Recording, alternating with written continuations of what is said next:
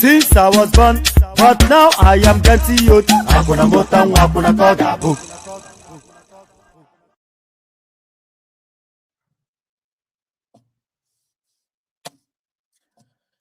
Hello, everyone. Hello, and welcome.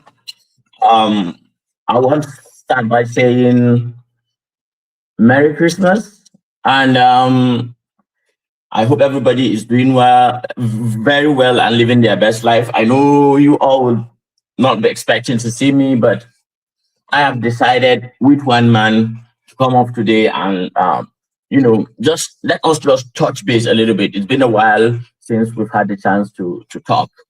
Now, a lot of things have happened before we got here, and initially, I had wanted today to, discuss what I thought was one of the best things that have happened for us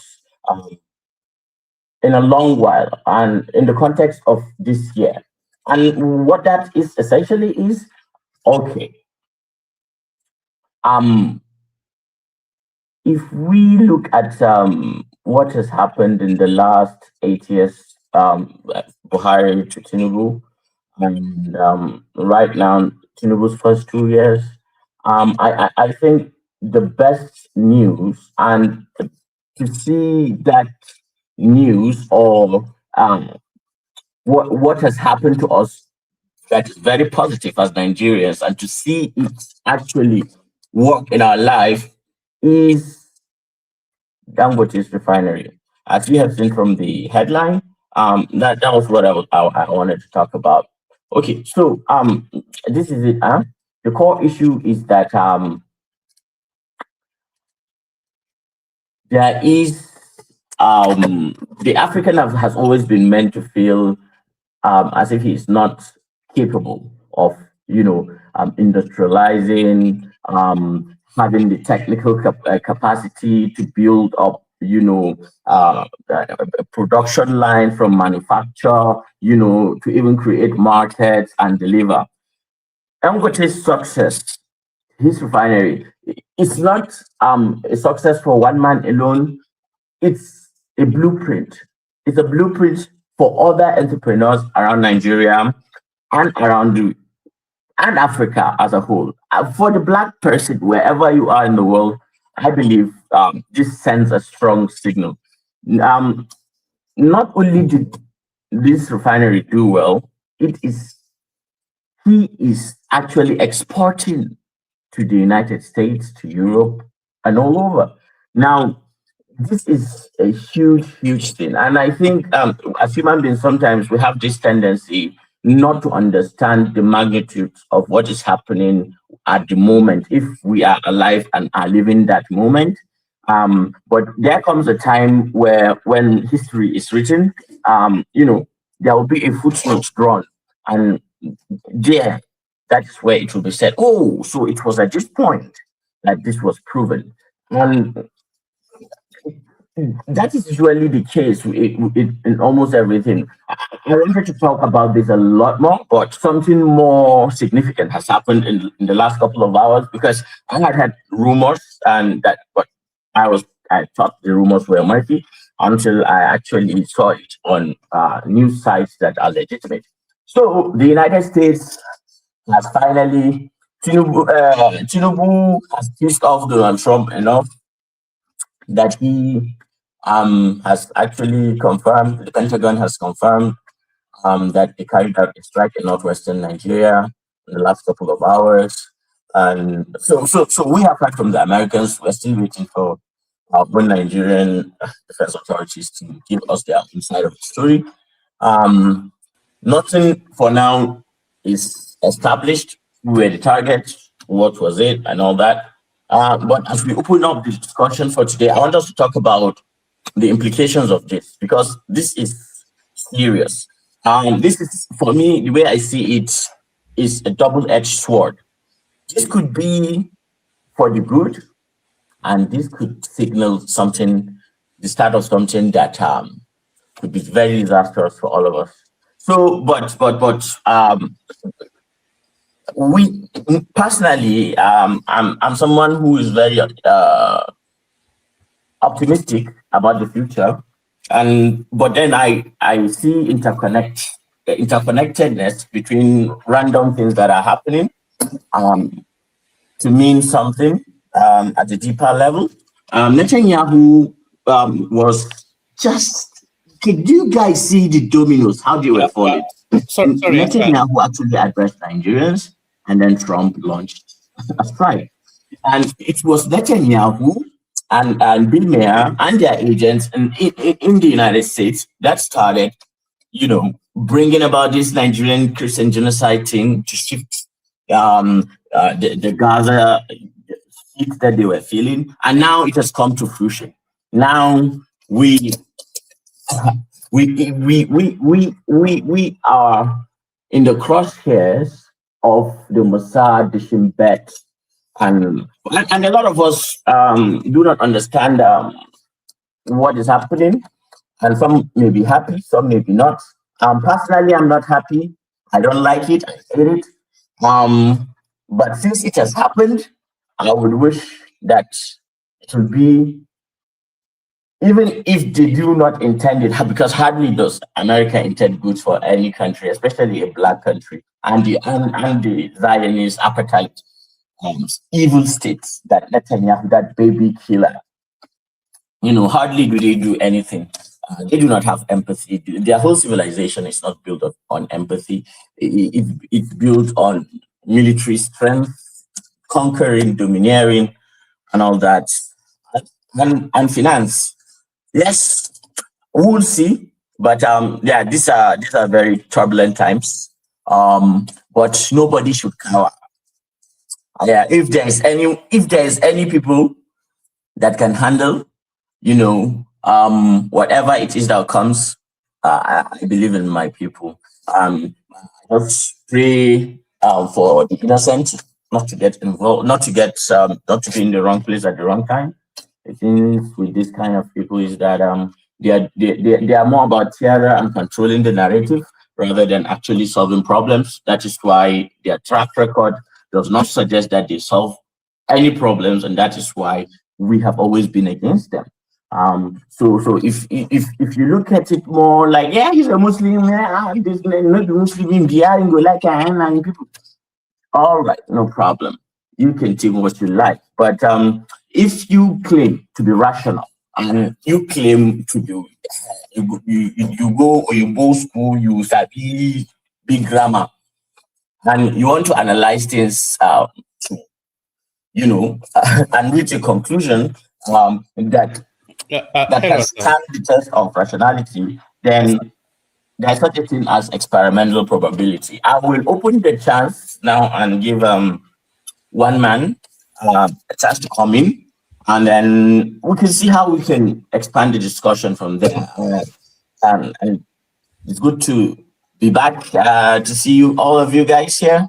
Good morning from here in Nigeria. And today we had a bomb blast in Maiduguri, where, of course, it was a mosque. Of course, um, Muslims died, even though that is not what a lot of the people out there want to hear, who want to control narratives. But reality is more complex than your whatever it is. So let's face it. Yeah, let's see who is around in the studio. Let me start acknowledging the people that are around.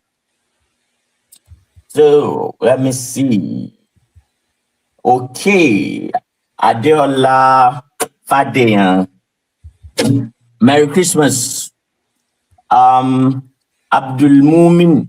Then this must be a Nupe man. Abdul Mumin. Sorry, Hassan, can you hear me? Yeah. Yes, it's actually a Yoruba man. I think he lives in Saudi Arabia. But Hassan, yes, you were going to speak about something else. Yes, it's a Yoruba man in Saudi. Yeah. So carry on. All right. Yeah. We have a lot of Nupe people who are half Kanuri, half Nupe here. Anyway, let me see. Okay, Ezun. I'm sorry, guys. Sometimes the way I speak these names, Ezunwo, Amen. Okay, Ezunwa Eminike. Sorry for if I did not say that right. He called us Emuluko boys, and that we are crying. I don't know how long it will take. I don't wish you to cry. I wish you to laugh. But some things are better experienced. People, they say that experience is the best teacher, right? All right. Real life with Abby. Oh, she's one of us. And who again? I think that's just about the people who have announced themselves. I don't know if anyone is in the studio. So one man, take it away. Yes, Hassan. So like I said, we were going to have like a gentle little session around esoteric ideas. You were going to actually speak about how Nigeria is breaking away from dependency on oil. But as we were discussing that, a news suddenly broke. So shall we take a clip of that breaking news, Hassan? Watch this. Joe, we are following breaking news into our newsroom out of Nigeria. What can you tell us about that? Yeah, just happening now, just at the top of the hour, President Trump announcing that there has been a Christmas Day strike, an American strike in Nigeria, targeting ISIS elements there. We didn't get too many details other than this is in the northwestern part of Nigeria. According to President Trump, we're basically going off of his Truth Social post, which he just put out.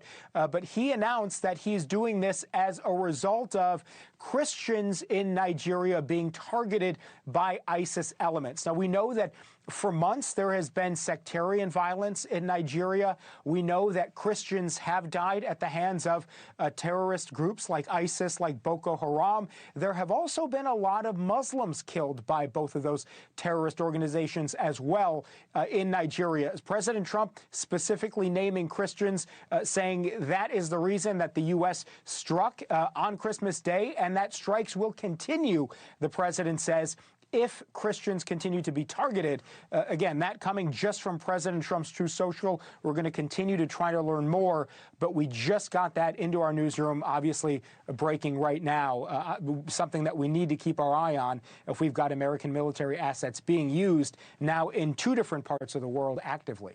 Thank you for watching. Subscribe below and download our News Nation app right now on your phone, and you will get fact-based,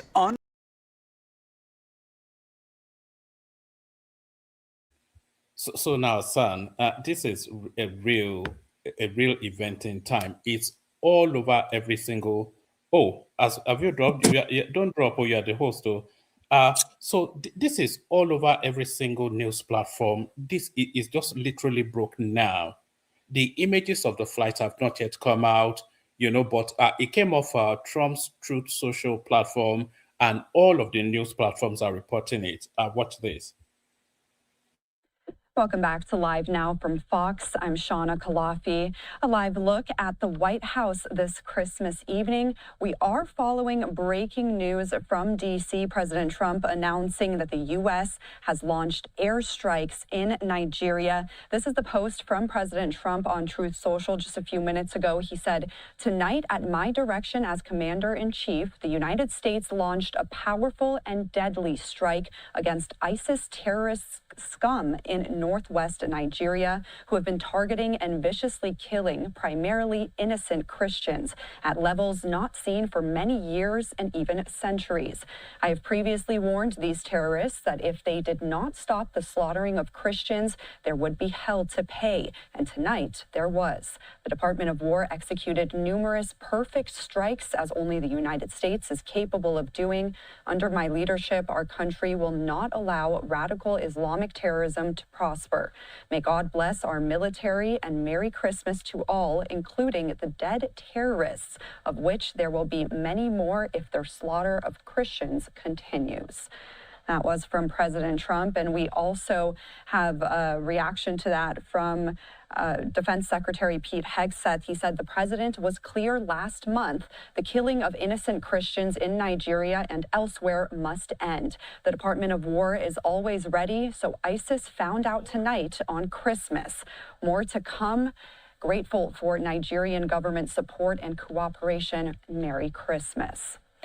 Again, that was breaking news from Washington, D.C. Tonight, President Trump announcing the U.S. has launched airstrikes in Nigeria. He says against ISIS terrorists there who have been committing violence and killing innocent Christians. That is from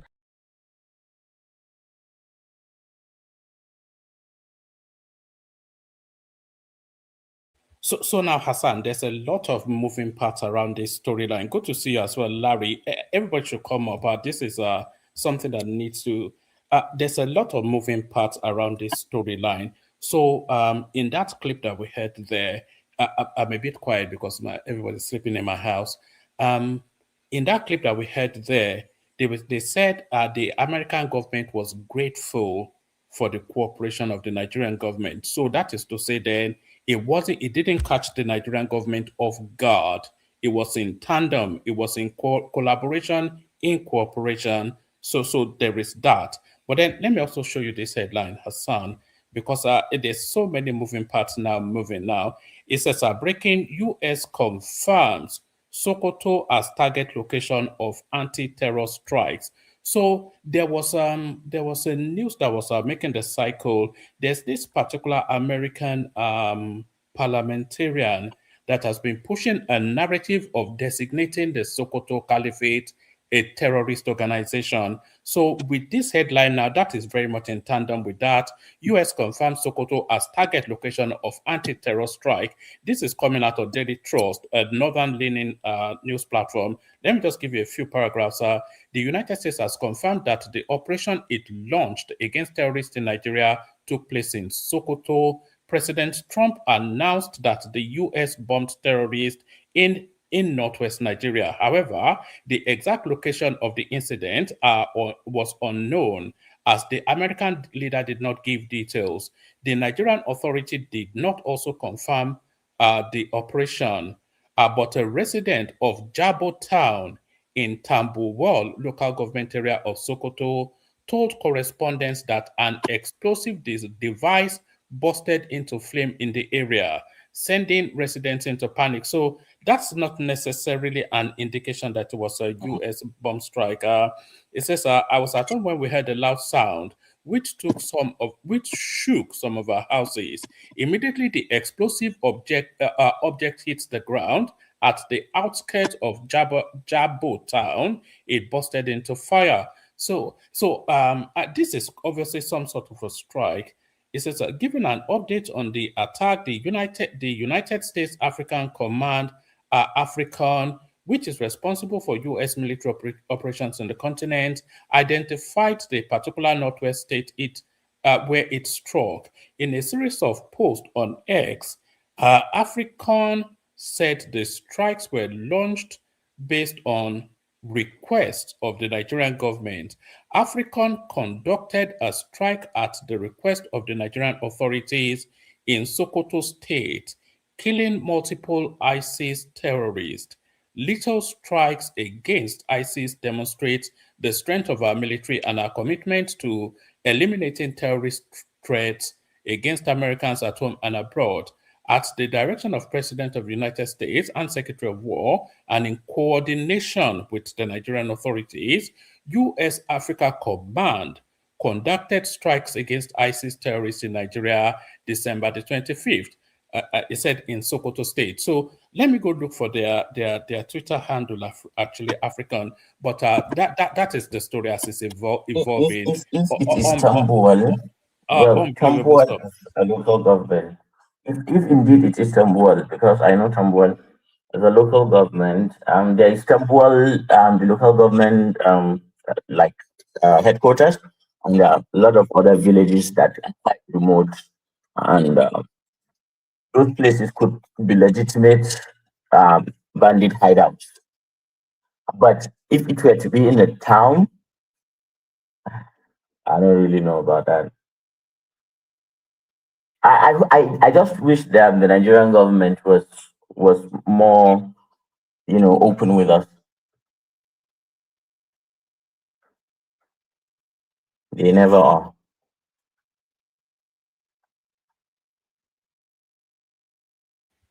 And by the sorry, did you hear my readout? Was I muted when I was reading?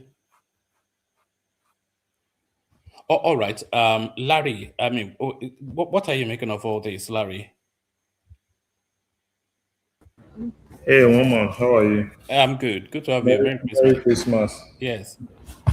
No, I think, it's just the beginning. And I think more is going to come, But for me, I want to see the impact, because the impact is what is really going to tell us, how far they've actually gone. There's nowhere to hide for those guys. And I think within the last 2 weeks, the Nigerian military has really been doing very great, targeting those guys and, finishing them as much as they can. So if America is going to help to finish them more, America should help and finish them more. They've done a lot of damage to that country. They've done a lot of damage. And another thing is all these, there are people that are kind of like, oh, they should come and negotiate. Government should not negotiate with anybody. In short, if anybody comes out and start talking about negotiation, they start picking them up. They should start and designate them as terrorists. All these pro-negotiation, pro-anything, designate them as terrorists. I don't really, because I think it's really got to the point where Nigeria needs help. Nigeria needs help. So if America is ready to help, my own is just that they should just ensure that they have their target right, and they don't bomb civilian locations. So if they can get their target right and bomb those guys as much as possible, even the ones that want to escape, the military should just do more ground operation and finish all of them. I want that, seriously. But how do you think this is going to play out locally? How No, no, will it's this not play going to out? play. One man, see, it's gotten to a point where everybody is tired, right? Everybody is tired. It's not going to pay out anywhere locally because you can't see anybody that is going to come out like what they did with doing Jonathan. Oh, they are killing the North. They are doing this. Nobody. I don't really think any sensible Northerner will come out and start defending those guys. But you know they will now. This is going to be leveraged as an anti-North attack. One man, I am telling you, They may even leverage it as an attack against one Islam. man, I'm not one quite sure. man. One man is not one man. It's not actually the Northerners that will be the problem. You know what will be the problem? It's a calling cry, and it gives more leverage for the extremists to call more extremists to action and say, okay, this is where we need to focus. Nigeria, that the United States is in now, so this is where we go. You get it? When America attacked Afghanistan, it surged the number of people. Why did people left the UK to go to Iraq to join ISIS? Didn't they? Why? Sometimes not to wish that, but I'm very sure Forget all those locals are very, very happy to end these guys. Forget all those ones. All those ones will not happen. They will finish all of them. America will I hope finish. so. It's their hand. Forget all those. Somebody will come from Afghanistan. Yes, from but Iran, but Larry, the thing is, America is not going to be in a long and protracted war in Nigeria. So they will do they will do the razzmatazz, and then they're not going to be there more than 2 weeks. They're not going to spend a month even there. before America. If then you've been watching, what happens after the Americans leave? That's the thing. One man, have you been watching that space in the last 2 weeks? Which space? The Nigerian military space. If you've been following what has been happening within Nigerian military space within the last 2 weeks, you know that they are really shelling those guys. Real shelling. At least almost every day. Now, they are now beginning to post pictures of those guys, the way they are killing them. They should kill them as much as possible, even if America is going to help, right? Help us drop more missiles on their head. Finish them as much as possible. Forget about these, their supporters, everywhere. Let them, all of them, finish all of them across the Sahel. There is no time for. If they can do, if America would extend it across the Sahel and actually do the hard work, I would have loved it more than anything. America will not go across the Sahel. Sahel people should hold all those Burkina Faso, Niger. They should hold their own. Keep their own. Finish it up from the source. I don't even care about those ones. The ones that come to Nigeria, kill all of them. Let Burkina Faso, Mali, all of them kill their own too. So everybody kill your own. They come. Are you listening to Larry? I'm with you in what you're saying, but are you listening to what Hassan is saying at all? What Hassan is saying is that Hassan wants them decimated. We all want them decimated. But what Hassan is saying is, after this American strike, and I think we're all agreed that America is not going to get into some protracted battle in Nigeria, and they're not even going to come on the ground. They'll do airstrikes, maybe a series of them. Capacity for that now. Yes. Do we have do we have enough capacity to take on the whole of the Sahel? Hold on, to take on the whole of the Sahel. No. We don't even. Why are we going to go to the Sahel now? Because what is telling you is that they will leverage this narrative to say the Americans have come to fight their religion in Nigeria, and that will weight them in from the Sahel, and they will overrun you. One man, let me tell you something. Nigeria is not even doing as much as those guys within that Sahel as they have been doing. See, last week, Somalia. If you see, those ones even came out with their everything. People are ready. People are tired now.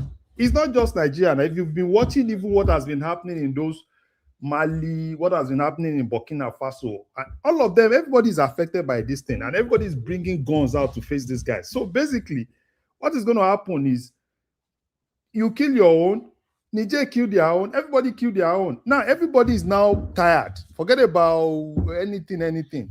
It's not just America is going to do their own. Nigeria is going to do their own. Every other person is going to do their own. We are all on one thing. Keep them as much as possible. Forget about all these, Now is their time to die and kill them as much as possible. There is nothing like, don't let us even sugarcoat anything. The bottom line is their hand. Kill them as much as possible. And all right. and Larry, you see, I would have wanted, like, personally, me, if the Americans would come, I would have wanted them to start from Bruno. Like, before the Fulani militias, were wreaking havoc on the Northwest, they were wreaking more havoc here. And the amount of people that these ones have killed, or maybe, okay, the majority of us are Muslims. Maybe we are not the priority, but America can start anywhere. They've done their surveillance. They should do their surveillance anywhere they see they are gathered, kill them. Forget about where America wants to start. It's operation. They've been hovering around Nigeria for like a week now, even for almost 2 weeks. So they know, leave them, is their own. Let them coordinate with the military. For 2 months. Hold on. Let's bring. Sorry. Let's bring Crown into the conversation. Crown. So I suspect that for the rest of the year and the whole of January, there's nothing else to be discussed. Did you see this coming? On Christmas Day, Trump then goes to drop confetti on the northwest of Nigeria. What are you making of it? Do you endorse it? And are you with Hassan to say that, yes, they will do the Rasbatas, but after the Americans are gone, Nigeria will pay a heavy price? Where are you positioned, Crown? Yeah, thank you, Mr. Woman. Happy Christmas to you guys. Are you one of my people from TikTok? Yeah, you should know me. Yes, all right. Carry on. Yeah, so I think I agree with both Azan and you. So I didn't I mean, initially I was thinking that they would just give us the all the professional advice and all that to deal with it, but I don't know that there will be an airstrike and all. But I think it's a welcome development. But the thing is, we still need to work on our own end, most really in the northern part of Nigeria, because I think we are just treating the symptoms. Because when we say all these terrorists, because they have a lot of people to recruit from the northern part of Nigeria. That is why we are still battling with it today. And I will say it that the system of all this Alimojiri system of government or whatever they do in the north, they have to stop it, because these people are recruiting them. And that is why, this thing has been for almost 14, 15 years. And because they are getting a lot of people, like as I would say, he knows that a lot of people from even the local people are joining them.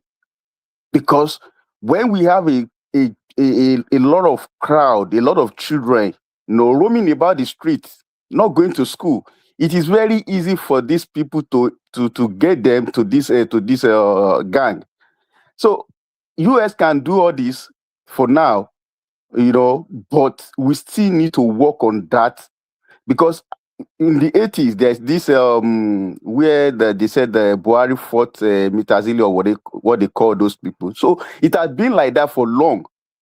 So, but we need to work on those things by educating all those people. Like Azan will always say, we need to educate those people, because without that, when US do all these things, they would do whatever they want to do. They go, and in next 20 years, this thing will still resurface again.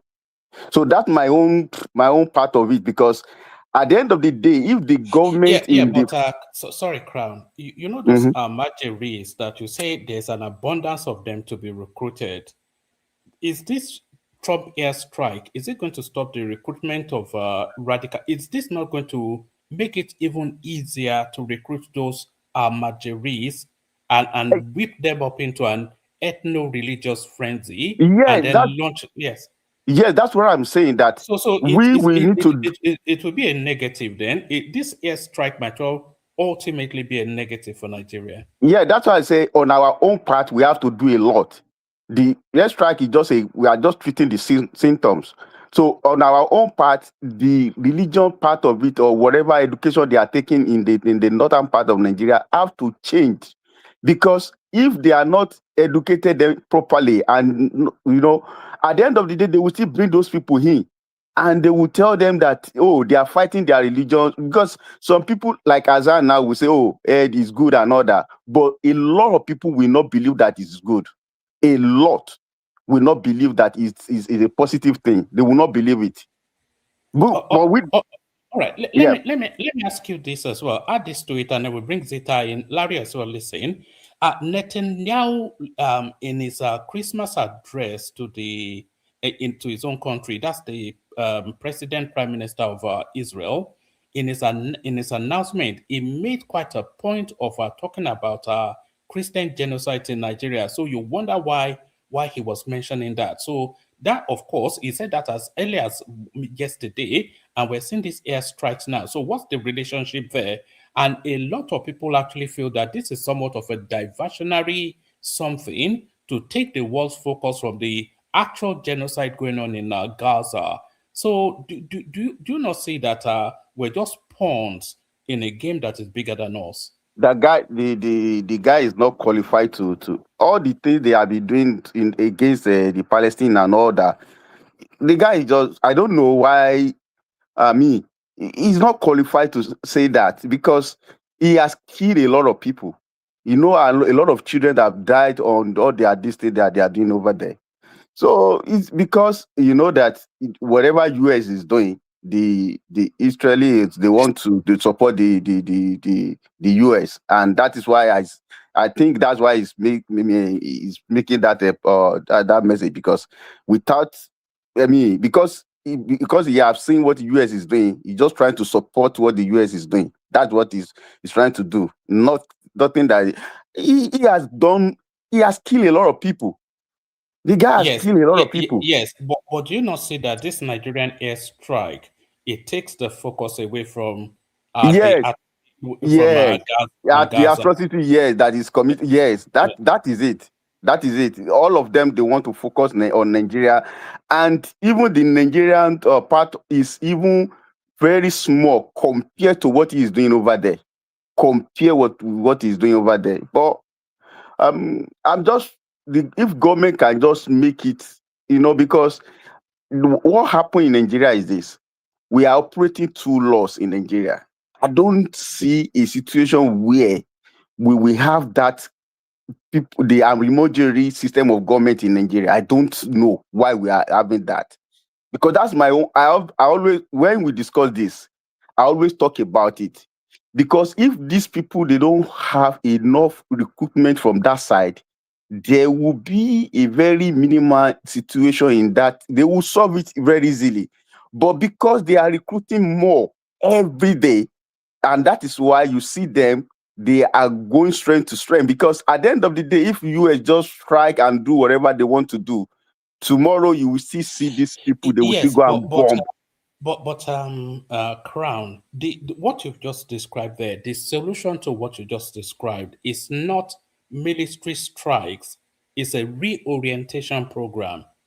Because no military strike will de-radicalize these people now. And like you said, they have an abundance to recruit from. So it's very sexy, throwing bombs and all that, but it's never going to solve the problem. That reorientation they are talking about, that's what we've been doing since Obasanjo period.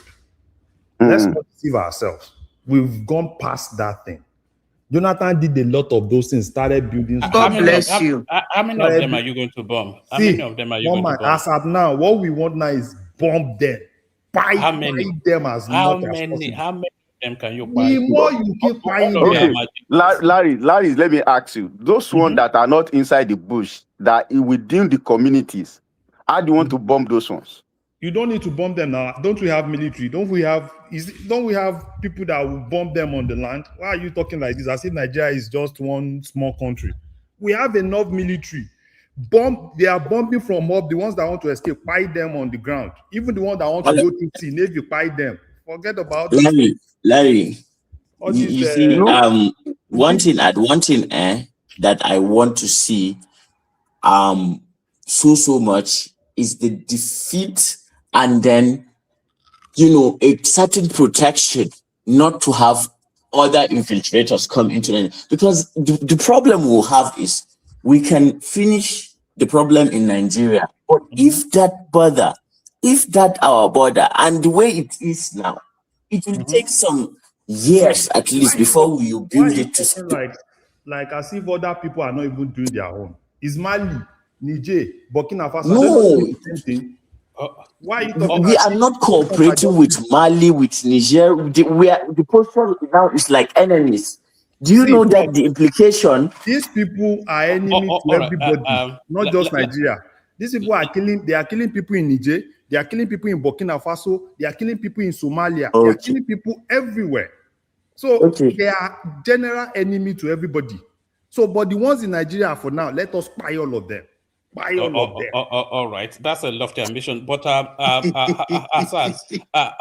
Hassan, the room is starting to populate. So shall we? Hassan is the host for the day, by the way. I wasn't even meant to be here for this long, but shall we do 5 minutes monologue so that everybody just documents? Yes. Let's give everybody a chance to say their piece, and then we can open up. And then we open it up. So Zita, of course, Hassan actually had some esoteric ideas about Nigeria moving away from oil, and we were just going to have some like intellectual something. But anytime you want to be intellectual, you get Donald Trump, who is many things, and intellectual not one of them. So, what are you making of this American airstrike?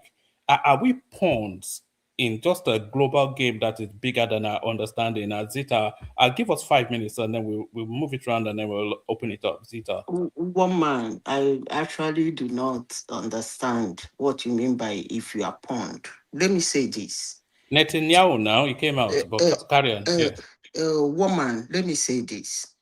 I've said this severally here on this platform, and they laughed at me. For those saying if they finish bombing and leave, the Nigerians will be the one to suffer it, I too will laugh at them. Because what is coming is big. This thing is not bombing the military, the ragtag smelling, poo smelling, gun running idiots that run around Nigeria shooting people. Those are not the target. As I said before, and somebody asked me on this platform, give me the names. I know why, according to them, they say Tinubu caught eye. I know why he caught eye. The pressure is too much. And to his shock, the names he has, the ones they gave him, he was even swept him off his feet. The names that were there, he couldn't believe they could be there. When I talk, some people will ask me, call the names, call the names. You will soon be hearing the names when they go down. That's when you will hear the names. But one man, let me say this. I don't want to go into this because this thing I know that is going to happen. And I already know how it's going to happen. It will continue happening. But if anybody think that the target is those smelling, poo-smelling idiots that somebody sponsors to give a gun and they run around Nigeria and other parts of Africa like a headless idiots, killing people as if they can produce any or as if they can deliver any. Those are not the target. Period. So, by the way, let me ask a question. Have they released the name of the people that were died in this strike? No, actually. Okay, let me ask you. Is Sadana of Sokoto in them there? No, but then one it's of not the, a serious strike then now. no, The hold next on. person can continue talking. It's not a serious strike yet. Zita, just a brief response to what you said there. They did not, of course, they would never bomb the Sultan because that might well be a step too far. The Sultan is the arrowhead of I religion. laugh again. Hold on. The Sultan is the arrowhead of religion, not just in Nigeria, but the whole of the Sahel. So it will take some doing for anybody to go up against him. But the strike, quite pointedly, was in Sokoto, which is exactly at the forecourt of his palace, essentially. So that's where they struck. They struck in Sokoto, You which know Nasarala. what's that? Nasarala. I don't. The one, Educate me. the one that was killed in Lebanon. They were Oh, fighting in Lebanon. yes. Yeah. You know, if you go down the history, you will know people who are like that Sadwana that they have striked. And I tell you something, one man this morning, if they strike in the sky will not fall. Trust me. For those who are saying that they will come and go, and then Nigeria will bear the consequences, I am waiting. Because they're gonna come. And by the time they are done, no Nigeria will bear the consequences. You people can continue. I All think right, great. Nigeria is ready for the consequences because Do we have the we've heard We this personnel? have thing. to move fast, Oga Ola. We have to move fast. No, Do we have hold the on. do we have the Let me tell personnel? you. Let me tell you the rumor I heard. Let me call it rumor. So I don't want to sound like if I got the correct information. Now, you see this strike that you see now, you understand, even though Trump talk United States strike, but I think the Northwest was specifically given to the United States to strike for a specific reason because you first of all have to dismantle those people of the resources they have, get access to sponsor all those stuff. Nigerian Air Force too, they be striking too. So all this enclave mapping it has been ongoing for 3 weeks, and it was just about 3 days ago that some people were threatening General Musa that you are no longer is a military, you are a civilian. That even some people even took it far that they would deal with him and saying some kind of rubbish. And one of those things they've done in the recent time is this: they monitor those people that were supplying them fuel, food, everything. Anywhere they see them, they decimate them so that they make sure, first of all, that no logistic for them to even try to escape and do all those stuff. So before they finally release this thing. Now, then there's another part of it that I said that okay, after this, that Musa even suggested that there might be military contractors too that will later join. Then there's this aspect that said, okay, because the state are being they are just doing down about this recruitment of forest guard. So I think some state will be allowed to have the forest guard, while some areas they will have to impose forest guards on the forest to make sure that they clean up the mess. So I don't think Nigeria is going to bear anything. And this thing that US is doing, Nigeria is paying for it because we heard the rumor that Nigeria signed about $2 billion or thereabouts. This military did. So it's not a surprise because all those airstrikes you see from the US, there is several millions of dollars, not just thousands. So it's not been done for free. It's a contract. Oh, all right, brilliant. So Simba, you're up next. But if we go to Can the I ask you a political, question, please? The person that is saying that Nigeria is paying for it and it's a contract. So what you are saying in essence is that Nigerian military is aware of this strike before this was strike. Yes, it was Yes, because obviously. I wish you people luck. No, Riley Moore said that. Riley Moore said hold on. that they are in coordination with the Nigerian government. With so the Nigerian, who am I to say that? Yes, with express permission. Yes, the Americans said they coordinated with Nigerian I forces. wish you people luck. But Simba, what are the political consequences? We're on the eve of an election. You have this foreign intervention in what essentially should be a domestic matter. They've hit heavily against the North. So how does this play out in the politics to come? Man, I don't agree that it's against the North. It's a mischaracterization. No, It's but that is how against it's the going to be. criminal elements of the North. I know, but that is how it's going to be narrated in the. Is that not what the narration would be when it gets into the wider media space? But what would be the political consequences, Simba? Yeah, good man. Merry Christmas and the compliment of the season. Yeah, let me start by saying, initially I had wanted to even attack Azan because when he started talking earlier on, I have some kind of say maybe this guy wanted to have some sympathy for these northern elements. Since slavery, the triple heritage of Simba our is still down. when during slavery, and the colonialism, we have this triple heritage of people now loss of identity, whether to align with our own cultural heritage, Islam and Christianity. So, and that is the problem that we have in Nigeria. So, we have this confusion whether to align with our cultural heritage, to align with the Middle East Islam heritage or the Western world Christian heritage. So those are the things that is actually affecting us. Now, if you look at it from the point of religion, some people will whoop up that sentiment that, oh, this is an attack against Islam, a Christian versus Islam and all those things. And you see that discussion coming up is already even in the air now. People are discussing it. Then the politics of it, one man. People are already saying that why should Nigeria actually agree with US now for US to be bombing Nigeria, that we are losing our sovereignty. And so in the political angle, those are the areas that the politician will exploit against the government. So there's no way we can run away from these two angles of.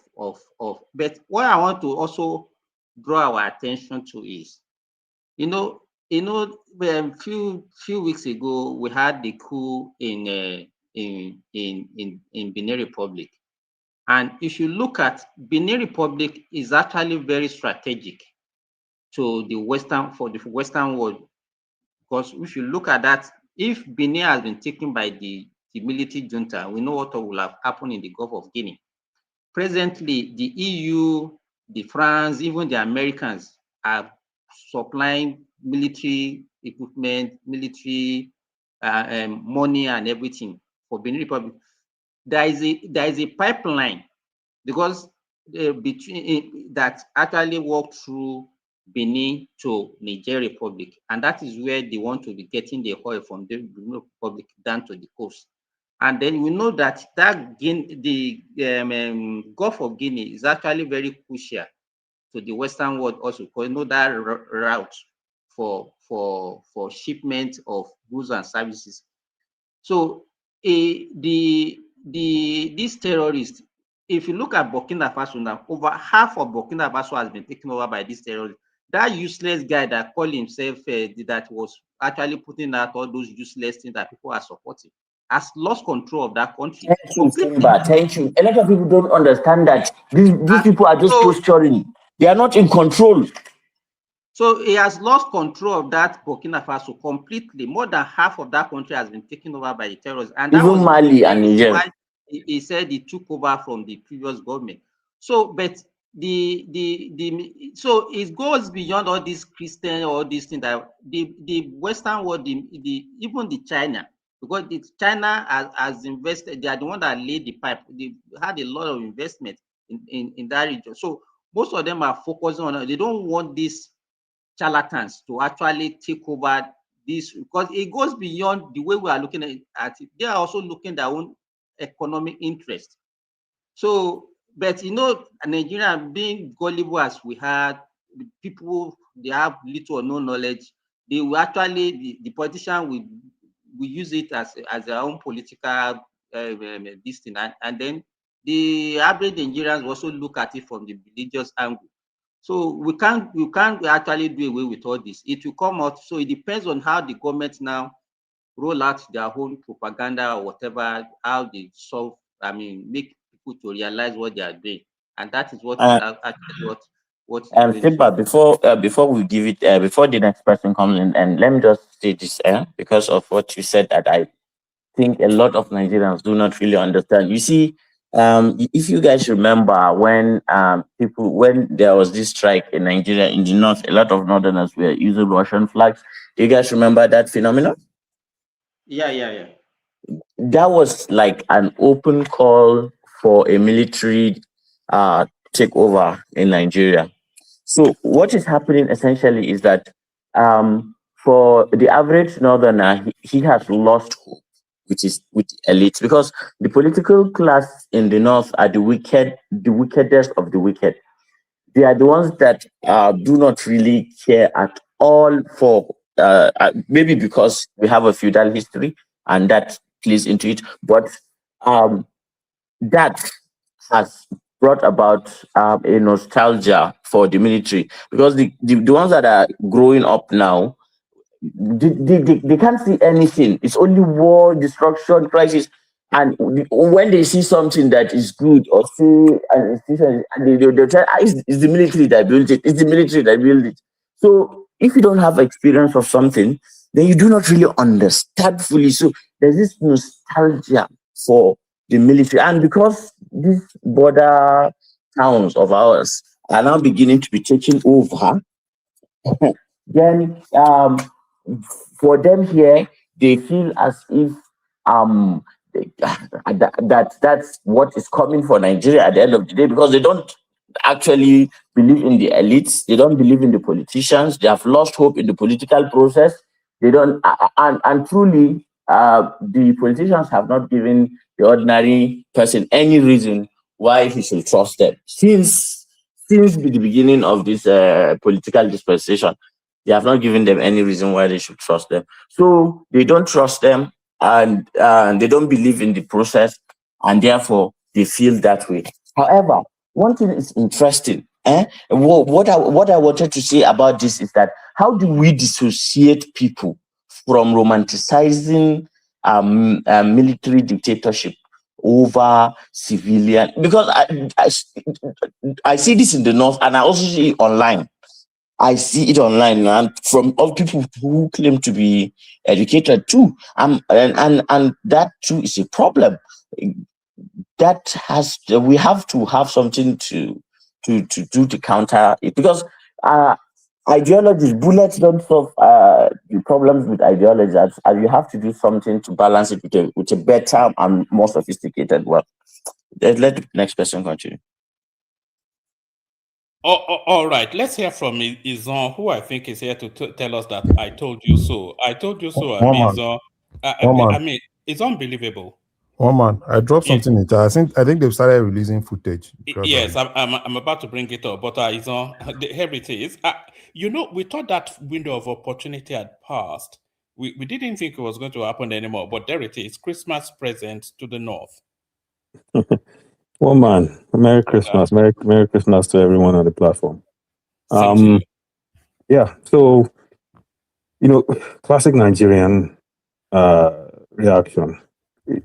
Well, man, why are we acting like this thing has not been staring at us in the face for how many years now? Right? During the campaign, we were discussing the possibility of Asiwaju winning. And I said then that if he comes into office and he doesn't find a solution to the millions that are in IDPs as one of his first priorities, that means his first term will be in question. And sure enough, he didn't do it. And not only did he not do it, the insecurity issue was politicized and he was dragging his feet until this thing came from the Republicans. And once it did, we saw the ante get upped and we saw action start being taken.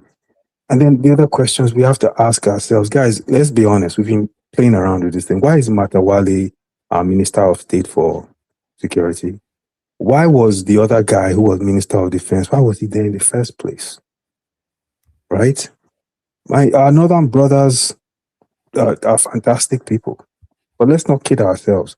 There's an element in the north that condones these jihadists, embraces them, sponsors them. So there's complicity among certain people in the north. This is the truth. So we, by politicizing and dragging our feet and everything, we've opened ourselves up to actions from imperialists. They've identified an opportunity in our country that they're going to make use of. This bombing, by the way, which according to the Washington Post, one man was sanctioned by the Nigerian government. This is according to the Washington Post. So it wasn't done unilaterally by the United States military or Department of War, as it calls it. This was sanctioned by us. We gave them permission to bomb this location. If that is the case, what that would mean is similar to how the ISI in Pakistan was working with the United States government during the war on terror. That's what's going to be happening in our nation, where our new Minister of Defense will be working in conjunction with elements of the United States military. I heard the spy plane flies out of Ghana. So if that is the case, then we're going to see that kind of collaboration. How far will it go?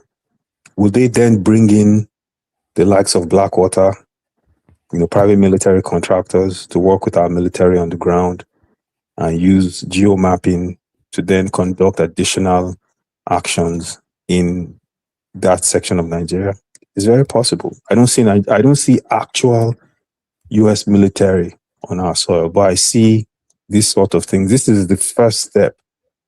Knowing the Americans and how they operate, giving their antecedents. And this is how it's going to continue. But this issue... There won't be any boot on ground. Forget it. Yeah, this issue is on us. We have to accept... There may be foreign boots. There may be foreign boots, but it may not be Americans because there are talks of mercenaries being also employed. Exactly. Yeah. Yeah, the private military contractors. Okay, by the way, did you know, I don't know if you guys are aware, Eric Prince, who's the CEO of Blackwater, right, approached the Vatican. Yeah, I saw that story. Yes. Yeah, when this thing first kicked off, and by the way, people that are thinking that this whole thing of Christian genocide is new, it's not new, right? During the time of Pompeo, when he was head of the CIA, there's an element within the United States Congress that has been lobbying for this for over 8 years. Over 8 years. When the Democrats won, they ignored them. But now it came up again, and then it got accepted. It was started during the time of Obama. Yeah, it started before Obama, actually. The Christian genocide thing started before Obama. And what has happened now is that a number of groups, you have the evangelical right in the States, you have the Zionists in the States and in Israel, have identified an opportunity with this. And they're going to milk it. They're not going to stop. Because given the Netanyahu speech that one man was talking about today, he is now trying to spin the Israeli genocide into more of a Christian homeland, religious, us versus them narrative. That's what he was doing. Christians, he was talking about Christians around the world. He was talking about Israel being the homeland. And he gave this speech on Christmas Day. That was not a coincidence. So we have now, Woman, you're right, we've now become a pawn in a larger game. And we've become that pawn because of these bloody knuckleheads in our country who are committing treason by sponsoring these animals to just terrorize the nation because they want to secure power. Do you think this window opens the opportunity to bring down some untouchables in Nigeria? Look, man, as far as I'm concerned, I know Asiwaju might be waiting for his second term, but he should just go hard on all these people that are sponsoring terrorists. The list they've given him, he should burn them down. All of them publicly. He should give them a public flogging, because if he does, let me ask him this question: what if some of the names go into some of the royal palaces? It doesn't matter, one man. In the north, it doesn't matter. We've reached that fork in the road, one man. We are at that crucible, that junction. Where it's salvation. Wait a second. Wait. Just a second. Let me finish what I'm saying first. Then you can ask questions. Where it's salvation or it's destruction.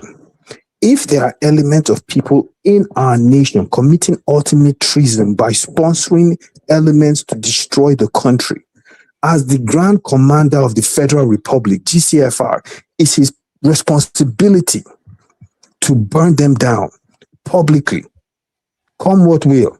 That is his primary responsibility. And I know he can do it. In fact, he might be one of the few people that can do it. But he may be looking at the upcoming election as a reason to hold back. Because they have the information. They have it already.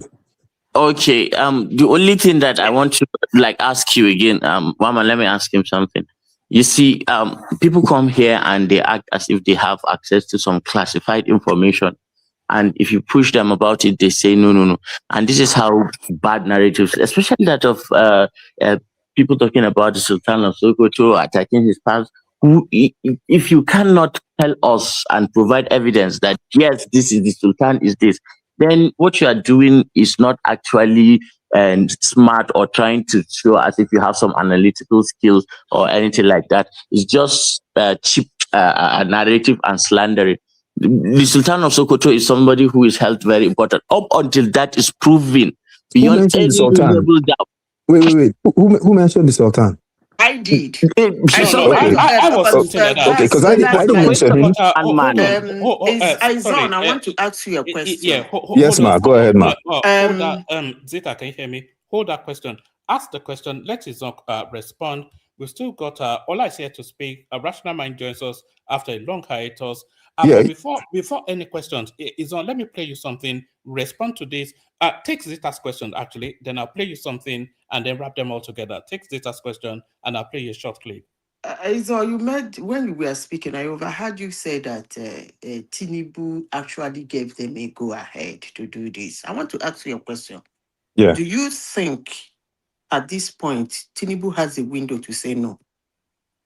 At all. He doesn't have any window to say no at all. Thank you. So you people should not stop saying that he gave them. No, but I'm quoting. It's not necessary. But Zita, let me answer. Let me answer it. I was quoting a report that came out after this bombing from a reputable U.S. publication, Washington Post, right, stating that the Nigerian government sanctioned this bombing. But to your point, Tinubu is in a position where he can't say no if they say we want to take action. So, all right. Even the Americans said so. It was part of the release from the is it the Ministry of War or something like that? Okay. But let me play you this clip. Snippets of what actually happened is starting to come out. So this is something that came out of the American space.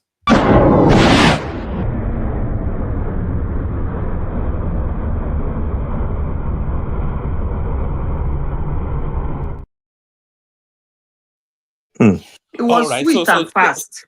So that was a clip released by the Department of War so far, 10 seconds, but it changes. I thought it was an Air Force something, but it looks as though they were just launching from multiple. This must be from the sea. Looks like a tomahawk.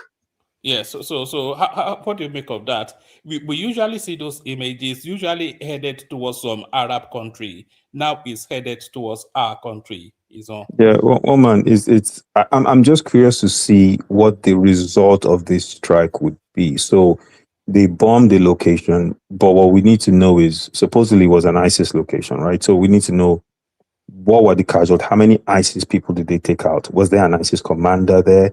Were there some lieutenants? What would be the result of this? Are they going to release that information to us as well so we know exactly how successful this was? Or are they going to keep it under wraps? I don't know. We'll see what happens. Nigeria is the Nigerian government that owes us that. The buying of the idiots that carry those spies and running around Nigeria is not what I'm waiting for. The buying of their sponsors, that's what I'm waiting for. And I will soon get it. As that thing was swift and fast, what I'm trying to see is one of those. Is he among? If it's not, then it's not a serious attack. I'm still waiting. It's a good point, Zita, because at the end of the day, if you're sponsoring terrorism, then you're just as guilty as the person carrying out the act. So they can send a drone to your house as well. Why can't they? So, yes, like Zita said, it might just even, I don't expect it to be anything wild, and I think it's a statement of intent more than anything else that, look, we will do it if you don't buck up. But I wanted you to is on just a little something, and then we go on to rational mind. Denola, how do you think this plays into the politics that's right at the doorstep now? So we're 2026, and the next year is the election. So how does this play into the politics? Well, the opposition is going to use the first part of my monologue as their argument. I've been listening to the ADC guys, and my disagreement with them is they haven't produced anything concrete. Everything they've done is just criticism of this, criticism of that, criticism of this, everything associated with the Tinubu government. They haven't said one thing creative that they're going to do. This is not going to be any different. What they're going to say is, because of this government, we're experiencing something we've never experienced in the history of Nigeria. America has bombed our soil. They're not going to mention ISIS or anything like that. They'll just say Tinubu's government's failure to tackle insecurity has opened us up to bombing from America, an ally that has never bombed us before. They're going to exaggerate it, and they're going to really try to make political capital of it. Now, one man, let me come in there. Any politician in Nigeria that try to use this as a political win, we lose woefully. Mark my word. But that's if they craft it in the way, I don't tell you finish. Listen, hold on, Zita. Hold on. That will be in the south, not in the north. Right.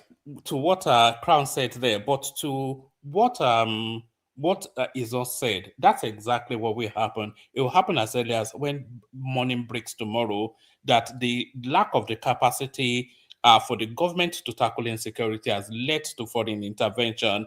But our Crown is saying that narrative will come more out of the South, which essentially is saying Peter Obi. It's more likely to be said by Peter Obi than the Northern politics. So that person might end up being a terrorist sponsor. The person who is going to use it, listen to me carefully. Now I say a lot of rubbish. Any politician in Nigeria, let me repeat myself again, that try to use this strike, as a political win, we end up being treated the way he never expected in his life. It's a sound warning. But if any of them want to say that the strike is weakness, that nothing was happening in Nigeria, and all of a sudden a foreign country going to help us, I wish them luck. But I've said it, any politician in Nigeria that come out to campaign against this, I laugh. The thing is this: they've been using insecurity as a tool for as far back as 2013, 2011, 2012. It's not going to change now. The thing is this: the question now is, knowing very well what the opposition is going to do, what is the Asiwaju government going to do tomorrow morning? What kind of media tour? Because they have to drive a narrative on this, on channels, on our rise, on YouTube station, everywhere they possibly can to Nigerian people. Because we just had America launch bombs into our country. So they have to go on the offensive. If they want to go ahead and package this the right way and give us full information, they have to identify that in collaboration with the United States government, they sanctioned this bombing. There were ISIS commanders, and yes, they were able to take out blah, blah, blah, blah, blah, blah, blah, whatever. They have to go ahead and put this out as clearly as possible that there was a collaboration between our government and theirs. Otherwise, if they let other people take the narrative, they're screwed. Yeah, go on. They'll be releasing information about this already if you go to the government side. So, like I said, this thing is not just sorry, send the link so we can bring it into the conversation. No, I went to the Nigeria government site, so on Twitter. Okay. So if you go, you will see what they released there already. Yeah, well, that was not good enough. They need. It's not good enough. They need visuals. They need to send out their dogs, their mouthpieces in full force, because this hasn't happened in our history before. And if they don't, somebody will campaign with it. If Is that they what you're don't, saying? if look, Zita, Madam Zita, Okay, no problem. Now let's see look, how it if they goes. don't, if you leave a vacuum, someone will fill it, and they will spread something you don't want. Right? This is fact. We know this. Okay. Yeah, You so man don't the worry. pulpit, There won't be mind your vacuum. Don't rally worry. and say that Nigerian government allow United States to be killing Nigerians, right? Yeah, That's this what hasn't the happened. Keep in politician, mind, though. hold Keep in on, mind, that's what a this politician hasn't will say happened in in our Nigeria. history before. That's what a politician will say This in is the Nigeria. first. Okay, no wahala. Sorry, Zita, listen to what Izon is saying now. It's not, it's saying how they are going to craft it. It will make the government look incompetent, because if we had the capacity to take care of insecurity in our country, then the Americans have no reasons to come in. So what the opposition simply have to do is that we welcome this American intervention, because clearly the government institution has demonstrably not been able to tackle insecurity. So they are not going to go against it, but they will lever it as a weapon to hammer the government. But what Izon is saying is that the government should move very quickly to control the narrative. All right. With the wait, maybe next year we they start their campaign. All right, let's bring rational mind in. Who has been away for a long time, but I think he has now come to say, "I told you so." I told you so, Abi. Oh man. Oga pata pata. How was it? How was life? How was the holidays? Yeah, it's been good. Merry Christmas to you. Well, oh well. I don't I know celebrate you are Christmas. not one for Christmas and all So that, but I Merry just Christmas. I want to say happy holidays to everyone here. Yeah. Zita, our friend from Canada, Haizon, everybody, I greet you all. Yeah, I know it's every major news outlet in Nigeria, they've been carrying it, the whole bombing thing.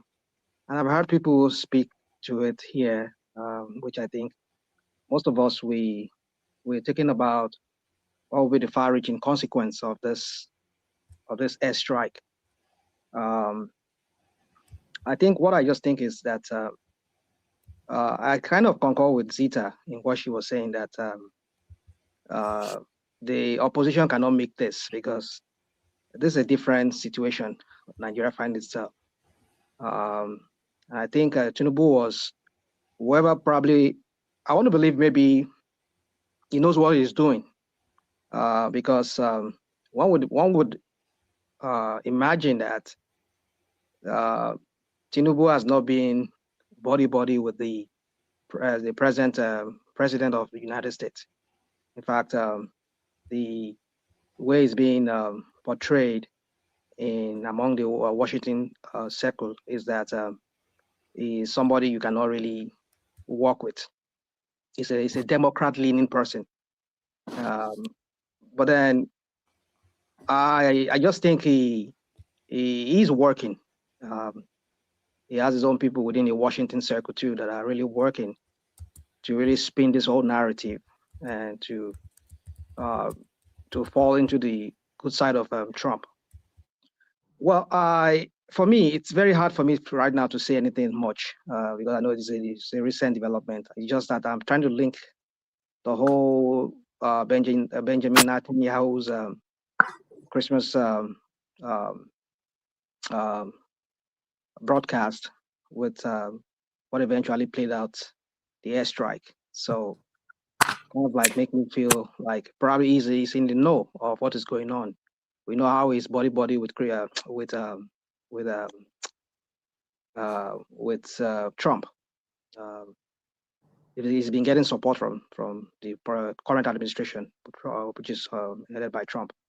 So for me, it's just the far-reaching consequences what I'm looking at. But I think, like Zita was saying, I don't think any of the because I think the fear of Trump is just the beginning of wisdom for some of them, because we've been hearing recently that some people have been put on the blacklist. They've been, even some governors, some present and past governors in the north, they've been on the watch list. They've sanctioned some of them not to come to the United States here. So you would imagine that everybody in the opposition will have to tread with caution. Even Obi has to tread with caution in this matter. But how are they going to spin it is yet to be seen. I think for me, if Tinubu can solve this, which I doubt if it's easy. The thing is this airstrike is just... Sorry, rational mind. Sorry, rational mind. Let me just, in that window that you opened, let me just insert this. The Nigerian government, and to what Izon was saying earlier as well, the Nigerian government has started to come out. Ministry of Foreign Affairs, Abuja, press release.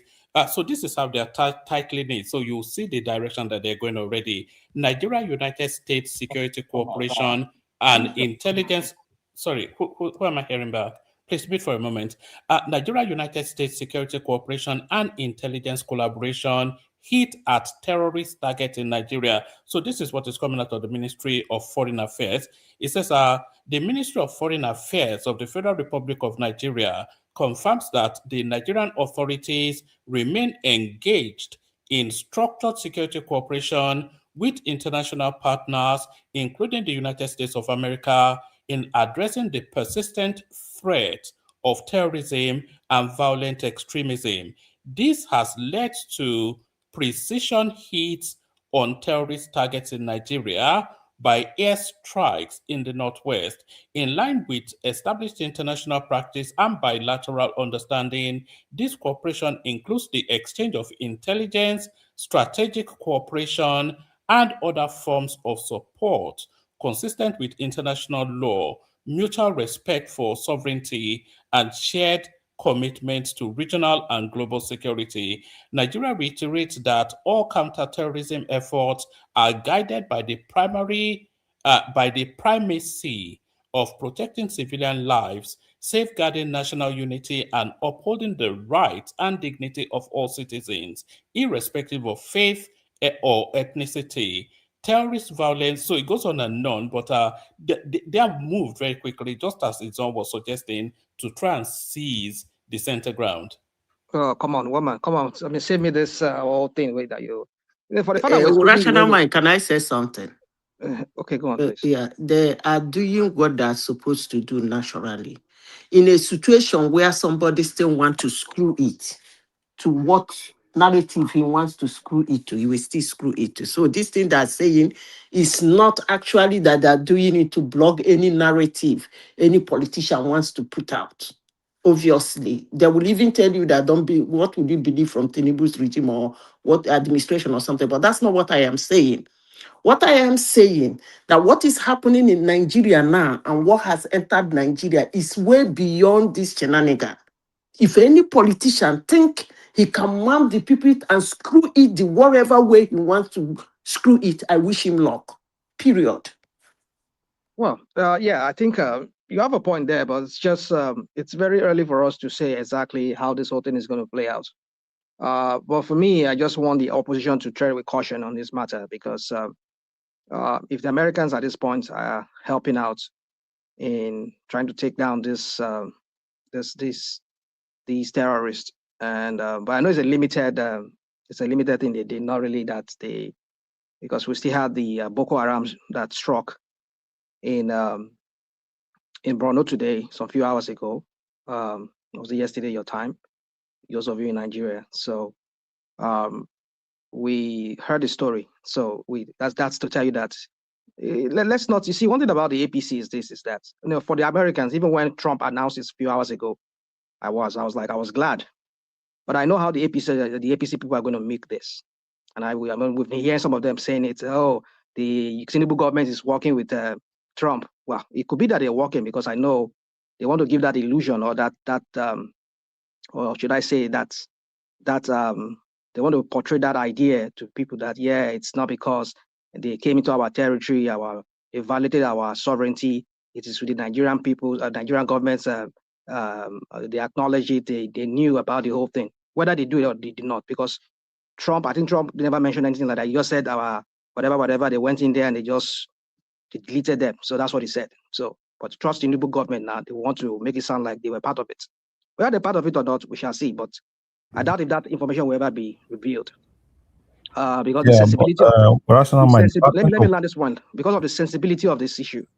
Because already we know why Tinubu has been kind of reluctant, even though we know that not that really he has that thing in him to really want to work for the people of Nigeria. But because he found himself in this situation with Trump, whereby he either cooperates or he faces the wrath of Trump. So, and he knows also that he has to tread with caution with people from the north over this issue, because some of them, if they say these are our brothers, terrorists are your brothers in the north. I don't even get that. That is even beyond me. But then you have your NSA guy that is harming so-called militias.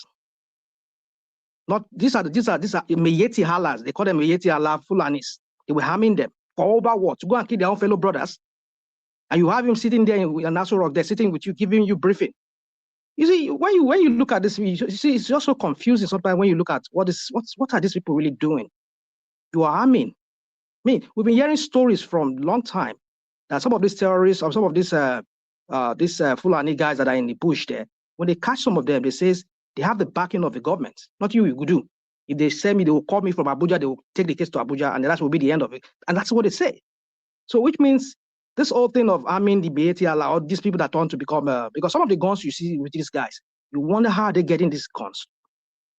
So you see, it's so convoluted that it's very hard for us to even say exactly. But as for me, I just believe this is very early for us to, it's too early for us to say how this whole thing is going to play out. But trust the APC now. I know them very well. Rational mind, if I may ask you something, because I like the way you come across today. Yeah, I'm very, very analytical, and quite balanced. Do you find it a coincidence that Netanyahu, made an address and a bomb blast, things like fell into sequence, and a media follow up.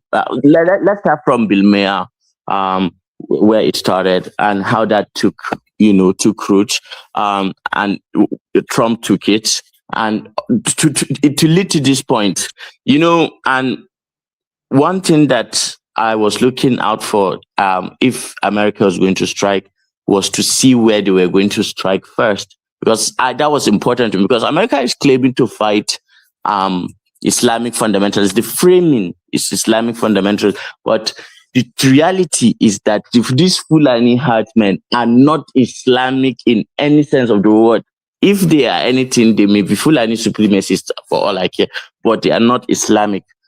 And the Islamic fundamentalists are here in Borno, but they did not come there. But there is something in the northwest of which China, the United States, and other people too are putting an eye on, a deposit of some resources. Do you think it's an accident? Do we conveniently not look at some of the geopolitical things that may be happening behind the scenes when we make our analysis? Thank you. Well, yeah, I kind of concur with you that there could be more to this whole thing than what Trump is making it look like, that it's all about the Christians genocide going on in Nigeria. But the fact still remains. Let us not deny the fact that some group of people are being targeted. They are being targeted by some other group of people. And we've seen time without numbers that many of these people, when they succeed in getting rid of those people from their own ancestral land, they rename those settlements or those areas. And where are these people? They are in IDB camps. So that's to tell you that yes, there's a systemic or a systematic thing going on here.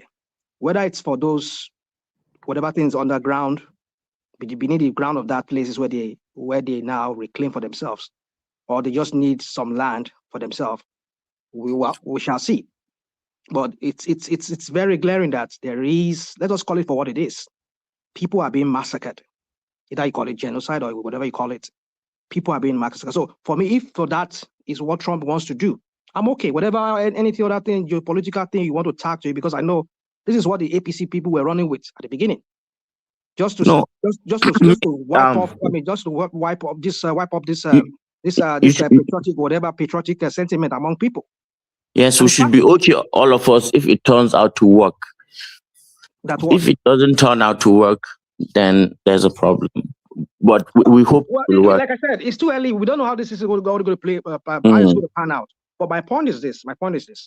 As long as we can deter these people from doing this madness, whereby they just taking people away I mean, kidnapping people, asking for ransom, taking over their ancestral lands. They can't go back there. As long as we can prevent people from doing that, I'm fine with that. Whatever motive is behind it for Trump. If he wants to come, let him come and get the mineral resources. After all, even the one they're taking, which one did we benefit from? Did you benefit from any from them? Is there any accountability around that? So for me, life is more important than whatever is underground. So if this would, I mean, reduce whatever activities that these terrorists are getting done around that northwest, coming down to our southwest, and even south central. I mean, for me, I'm okay with that.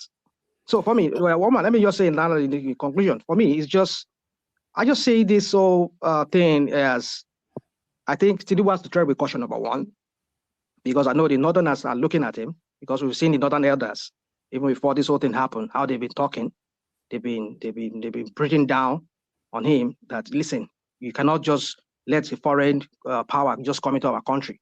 But when these people were doing all these things, how many times did you people rebuke this your people? How many times did you people vehemently come out and say, no, you people cannot be going around and be killing other people and taking over their ancestral land? How many times did we hear from these northern leaders? Don't get me wrong, not because I'm not supporting Tinubu in any way. But if this would stop the death of people, the massacring of people, I'm all for it. Can I ask you something? Tinubu and his people will make it. All these keyboard warriors, they're all online now, spinning the narratives. But I'm sure. Hold on, please. I'm coming. I'm sure. I just hope the US will not release any. If they have to release any photo or video, let it be very limited because the sensibility of this Northerners, because they can go crazy on this. Because if they show the magnitude, Trump will release it. Trump likes to take credit. He's gonna release it. All right, we've still not heard from Ola or Prince Can I Daddy. ask Rational Mind question? Yeah. I asked the question and then I'll give a response and then go to Ola and Prince Daddy. But just to what you were saying, Rational Mind there are two things that will determine the direction of travel of this particular narrative. One, when the images start to come out, and it's not even down to the Americans to release the images, the people on the ground, wherever these bombs were dropping, they will release the images. So hopefully we don't start to see children, because if it starts to, the sort of images that can pivot narrative. So that the image is so important. And then of course, they can lose the moral ground, bro. Yes, and then how the country itself manages the narrative, especially the media space. Do they see it as an opportunity of cleansing, or do they see it as a weapon to whip the government? So we'll see how all that, and especially the opposition, they also have to be very careful in the sort of language that they use. One man. The truth is that the pros and cons are a lot deeper than what you said. What you just said is true, but it's quite shallow of actually the pros and cons. But yeah, let's hear everybody. Rational Mind, can I ask you the question? Go on, please. Actually, not really a question. When you made mention of BB mentioning Nigeria in his Christmas address, what it simply means is that lavender don't enter, period. That is one. Secondly, I want to tell everybody who cares to hear. I know they usually laugh at me when I say some certain things. At the end of the day, mother way out. The US is not coming for any of your minerals. To hell with you and your minerals. They're not coming for your natural resources. Please, nobody should deceive you with that. Please. And for those... You don't have to say to hell with us now, Ms. Zita. I don't... look, Hazan, I've been avoiding you. You called me an old hag the other day. I don't avoid you. Avoid I was glad to finish it. Listen, avoid me. Avoid me. We started honestly, it sincerely speaking, avoid me. But you will not like remember me. you are the host. Listen to me. If you start with me, you might not like me. You can do nothing. You are. I don't tell you. Azan, you will not like me. Azan, you will not like me. Azan, please avoid. Let me continue with what I'm saying. Azan, remember you are. So rational mind. What I'm saying is that they're not coming for anybody's mineral resources or whatever. That's not holding. anyway. They're not interested. If they are, they don't need to throw bomb at us to take anything they want to take. They have a way they negotiate for things like that. Let me finish, please. I know you people are going to get at me. Secondly, I'm as a I said moderator. before, I'm a moderator, AI. as I said before, it is much more than what people are thinking it will come out of. 1 month ago, I said it here. But people When who this thing, understand when security this and thing start intelligence, this is landing, not even the way to talk. Azan, can you keep quiet? Can you just hold on, please? Let her just land, please. I think she's done with that. She doesn't want to talk about that anymore. Go on, please. I Let's move it forward. don't Let's want to move it go forward. into. It's He might okay not like. now, He Azan. might not Just you like talk. me. I don't Come on, want to please. go that low. Rational mind. What I was saying is that it's much more than what people think or what they want to see. As I said a month ago, when it will come swiftly, naturally, the people standing around you or the people hanging around you there, they're not going to tell them to run away before they strike. So there's going to be unnecessary casualties, and it is what it is, period. But if any politician think he wants to use it like ethnic cleansing or whatever, I still wish them luck. That's just what I want to tell you. BB mentioning it means lavender has entered, and I said it 1 month ago, period. All right, let's move In forward. conclusion, Who's let me just say next? this. Who's next on the list? Somebody should talk. Azan, please let me just land so that you can let me land so that I can keep quiet. Other people can talk, please. My point is this. I get your point, Zita. I kind of agree with you on some of the things you said, but it's just for me, I think at this point, Tinubu seems to be checking some of the things that he needs before 2027, and it's seeming that it looks, even though we know some of them is just propaganda. And his propaganda is holding tight, kind of. It's holding the space tight. We see the way they churn out false data to support the economic achievements, and now they're trying to spin these security issues now, making it sound like they're making inroads into the security aspect too. But time will tell. I just want the opposition not to be disturbed by all this seemingly achievement that Tinubu is having. If he's really having it, for me, if he really truly is having this achievement, I'll be glad. But I know it's all propaganda. But let's just hold on. Let them keep their fingers crossed and look at those points that they can use to market their own idea to the people of Nigeria.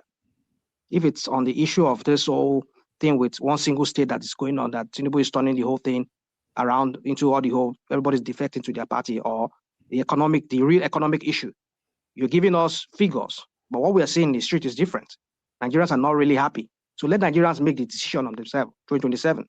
So for me, in conclusion, this airstrike, I know is normally, when things like this happens, it triggers everybody. Everybody wants to have a say. But for me, it's too early for me to comment on many things. I just want to tell Tinubu and whoever, those who are managing him, be very, very careful with this whole thing that just happened. You do not want to stir up some sentiment from the north.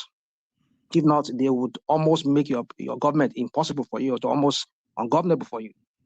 So tread with caution. That's just my own word of advice to Tinubu and those people who are handling him. I leave it at that.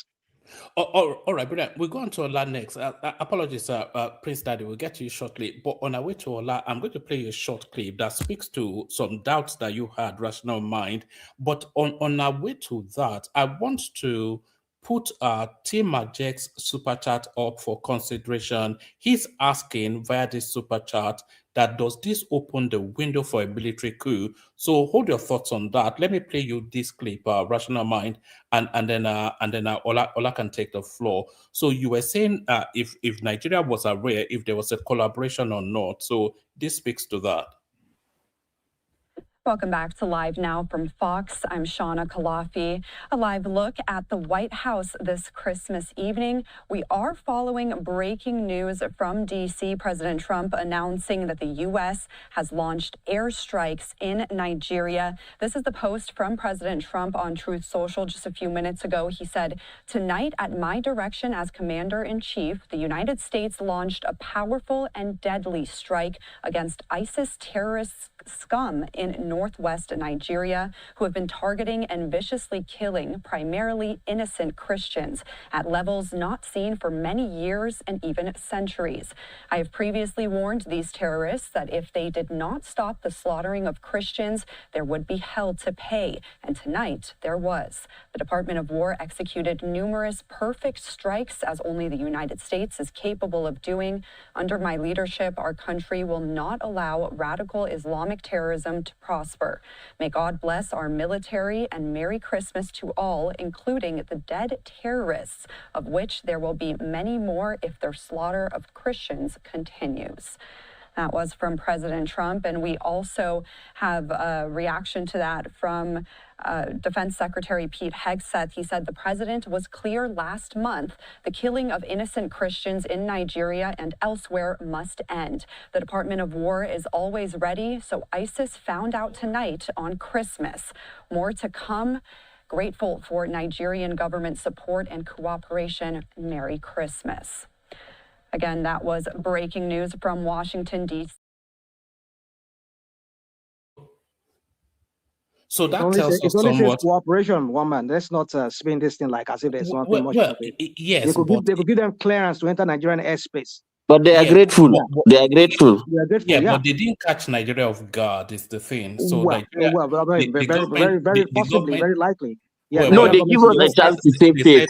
They said it, so it's not even likely. It's just what they said. Well, I'll go with what Big S had said. Yeah, it's possible they cooperated with them by allowing them, because the way if you go online now, the way they are saying it is like, oh, the Nigerian government were like coordinating the whole thing with them. Like, no, America would not give them that kind of cooperation, because they've already said, they would need the intelligence to know where to strike. No, as well, they don't need Nigerian intelligence. Don't give me that. Don't give us that, woman. Don't give us that.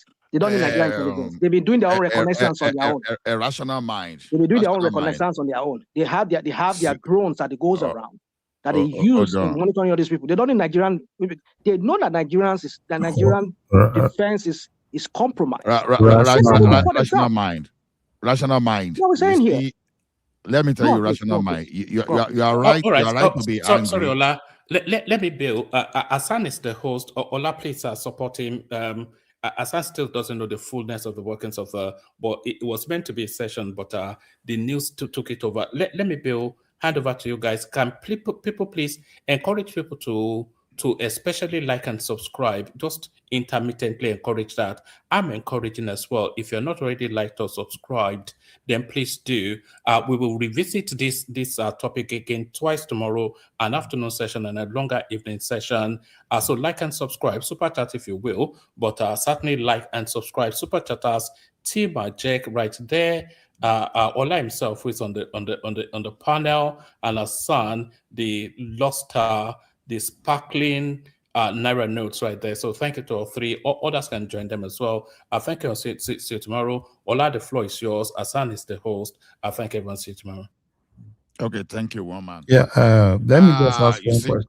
Mr. Ola, let me ask one question that we are not really looking at. Is the issue of Ghana. Is Ghana going to be the next visible US presence in West Africa? Because most of all, they're already. So they've been for many years now. Since the 80s now, they've been there. Wait now.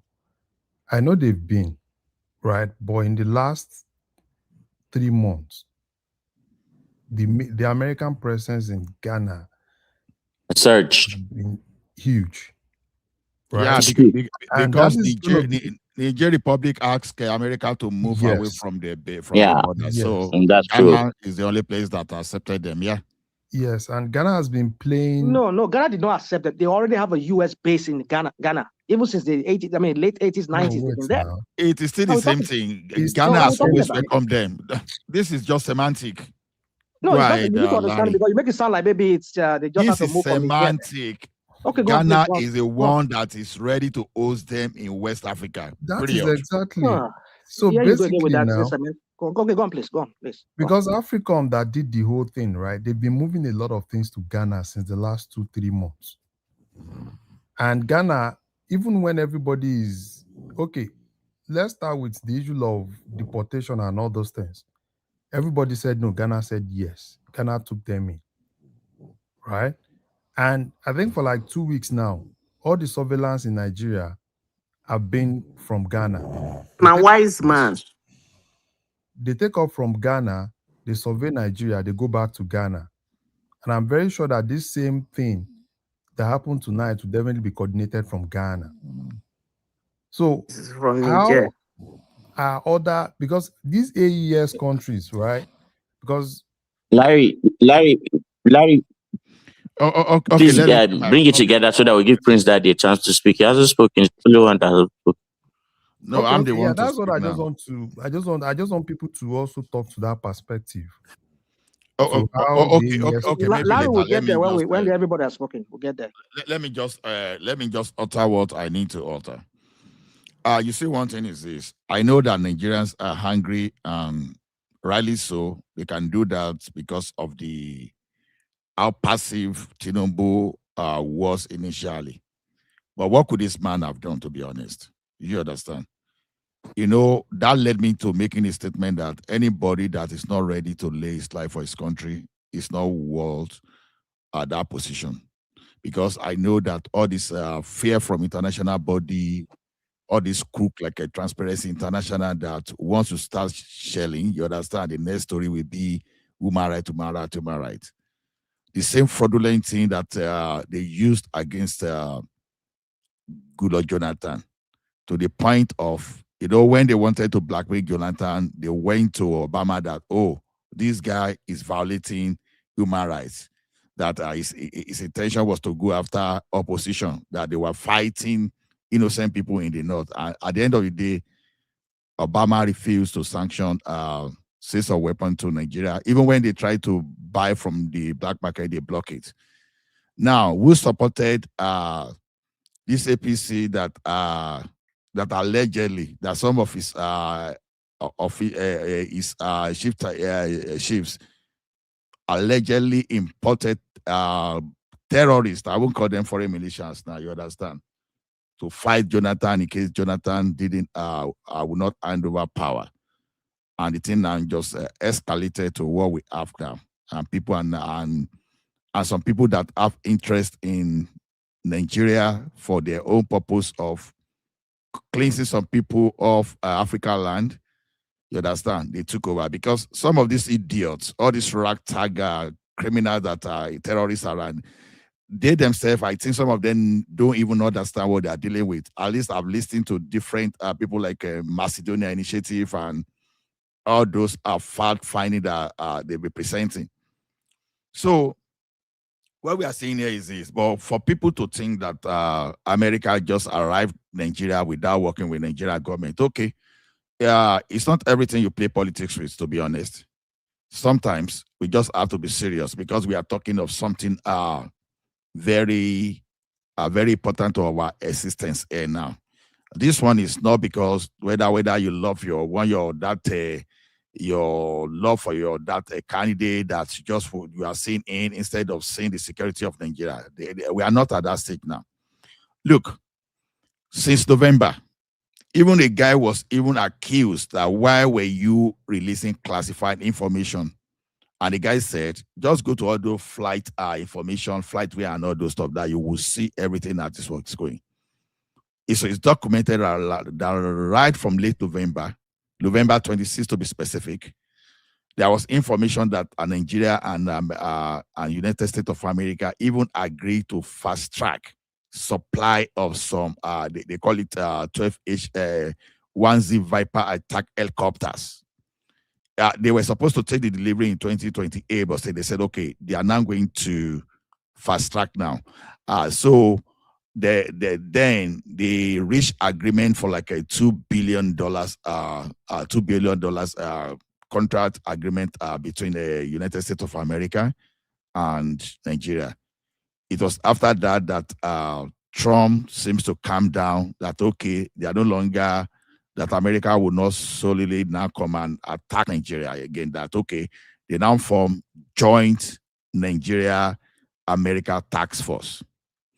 So prior to this festive period, this thing is online. You can go to the First News and so many people, and you can even go and follow Riley Moore Mike Arnold and so many people online that you can stitch one or two information together.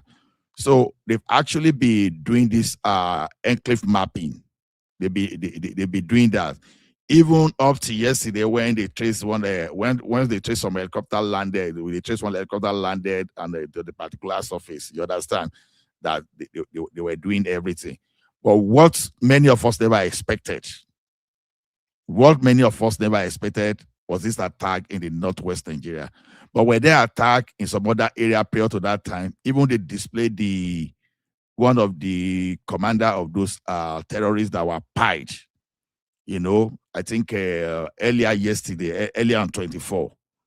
You understand? So they displayed those things there. So what I'm saying here is this. It is not everything we politicize. But the question is this: what could Nigerian government have done without American coming in at this stage? You understand? Even when we look at what the Southwest governors were doing during this festive period, it start making sense that all of a sudden you were deploying drone in your state, because after they got information that these guys they were using Kogi and Kwara as a buffer zone to test ground of what they wanted to do, with a signal that they plan to attack southwestern Nigeria. And they specifically mentioned Ekiti. From that intelligence report, they mentioned Ekiti, they mentioned Oyo State, they mentioned Lagos State, and Ondo State. The only two states that were not mentioned in that intelligence report, Osun State and Ogun State. I was wondering why taking out Osun State and Ogun State out of it, because that was the thing that I started wondering about. So it simply means that whether we like it or not, the Nigerian government, they somehow knew that things were going to happen. You understand? They somehow know that things were going to happen. Nigerian government knew that something was going to happen. What Nigerian government knew? I think they know. I think they know. They don't know. It was a U.S. intelligence. Hold on. When did they release? Hold on now. When did they release 130? Before now they released 130 children that were kidnapped, right? Oh, come on. Hold on. Okay, go on. You don't have to believe me, but this is just my own. Well, me, I'm telling you that U.S. government. Hold on. When Riley Moore came, he was even saying it. That, I mean, not even Riley Moore. There's this guy who owns Truth something. So what's that Truth? Whatever. Something Truth. Are you talking about Mike Arnold? Something like that. Yeah, he's been saying that they've been giving the Nigerian government intelligence that there's going to be a Christmas Day bombing. So that okay. I said what many of us never envisaged, when we never thought about, was that whether they were going to do this northern part of bombing. That's what I said. I didn't say they I said what we never saw coming. We've been seeing some things. We've been seeing some decimation of bombing by Nigerian Air Force, but we never thought this one that Trump announced today will happen. Hola. That's what I just said. Hola. Yeah. Part of the reason, a rational mind.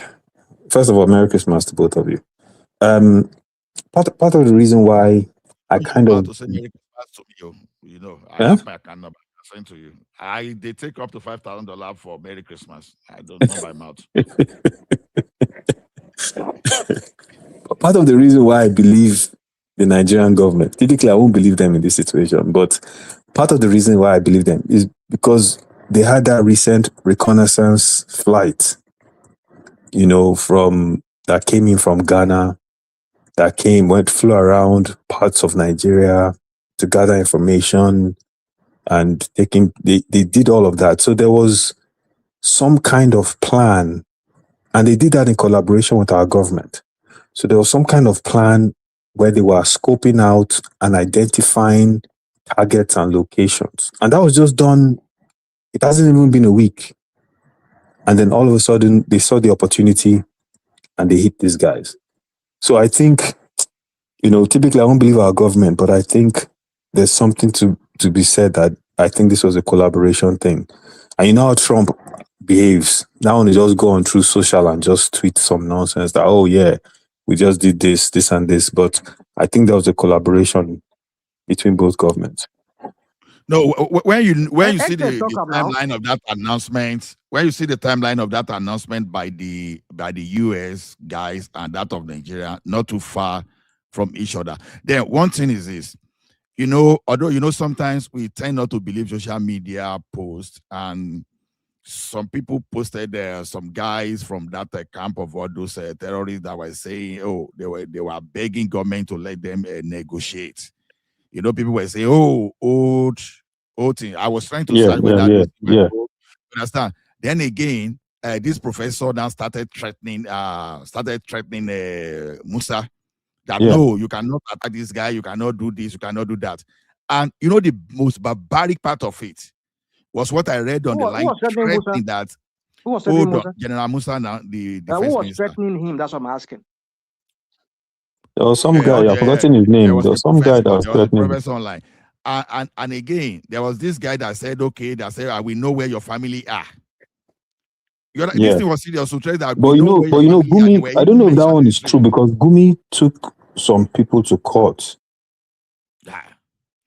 So when you see all those stuff, they say, oh, Musa, you are now a civilian, you have to listen to us. You understand that you have to. So when you see all these things happening, and can I ask you something? Can I ask you, because you? No, let me just land my conspiracy You're talking theory too fast. I'm trying to make sense of what you're saying. You said somebody. No, I just want you to clarify so I understand. You said somebody threatened Musa, and this person is a professor. Is he from the north, or is he? What's going on? Yeah, it's from the north. It's from the north. And he was saying that they know where his families are. No. I don't. That one is not popular. The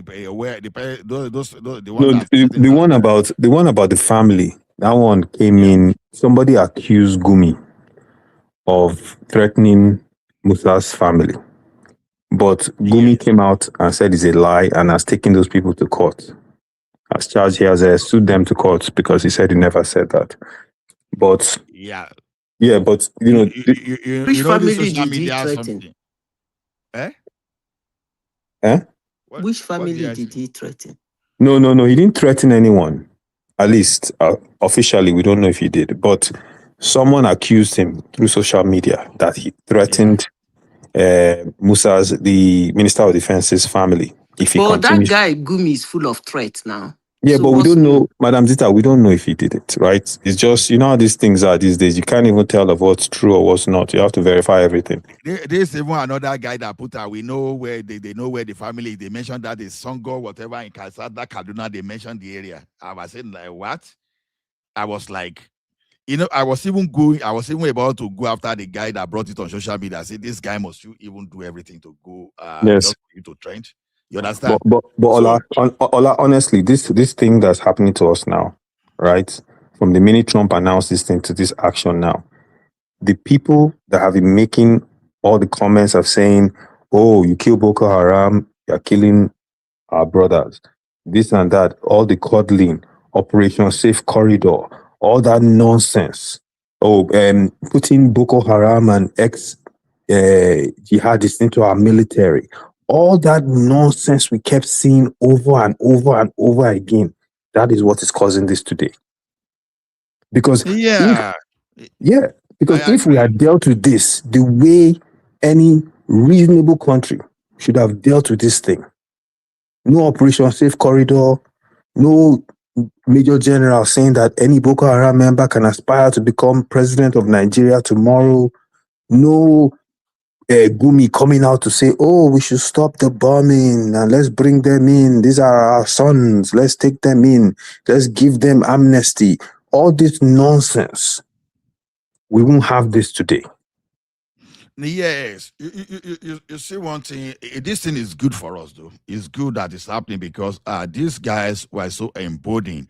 And thanks to Obama, because America supported these criminals into getting power, and I'm happy that there's another American president that is crazy enough to help Nigeria, You understand? Like this information that I'm talking about, when they reached the agreement on those things, it was paying air, it was paying air on, go and check Defense News Nigeria, it was paying on November 26th when that news first broke on that. So to me, I don't want to just sound like someone that know much about this. I will only talk about the rumor I follow and all those things that I dig personally. I think whatever that is happening in Nigeria today, I think the government. I think Tinubu could not have done this without America. Let's just be honest. Of course, not have. of course. Couldn't. Politics now. So that's Tinubu's biggest Achilles heel. Yeah. His instinct to play politics first. Honestly. So it could no way it could do it, because and it's good though. It's good because I know that and like I said, I know that the Nigerian Air Force, they'll be shelling for a while, to be honest. They'll be shelling for a while, at least for the past 4 days. Who are they shelling? Who are they shelling? Ola.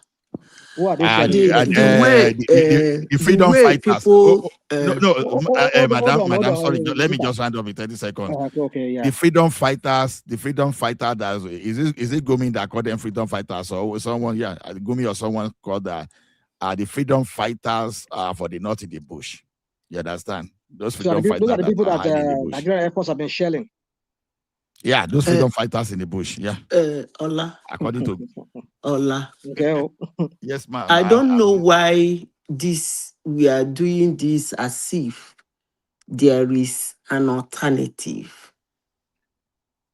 This thing has been going on for years in Nigeria, and as it goes on, it gets worse by the day. And these Northerners are not condemning it, because it is happening in their land. You hear them whenever they want to speak. It's on those people's defense, for reasons best known to me and them. So this question of Nigerian government, Tinubu should have, politicians would, opposition would. Look, Ola, it's way beyond it. We shouldn't be discussing on that level now. I think we should be discussing on the next line of action. Honestly, sincerely speaking. Because this is a case of, you are up, you go by. You dey down, you go by. You fight them, they go still, you go by. You not fight them, you go by. So it is not a situation that I say, okay, fine, don't do this, so that it will stop. Okay? You got to do what you got to do. Because the level it is now, you see people attacking you because you mention a name they think is a god. It shouldn't be mentioned. Some of them even come here to ask me, do you get your information where others don't? I wish them luck. But everything I have said here, 90% of the time is correct. They laughed at me. I told them that they know them. They're going to hit them. They're not going to bomb Nigerians, but they're going to hit them. And then people around them, there is going to be casualties, which is normal in every strike. Anybody who is standing beside you and you are a target, definitely that person is going to go down with you. Whether it's a baby, a 1-year-old baby, a pregnant woman, it doesn't really, at that point, it doesn't really matter, because they're not going to shout. The drone is not going to tell the pregnant woman to run away because he's going to strike you. So they're going to see things like that. But anybody thinking that there is another solution or another way, or if you don't do it, they're going to stop, or if you do it, it will get worse, those are not what we should be discussing, because we've way past that stage. The way Nigeria is today, they got to do what they got to do, period. You know what we were against was the classification. Every Nigerian, there's no Nigerian that disagree that we have insecurity, But just streamlining into religion is where the danger is, because okay, now look at the Israel Prime Minister talking now as if it is like a religious war. Yeah, That's because what's they many need, Nigeria. I've No, answered that question. no, Because hold on, Lavender madam. will be involved. He got to know because they're going to use his AI. Yeah, they need to tell him. That means that if I'm an idol worshiper, that my life means nothing as a Nigerian. That's what you are telling me, and I will feel. Allah, I No, think, let me hold just. on, let me answer you. I think we have discussed this here severally. I have said this, and I will continue saying it. Yes, they might use Christian genocide to come in. That's okay. But I've been saying it, and I will continue saying it, in as much as people who are Muslims and people who are Christians are trying as they can to mumble the thing together. They are not together. The insecurity in Nigeria is different. The rat tax running around, killing anything and anything and anything and anything they see, setting anybody and anything and anywhere fire. That is a different thing. I have said this several times. Madam, hold on. See, Christian genocide is when you target people. Madam, hold on. I want to pass information. See, let me tell you one thing. I don't take any wrong classification or linking me by playing, or maybe you are joking. I don't take it funny. You are asking, Ola, are you a killer? I don't find that funny. I know you are joking, but please be very careful how you joke with me, because I'm going to ban you. You don't take anything criminal. You don't ask me question whether I belong to any criminal organization. I find that disrespectful, and I find it even criminal and offensive to even ask me such type of question. Please stay away from that, and that will be my last warning for you. I don't find it funny. Thank you, Madam. May I come in, please, just to lend support to Zita's point? It seems it's not registering. That's why I came in particularly. Has any northern political elite, has any northern political leader, has any northern religious leader condemned the terrorists? They don't. Emphatic no. And if you don't condemn a thing, the logical thing is you are supporting it. So if you are supporting evil, you will get evil. It's simpliciter. Nobody should support anything that is happening now. They ask for it. It was Professor Usman, you are trying to remember his name, who threatened Musa 3 or 4 days ago. Because the problem they are having right now is that Zubai, or whatever, was a former defense minister, is no more there. When Musa was chief of defense staff, when they want to strike, they have to get permission from either Matawali or that Zubai before they strike. Now, the chief of defense staff himself is now sitting in the position. Matawali has no power, has no voice. So he takes the decision with the new army military team. So they are striking, and they're doing a very good job in the last 5 days, just to make sure we have peaceful Yuletide season. And now America has come. So nobody should have pity for these northern leaders. And it's just beginning. They will have to beg before this will stop. Thank you. I'm telling you, somebody came here and said that when US will go, Nigerians will suffer for it. Somebody came to this platform this morning and said that shit. I mean, I don't get it. But anyhow they want to screw it, let them screw it. But what I want to tell any Nigerian who cares to hear is that at this point, it is what it is. You can't say don't strike them. You can't say bring Nigerian military that is already having romance with them. You can't say, okay, it's going to stop. They will stop. No, Madam AI, I don't think it's out of place for someone to be afraid. But what we just needed to do was just to guide the person appropriately. Because it's right to be afraid going by antecedents. But in this situation, based on the information we have, Nigeria has that option of getting private military contractor or working with the United States of America directly. Listen, let me tell you, Ola, I don't know what you are trying to push. Let me finish. Before I lose my thoughts. I don't know what you are trying to push. Now. Okay, Madam, go ahead. I will lose my thought too. Now, you see, anytime we were decimating these people before, we used to have this in anger around our leaders.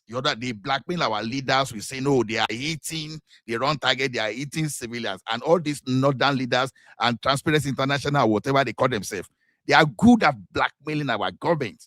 And everybody is afraid of facing a crime against humanity, no matter how you are, because we are from a weak country in terms of our president can just be picked up and taken to Hague for justice. So that's why the like of Jonathan ran away.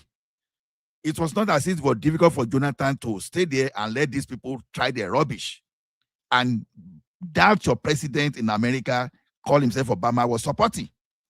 But now America is backing now. Whatever that is done now, okay, go and tell America now that there are civilian casualties. Go and tell America that story too. Sorry, you said who was supporting, please? Obama supported those people that brought these terrorists to Nigeria. He didn't support them, but he littered them all over the world. I wouldn't use the word support. Okay. They blocked Jonathan from getting weapon, and towards the eve of our election, you go and read the Obama statement.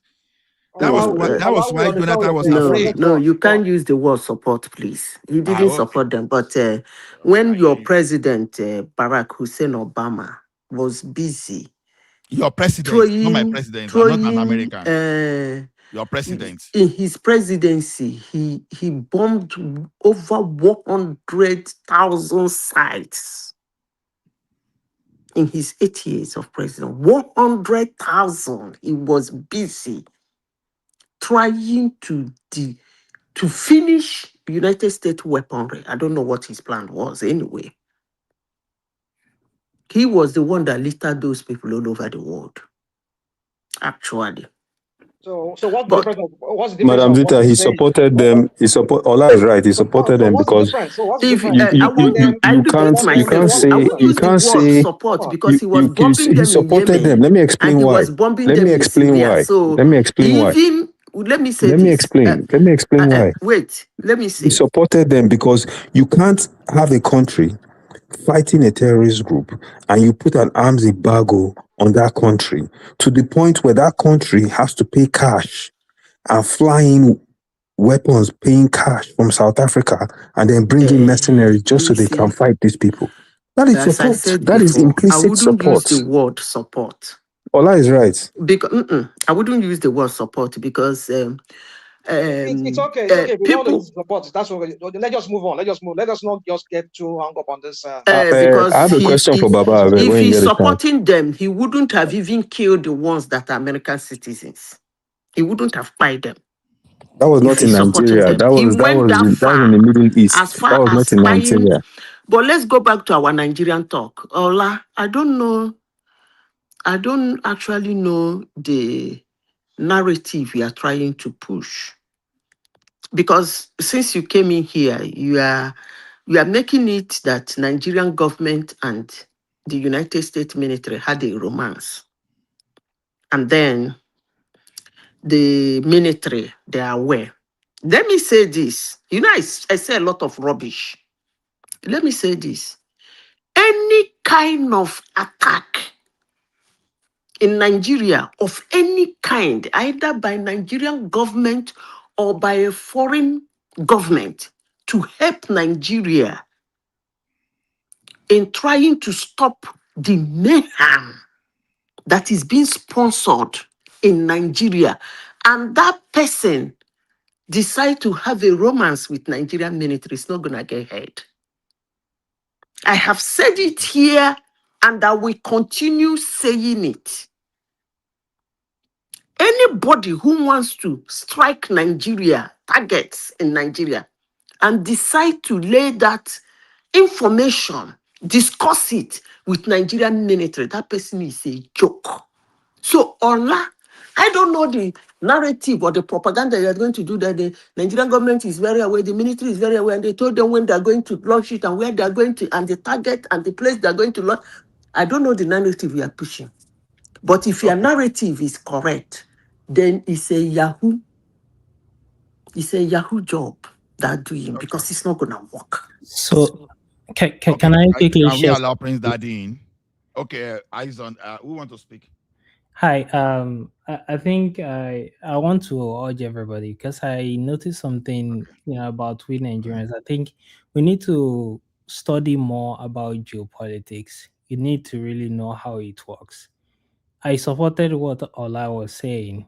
It's even when it comes to Tinubu's position. Of course, I'm not speaking for him here, but I think it might even likes it because he might be facing some challenges with dealing with this issue with the North before, but now that he has an external person who is coming to act in that position, I think he will even commence that. But when we are talking about collaboration, definitely, as you've seen the Pete exit, right? He has mentioned in his tweets that they collaborated with Nigerian government. When we are talking about collaboration, it doesn't mean the army.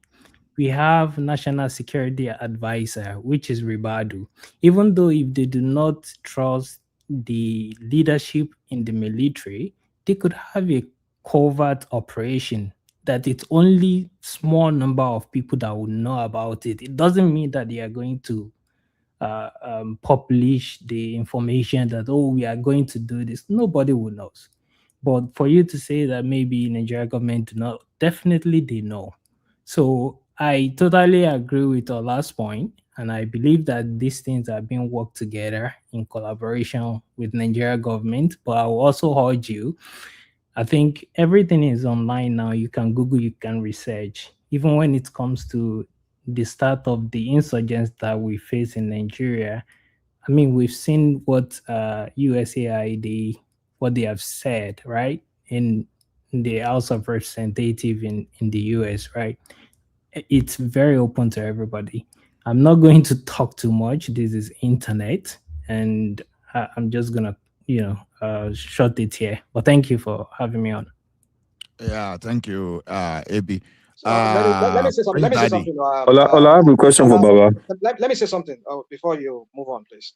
We're not saying that at least Pete Exec talked about collaboration. We know, but you see, let's not do this making it sound like there's some kind of like some kind of workings like, oh, they were sharing intelligence. I don't think they're sharing intelligence. Like Zita rightly said, they will never share. God bless you. That we never. Wait, how do you know? How do you know? How can you be so sure that they didn't share any intelligence? Okay, for us to move forward. You want me to answer you? Yes, how can you be so sure? No. Okay, let me tell you. Don't answer yet. No, Madam Zita, don't answer yet. Let's cover those people that have not spoken. Hold on. Let's cover those people that have not spoken first of all. I know that all we want is security. That's the goal of everybody. How we achieve it is what is different. Prince Daddy, Merry Christmas. We'll be talking about this insecurity. For now, we'll be chatting what was happening. So what do you have to say if you are there? Prince Daddy, and let us hear your opinion. Okay, I think Prince Daddy is not there. Then who hasn't spoken? Then we have to move to Baba if Prince Daddy is not there. So Baba, Merry Christmas, sir. Yeah, sorry for my manners. I was so angered that I had to barge in. There's nothing wrong Merry with Christmas to all. I salute you. Asheisha Modun. All the evil remaining in the few days left. We go jump and pass.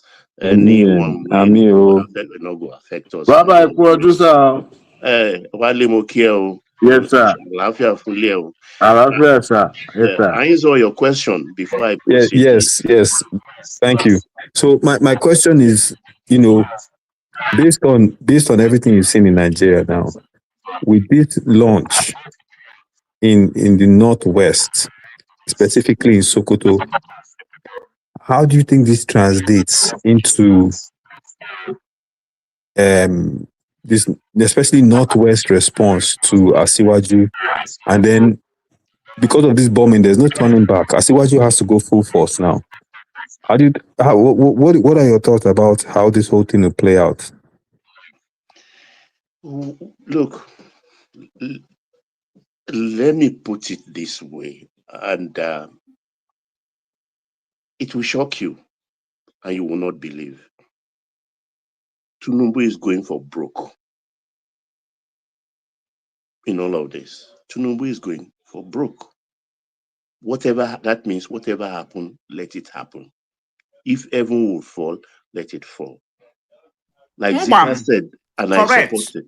Like Zita said, and I supported. Until these people learn to condemn what is happening.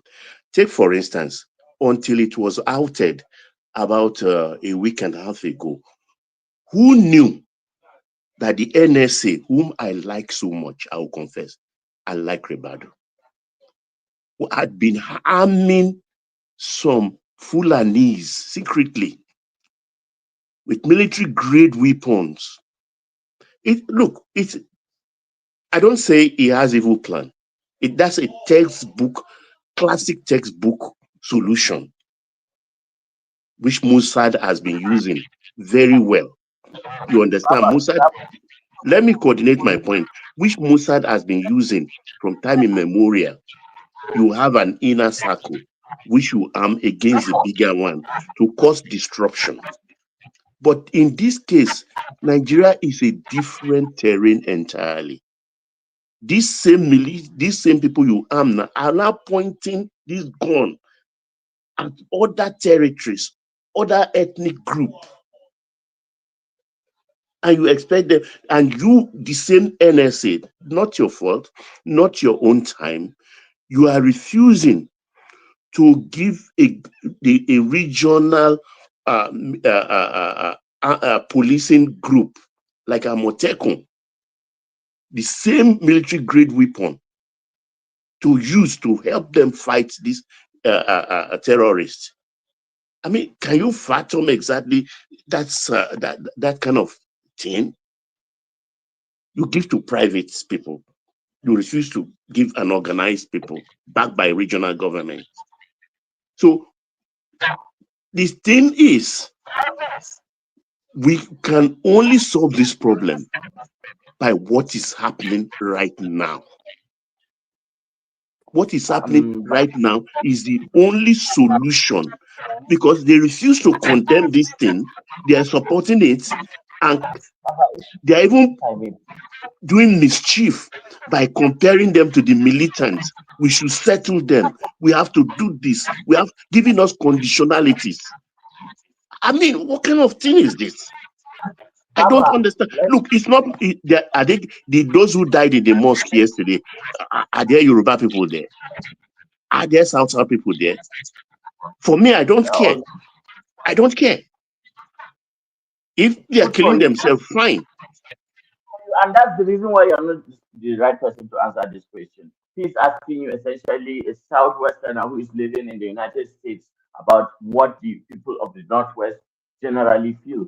You see how you cannot be able to answer the question? Look, Hassan, you are not in a position to speak here, because from what you've been saying and how you've been coming outing yourself in the last couple of days, this is the problem we are talking about. Until you guys start condemning what is happening in your territory, there will be no peace. You have to condemn it. Because you particularly, whom I think you've been very rational over the years, has become very virulent of late, because the people are vehemently attacking what is happening in your territory, and you have never one day condemned these people. Me, I have never condemned these people. One I've day, not had you. be just to me now. Just to me.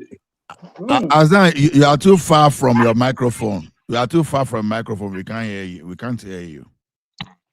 Okay, let me adjust it.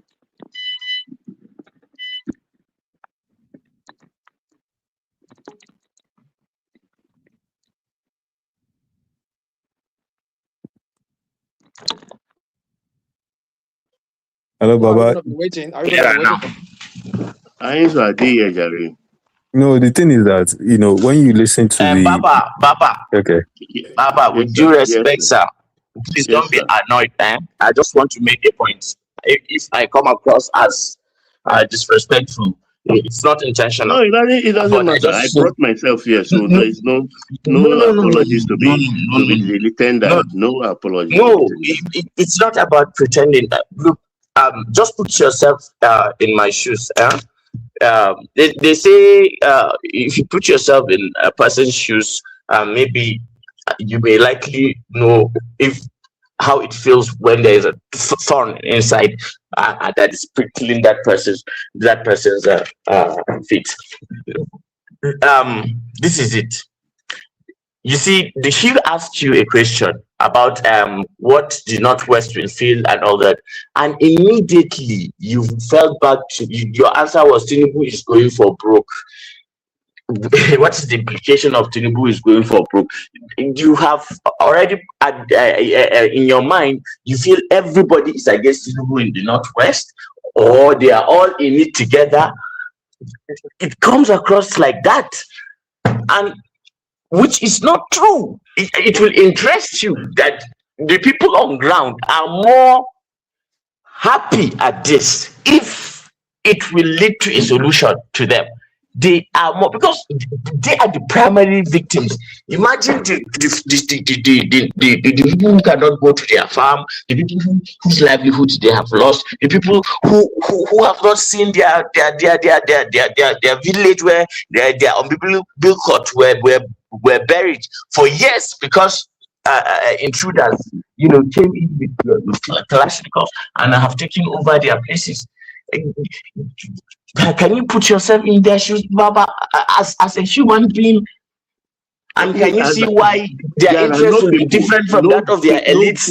no people without leaders. You understand? Their But leaders Baba, speak for them.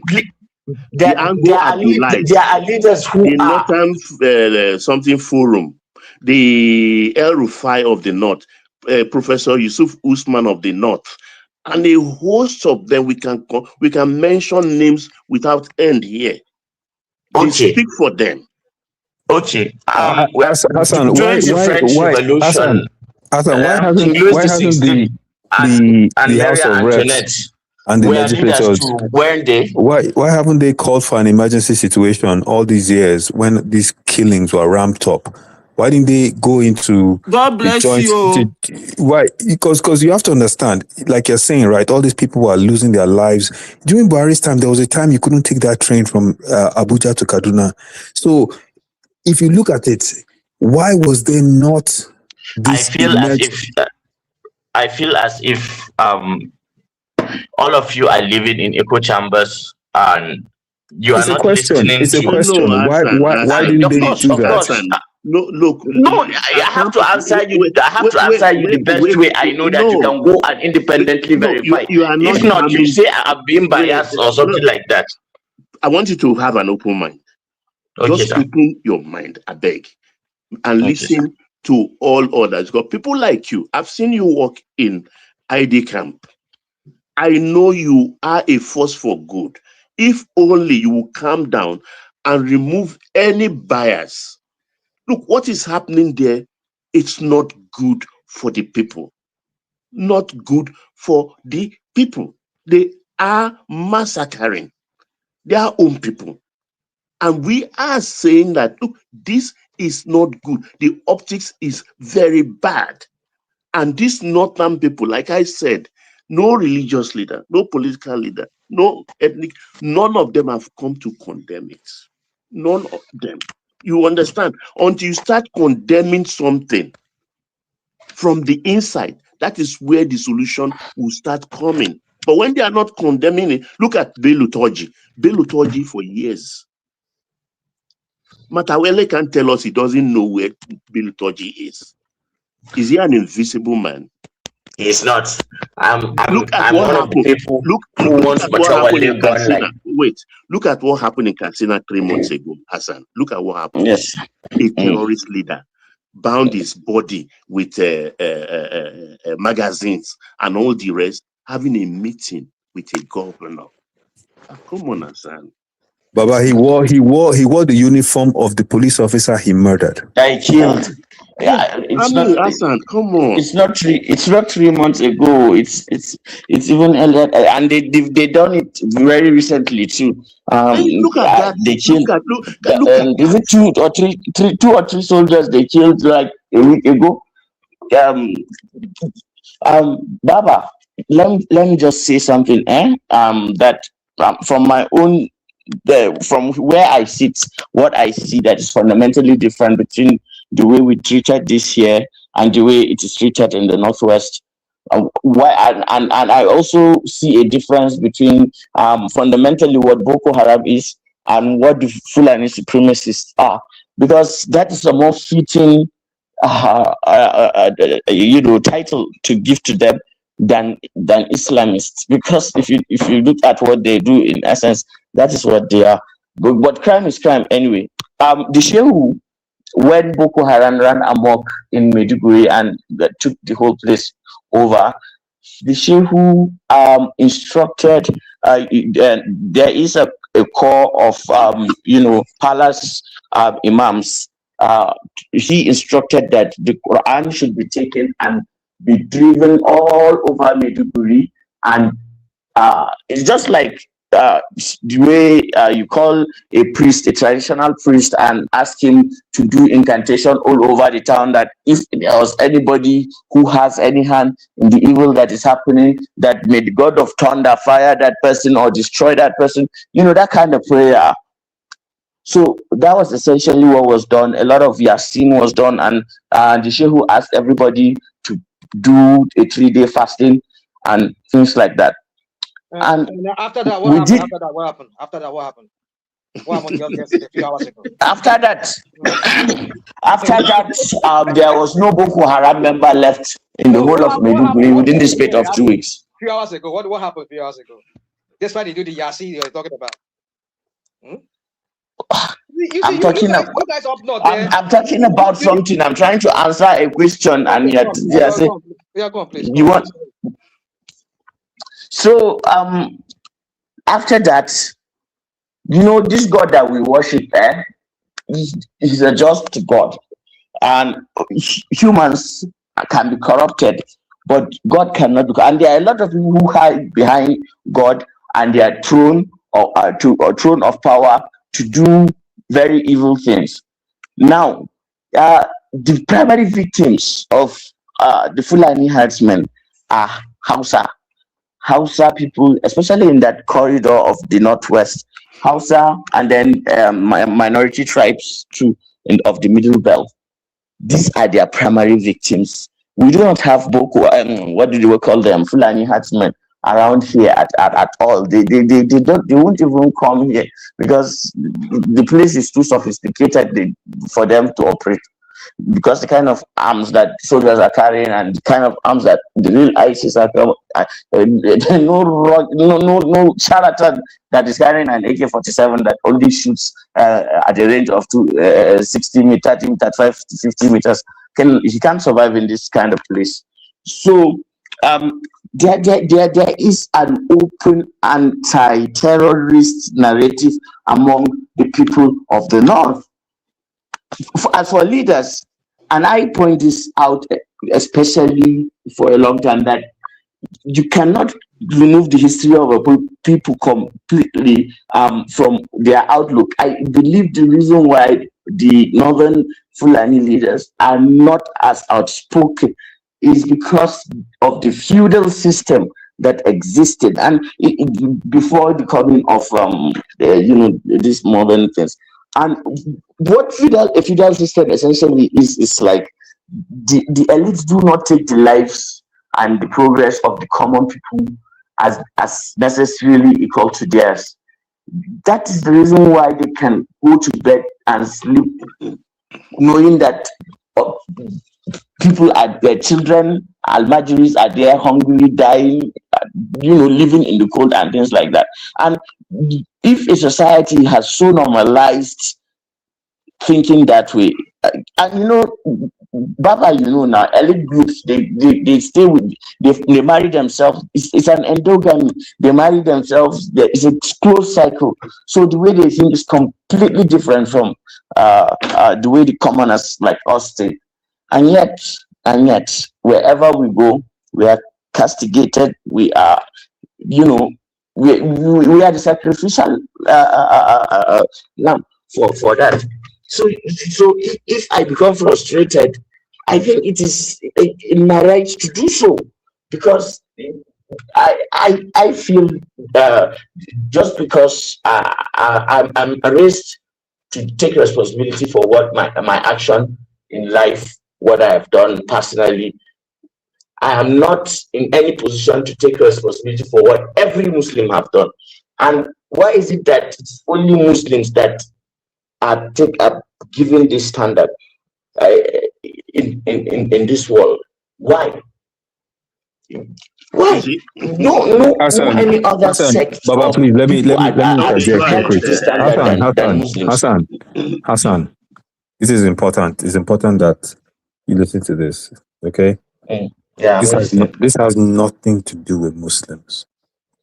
You understand what I'm saying? This has nothing to do with Muslims. This has nothing to do with Hausas. I'm waiting for you to explain it. Wait. It has nothing to do. We'll get there. It has nothing to do with Hausas. It has nothing to do with the masses of Fulanis. The masses, right? This has to do with mass murderers, people that kill on an industrial scale and have been killing for over 10, 12 years in that country. You understand? And what we are saying is that there should be an outrage from the people that are being directly affected by this killing. That is what we are saying, but there's no outrage. Instead, do you know why I take exception to that? Wait. Now, let me finish. Now, please. I'm not this. Look. Okay, you go ahead. Hassan. It's important that you listen to this. Yes, I'm listening. Northern Nigerians, right? Are Nigerians. I am Nigerian. We share nationality. These are my brothers. But at the end of the day, when I hear my brothers say, because anytime there's a life lost in Northern Nigeria, I am angered. I am very angry. Exactly. Right? But when I hear my brothers that live close to the proximity of these crimes say, these people should be let go, should be cuddled, should be given amnesty, should be put into our military. They created an operation named Safe Corridor, and they gave them pepper soup and jollof rice and housed them. When I see this, and then I look and the killing is not stopping, it is increasing, I am even more angered because the state is coddling people that are taking Nigerian lives in droves. And then because of all this, we are now open to an international community scrutiny that we can't afford at this point. And we're being told what to do by foreign countries.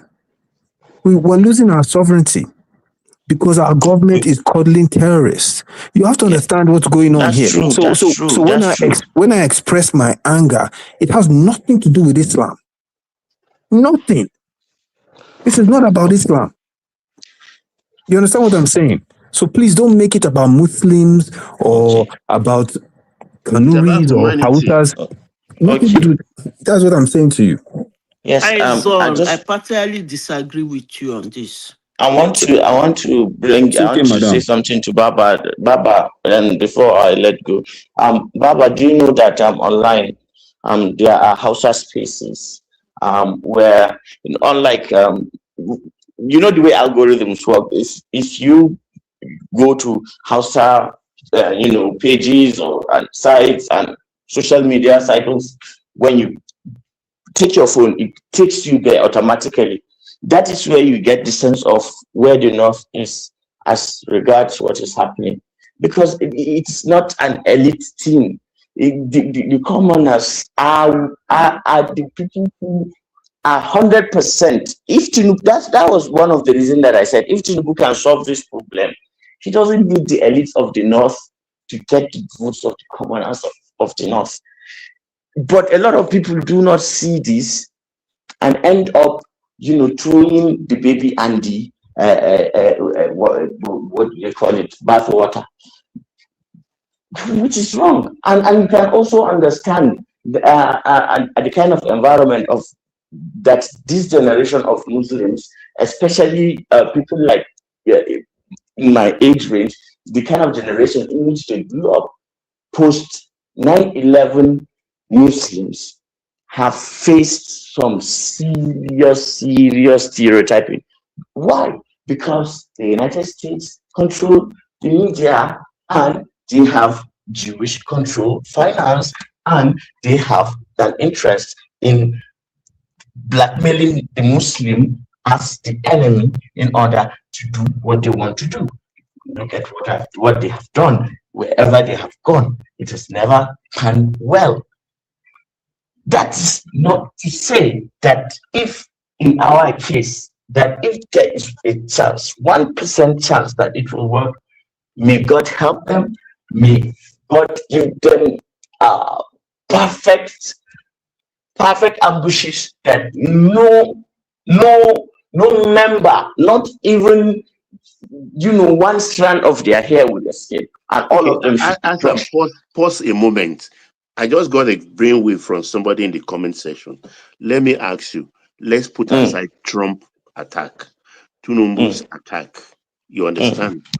What is the solution you will prefer in this? What's the ideal you think can work and let us have peace? Okay. From what I know of the Northeast, what will work is the fact that it has to be a hybrid approach. I don't think gun and bullets and bombs kills ideologies. Whatever that kind of ideology is, whether it is ethnic supremacy, whether it's religious extremism, whether it is what do they call it, genocidal tendencies, whatever it is, there has to be, when you fight with the bullets, you also fight the ideology. So, and what's the ideology, please? What's the ideology? It's self-explanatory. For the Fulani herdsmen, is what do you call it? Ethnic superiority. But here in the Northeast, it's Islamic extremism. So extremism is an ideology. Yes, it is. Come on, Hassan. Extremism cannot be an ideology. Okay. What do you think? What do you think it is? No, you go. You base it. You see, this is the problem here. There is a problem here. Pardon me. This may not be a good example. You understand? In the Southwest, we have the Yoruba Nation advocates, adherents. You understand? Yes. 2 years ago, the Onitiri group came up with a strike in Oyo State. Yes. And we all know what happened within 48 hours. From the side of the government, from the side of the people of Southwest. We know. Why can't that kind of action take place in the North? whether west, Baba, east, or Baba, central. Baba, if I provide you proof with that of that action, even like 10 times better than what was done there in the southwest, would you change your mind? Will new evidence Go change ahead. make you I to have change an your mind? open mind. I have an open mind because I'm gobsmacked. Alhamdulillah. I'm gobsmacked at Alhamdulillah. what is happening in the north. Ochi, That is, let I'm me talking out of anger and frustration. So tell me, you are let me there. calm you down. Let me calm you down with the evidence. I'm just going to just post it to you, and if everybody agrees, because I'm I'm partly moderating the show, I could actually play those videos here if they won't violate any community standards. Allah knows more about the standards, so maybe we'll see whether it's possible to do that or Just not. explain it. Just explain it when we are not sure, so we don't No, fly. my explanation can be rebutted and said to be coming Say it from a place anyway. of Say it. bias. If a neutral We have an elite group source here listening. says it, I think it's better, isn't it? Okay, let me see the video. Okay, No need, let me send it to you. explain it without the video. We don't want a problem with the platform. You have an elite panelist listening, and I think they are rational enough. Just go ahead. We are trying to be open-minded here and find a solution, alternative one. Okay. In around May of 2013, that was at the peak of an operation that the army was doing called Operation it's not Operation Restore Order, ORO, during President Jonathan's administration. And you see that Operation ORO, they were deployed in Maiduguri, nothing less than 15 to 20,000 soldiers. In every checkpoint, you find them. Now, Boko Haram were civilians like us. They did not wear any uniform. They go about casually as any person will go about. And you see how that gives them advantage to strike and kill soldiers from different directions that they do not even anticipate. This kept happening over and over and over and over again. And then when this happens, our soldiers now, they must take their pound of flesh and they retaliate. They estimate a general area and then decimate anything that is within that radius. At some point, the youth in Maiduguri stood up, had a meeting, and said, from today onwards, there will be no space for any Boko Haram terrorists in Maiduguri. Baba, I'm telling you this, within the space of 2 weeks, there was not a single Boko Haram member left. I swear by Almighty Allah, not one. Fathers pointed to their children, to their sons. Uncles pointed to their nephews. Sisters pointed to their brothers. Neighbors pointed to, market people. Everyone was so sick and tired of it. And when people rebelled, they rebelled. And since that day that Boko Haram left Maiduguri, they have not been back. Now, when a rational mind was making a jest of the fact that some people died in a bomb blast today, and I was saying, what did the Quran do, or something like that. Where that happened, that Gambaru is it's outskirts of Maiduguri, but as far as the town of Maiduguri is concerned, it's one of the safest places to live. Now, when they went out of Maiduguri and didn't have any space within the town, they lost their alibi. They can no longer, mingle with civilians and cause chaos. Now, when they went to the villages, the expectation was that the Nigerian army would go after and finish them off. Unfortunately, that did not happen.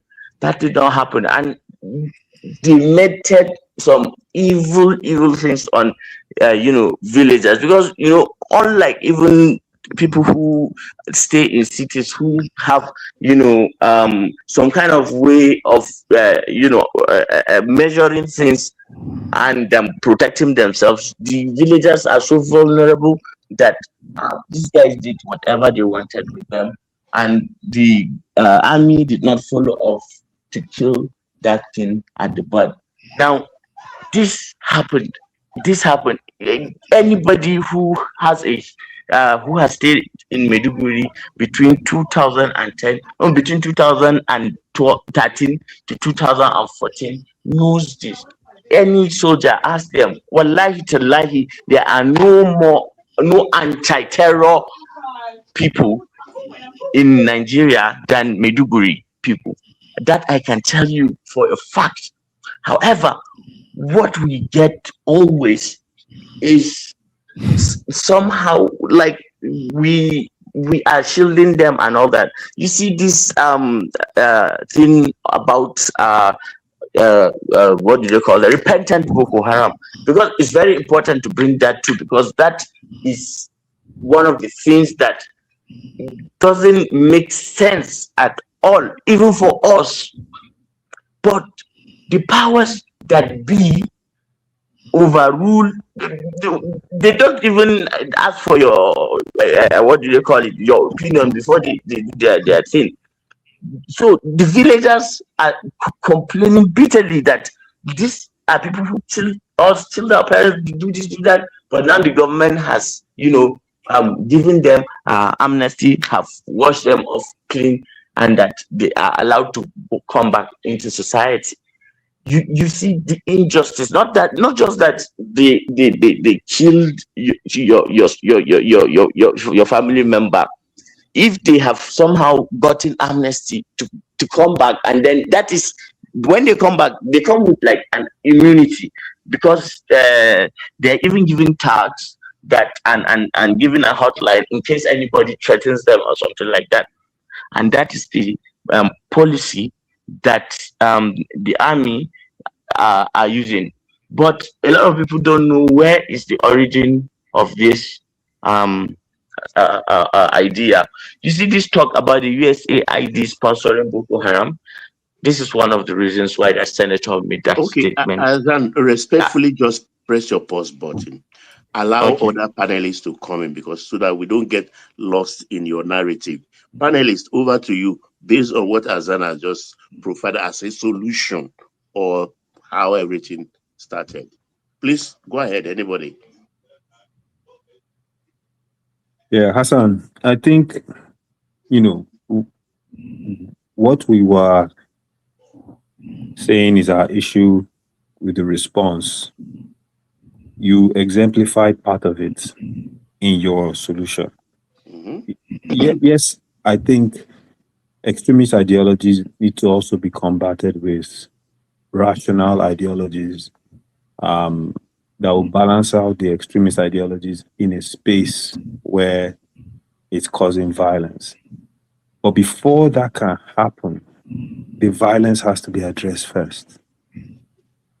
So, sorry, Ainzon.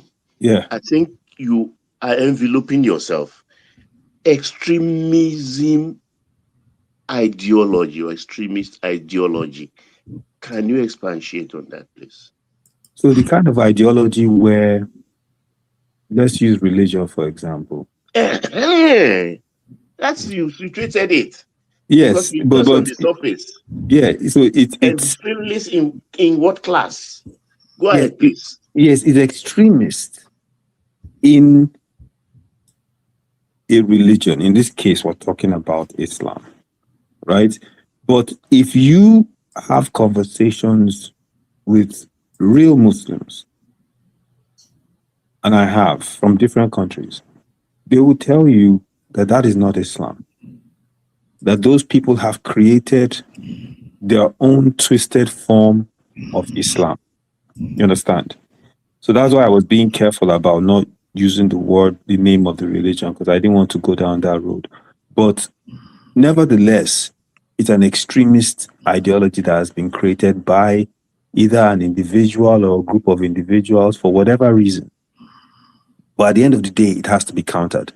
But before you can counter it, you have to be able to stop the violence, stop the bleeding. If you're a doctor, and Simba is not here, and a patient comes in and is bleeding, you have to stop the bleeding before you can put in the stitches. So that part has to be done. And when you listen to Hassan, and he's not, from my opinion, I don't think he's entirely wrong, but he's not talking about stopping the violence, what it would take to stop the violence. He's focused more on, let's go ahead and apply what they will call so-called non-kinetic, right? And I don't know why that's the case. Because when you listen to, what's his name? Yusuf, what's his first name? The guy who's a bone Yusuf marrow Usman, transplant doctor. the American trained surgeon. American trained him. Or you listen to Hakim Baba Ahmed, or you listen to, who else? You hear Ango Abdullahi, Abdullahi. a lot of You them. hear the same type of, we have to really try to embrace this non-kinetic, or Gumi. Nigeria is not going to defeat this through force. It's almost like they're trying to dissuade the government from using force. And to me, it's very confusing because you have a situation where chaos is erupting. Do you know the Americans came and did a count, and they said overall we have something close to 5 million in IDPs, people that can't go back home. That is a crisis situation. So I mean, Hassan, all due respect, but I just don't see. And I'm not saying you're not angry. You probably are, because you've probably seen a lot of these things up close. But that urgency to say we need to do something drastic to bring things down, and then we can try to apply non-kinetic. That's what I'm saying. That's my opinion. But that was not what I said. Did I ever said that they should not face justice, or and that we should apply non-kinetic? I never said that. If you had that, then you took me out of context. What I said was the fact that the kinetic was what people in Maiduguri actually did, that pushed them out. Well, now when they went into the bushes, who is going to man the bushes? That's the soldiers, that's the army, isn't it? When they went there and then the army couldn't finish them off, then that's still somehow me, backing them. Come on. I don't think that is fair to me or anybody who is in a similar situation. I think Hassan was mentioning both kinetic and and also trying to address the ideology issue. And for me, I think both need to go concurrently. You can't wait to finish one before you start the other. I think it has to go concurrently. So, I agree. Okay, let me ask you guys this question then. Let me just jump in real quick. Mhm. How do you implement the counter to the ideology? Okay, let me give you the Borno example, which if a lot of other northern states will take a leaf from us, will benefit them, but had to learn the hard way. Number one, access to the public to preach is, you cannot do that unless you are sanctioned by the government.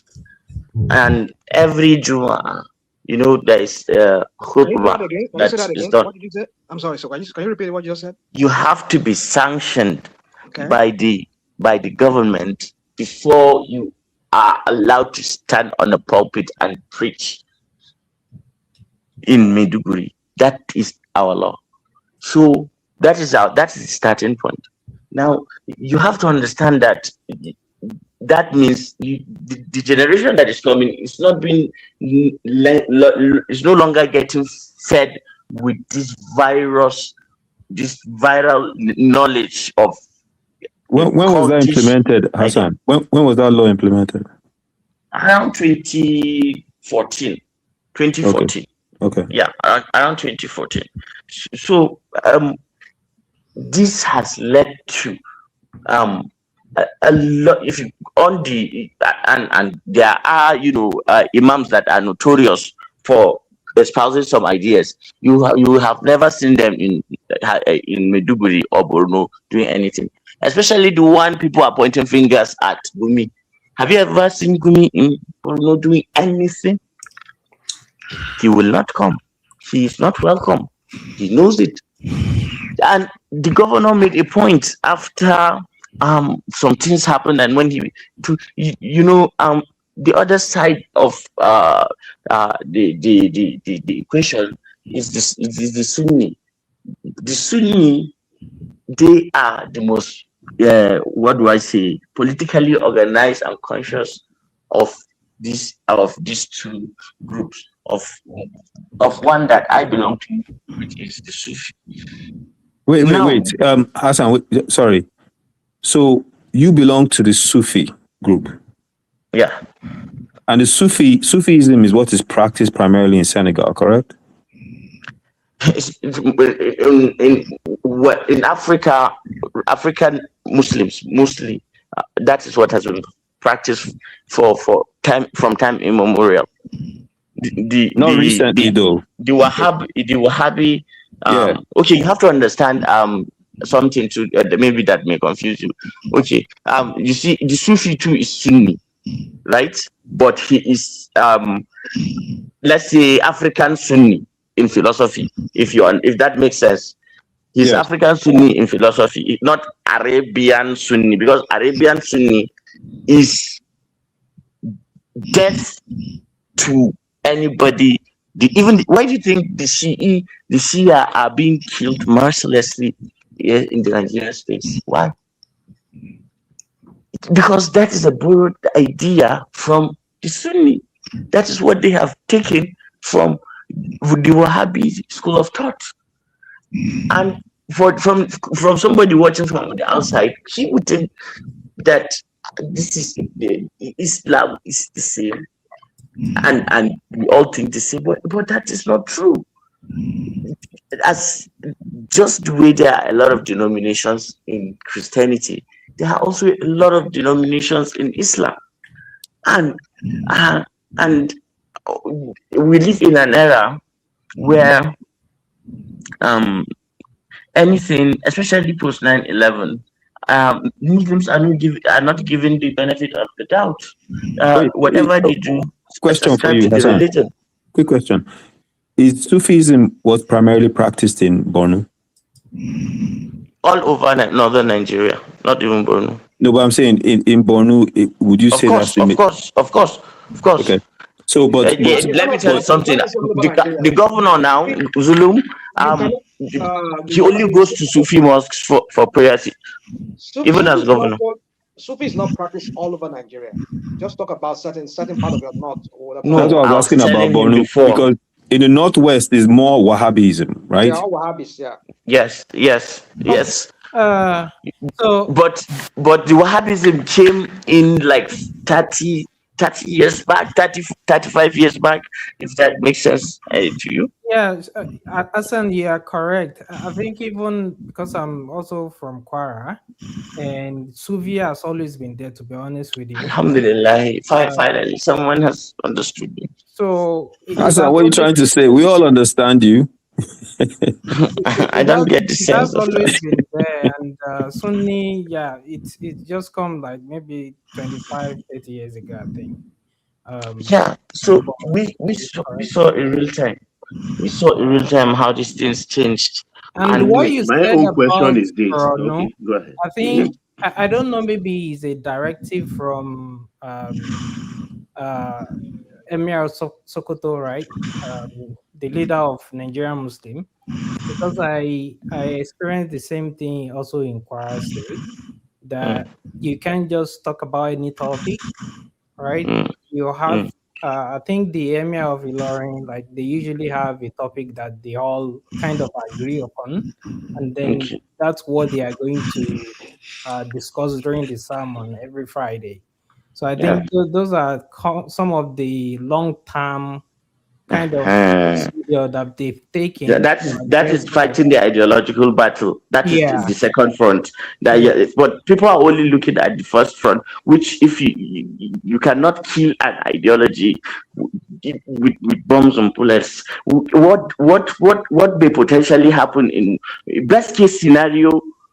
You do damage and go, and worst case scenario, you give ammunition to the enemy to use for propaganda, to pro-exercise, to call their brothers from all over and call them like this is the new place that we are going to do, and what we're going to do. Azan, That's the please. problem. Azan, look, Yes, sir. I'm not going to window dress this. I'm Mm. very sorry if you think No, I'm go ahead. Go disappointed. ahead. You have a right to say No, your no, yeah, your opinion. because Baba, can I say I like something? honest conversation. Zita, just give me 30 seconds more. I like honest conversation because we are talking about the heart and soul of Nigeria at the moment. Mm. You know what you've just done in the last about 45 minutes, 1 hour? We give you time to express yourself. You went round and came back to the center of the whole problem, the heart of it, which is Islam. Whether Sufism, whether Shiaism, whether Sunnism, that is what you arrive at. That is the heart of it. That is the the philosophy of it. But then, what makes it worse is that why can't they, the leaders of this religious sect, come together? After all, everybody will define Islam as peace and give That is everybody that peace. They are not doing that.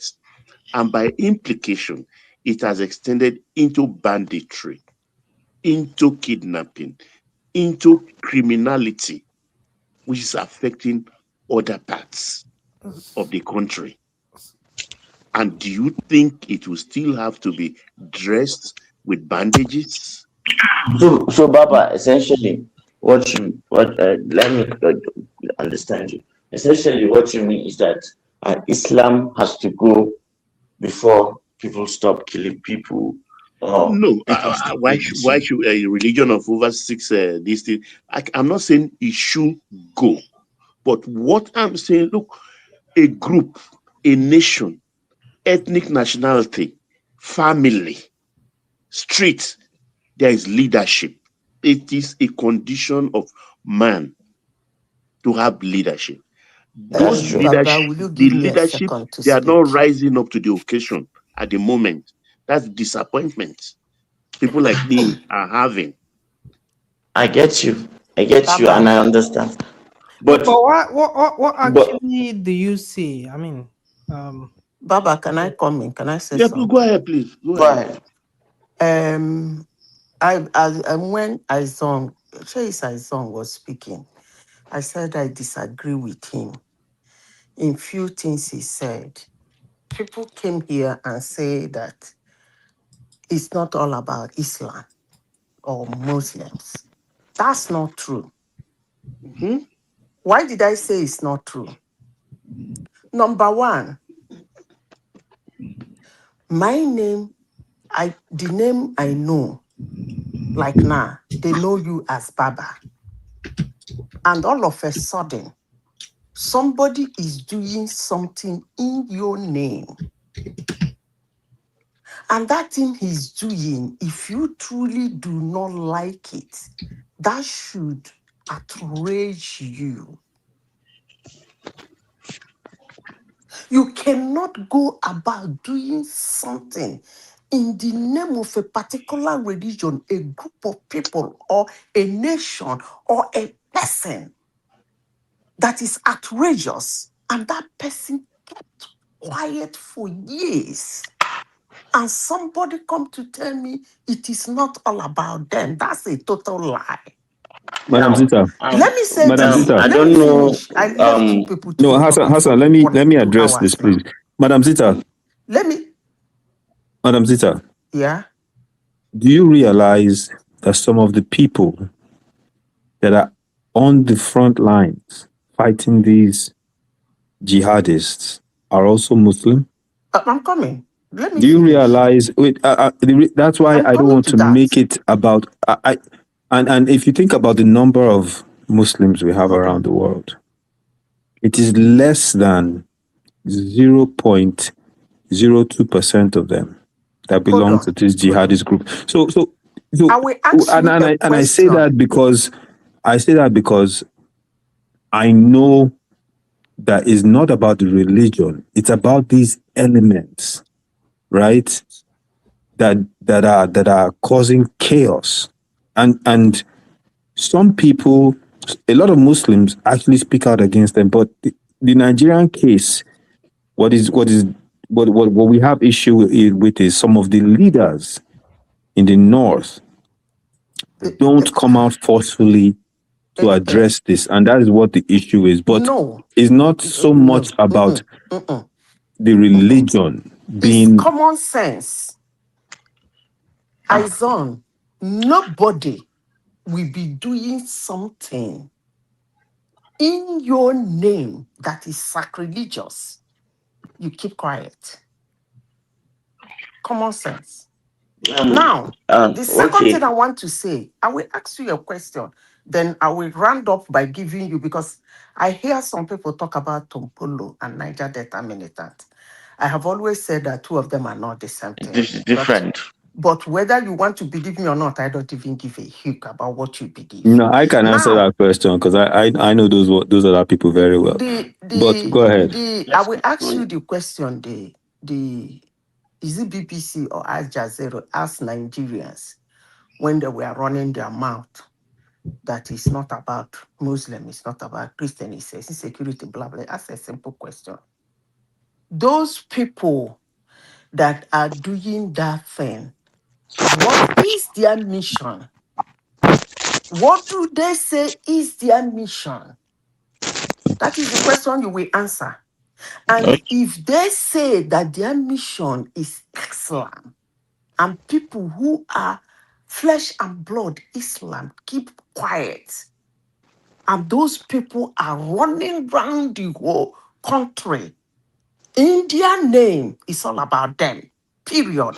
Now, let me say something again. There is something you people said about people in the north, and some people say they cannot do anything. Some people say they're doing something. Some people say they're not doing much.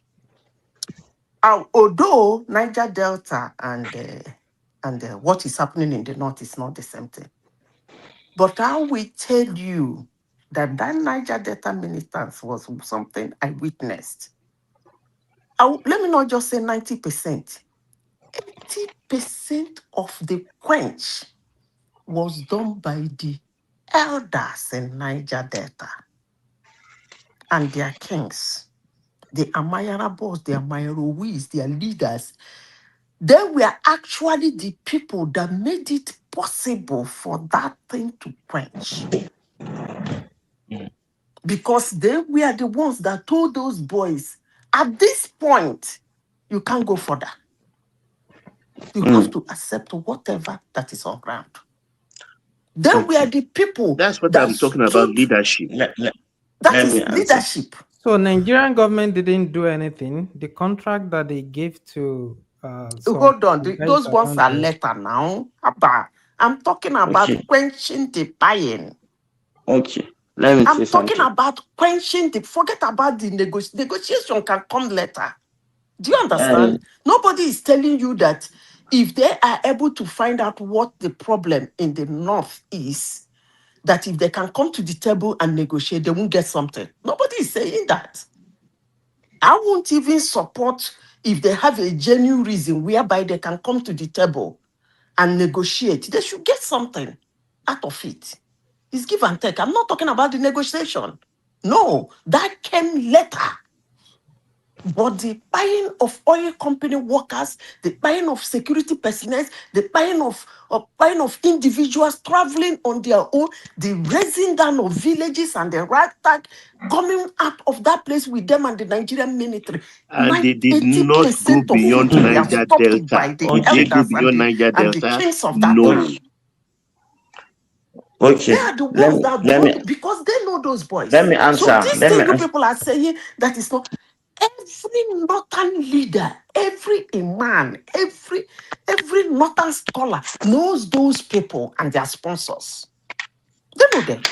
Okay, let me Okay, answer. Azan, let me give you one scenario, just 15 seconds. I want you to, Okay, I wanted to answer. those two scenarios are what is getting my goat, and I'm happy I'm not a man in uniform. One, when you see those terrorists counting money, large sums of money, cash, and when you see, I'm sure you must have seen women tied like a ram and somebody reading the Quran holding a big machete, and at the end with the shout of acclamation of Allah Akbar, they slaughter them like goats. How do you feel? Okay. We've all seen these clips. Okay. And first, for Madam Zita's question, you see the amount of people that have condemned this thing, especially religious leaders, that have pulpits to do these things, are so numerous to count, to even count, and they were serially assassinated. But they kept saying the truth. But they were, you know who is called Albani in Zaria? They killed him. Do you know Sheikh Jafar Mahmoud Adam? They killed him. Do you know Ahmed Omari? They killed him. Do you know a lot of clerics, Islamic clerics, who stood and denounced them? They killed them. The ones that they don't get to kill are the politicians who find a way to conceal and hide themselves with security and all that they are not vulnerable. But any other person who stands up against them has except they don't get the chance, they'll kill you. And let me give you also references to that so that you see. I can give you at least 15, and all of them are videos, and they are in all of those Islamic scholar, what do I say, preachers. Amongst all of them, not even one was not very, very completely exclusive to denounce and prescribe the death penalty as what the government should do against these guys. But that is not in the media. That is not, because it doesn't suit a narrative that a lot of people have already established in their mind. Hold on. Why is it not in the news? If it was said. No, let me tell you why I think it's not in the news. So why? Good. You see, what has happened post 9/11 actually fundamentally shifted the manner in which the world saw Muslims. But that fundamental change was more virulent in Christian populations, because in 2001, when the suicide trade center bombing happened, the people who did that were claimed to be Saudis, and what happened next was that the United States actually went and attacked Iraq. And what happened again? United States went and attacked Afghanistan. Then what happened again? And in all these places, where the US goes, it kills, maims, destroys Muslims. See, this the way all of you are angry, right? Frustrated that they are killing Christians and that we are refusing to acknowledge that that is what the United States did because they controlled the media and all that for a whole lot of time, that it became so common because you can tell a lie so much that people begin to believe it as true. That is psyops, that is propaganda, that is some form of warfare. And the reason why I think things that way they are is, you see, the post 9/11, every Muslim had a target on his back because pre 9/11 Muslims were taken as normal people, but post 9/11 something shifted. And if we deeply analyze the controversies around 9/11 and who benefited the most, it is that same person who, not less than 24 hours, made an announcement, and then Nigeria was bombed. So, guys, if we are going to say these things against us Muslims, at least be morally consistent when others are doing it, so that you can keep quiet. Azan, hold on. You see, when you make this whole thing sound like it's us versus the Muslims, no, that's not what it is. I mean, you just had Aizon try to make you understand that this is about the extremists. If there are also extremist Christians, we will do the same thing. I personally, I'll be here to talk about the extremist Christians. Yeah, there are extremist Christians. Hold on. Oh, yeah. But you don't see them do what they are doing. What this Boko Haram and the other ones from the Northwest there. We don't see what they do. Hold on. Can I lie? I know you've said so many things. Let other. Okay, go ahead. Please. So we don't see them go around doing what all this extremists of the Islamic wing are doing. By saying Islamic wing doesn't mean the whole of Islam, people that practice Islam. We're talking about few people within Islam who brandish the name Islam for their evil deeds. That's what we're talking about here. But then every time you have to go, you go this in circle, and then you come back, we're taking the totality of Islam. After all, you saw what's his name, Trump, who was the chief crusader. If you want to use the word, he's the chief crusader. You see him parley with Bin Salman. You see him parley with some other Gulf states, heads of states. Yes, Even though it's all about money. So why would you say he hates Islam? No, let me explain. You need to learn about geopolitics. Let me explain. No, don't give me this book crap of geopolitics, please. You see, you want to hear what you want to hear, not the truth. As long as the people who practice Islam fail to criticize those extremists among them, we'll continue having this. I asked you a while ago. I asked you a question. Why didn't we hear or we see them on wherever and come? These so-called leaders you're talking about that have been voicing up there in the north. Okay, why don't they come out categorically and denounce these people? Let me and I have told you that they have, and I will prove it to you. You don't need to prove it to us. We don't need you to prove then it to us. What do you want to then continue with a false narrative? Come on the media and speak. Let everybody see you that you're denouncing them. That's what we want. Let me ask you. Rashomon, you're making a good point. You know what's the problem or not? Wait, Rashomon,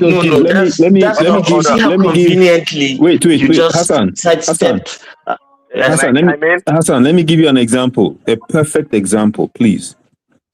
When Deborah Samuels was unfortunately tried, you remember that case? I do. Yeah, that case, right, was a very bad signal from the Northwest, because not only did they send something like 25 lawyers, a number of them SANs, to defend her murderers, we saw northern leaders not speak out, and the ones that did even retracted their tweets Yeah, like out Atiku, of right? Like fear. Atiku, right? Atiku did. So Hassan, that was a perfect example of what we are talking about. If someone as powerful as Atiku Abubakar can tweet that this is unacceptable, and then immediately remove his tweet once he got criticized by Okay, let me chime in. I don't get that point. go ahead. Hold on. Let me chime in, I will guys. have to answer now. Well, let me chime in. You guys be talking, please. That's 4 questions. I'm sorry? I said that yours will be the 4th question, but go ahead. I'm trying to understand what Rashomon is saying. I think it's making a lot of sense. For those who are trying to say Trump hates Islam, I don't see the logic behind it. Just like Rashomon said, he hangs around with the MBS and the Kuwaitis or the Qataris all day long. So it's not an issue of hating Islam. It's about doing the right thing here. Okay? And I think he made a good point to that respect. The northern leaders, they don't do nothing about these terrorist people or organizations. They do nothing, and if anything, they coward at the end of the day. Just like the last speaker said, they don't do nothing. But at the end of the day, we make a point that they're not killing Christians. They're killing everybody. Well, we don't give a damn about that. All we know is that they're killing Christians. Now, if some other people are casualties along the line, well, it's unfortunate. They should do something about it. Forget about Christians. Let's take care of our ordinary northerners, be it Christian or Muslim, be it white. White people will fight their own freaking land. Because some greedy terrorists, some greedy leaders in the north or anywhere in that country want to support for their own political gain. We have to do something about it. The issue is not about Trump. It's about the common people. Be it Christian or Muslim, they are being pied, and that's the reality. That's true. Okay. Can I answer the questions now? All right. You see, the Jim Crow era in the United States, which was not so long ago, we remembered it, and what was happening and what the Ku Klux Klan, were doing at that time, and even today, in the United States, a lot of individuals who go into school and kill toddlers mercilessly, mass slaughter, almost every day of the week. Things like this happen, but nobody attributes it to them being Christian. Whenever a Muslim does something negative, he is not given that, and then he's blanketed with his evil coming from Islam. While in the real sense of it, what is happening is that if you follow that logic, then all of the people, like, because Christians, Trump and his supporters say, and America is a Christian state, isn't it? Then that is by extension, all of Christians have no right to speak, because you have been, your religion has been used to spill the blood of innocent people. You have no any moral reason or being a moral judge to tell other religions, how evil they are, because the best thing is for you to keep quiet, because you have blood on your hands.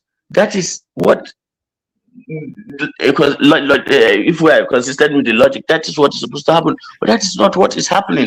And let me say this about Azan, you will continue. Hold on, let me redirect you there. You understand? You mentioned America now. We know that there's a mass shooting all those in America, but the thing is this: you don't hear in Jesus' name and they start shooting. You don't hear that. That's the problem here.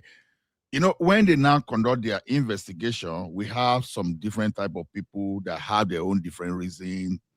Kid, race up Bali, key race or with mental health. And those shootings too, you understand, it involves both Christian, it can be of any religion, or someone that does not even believe in anything at all. That's different.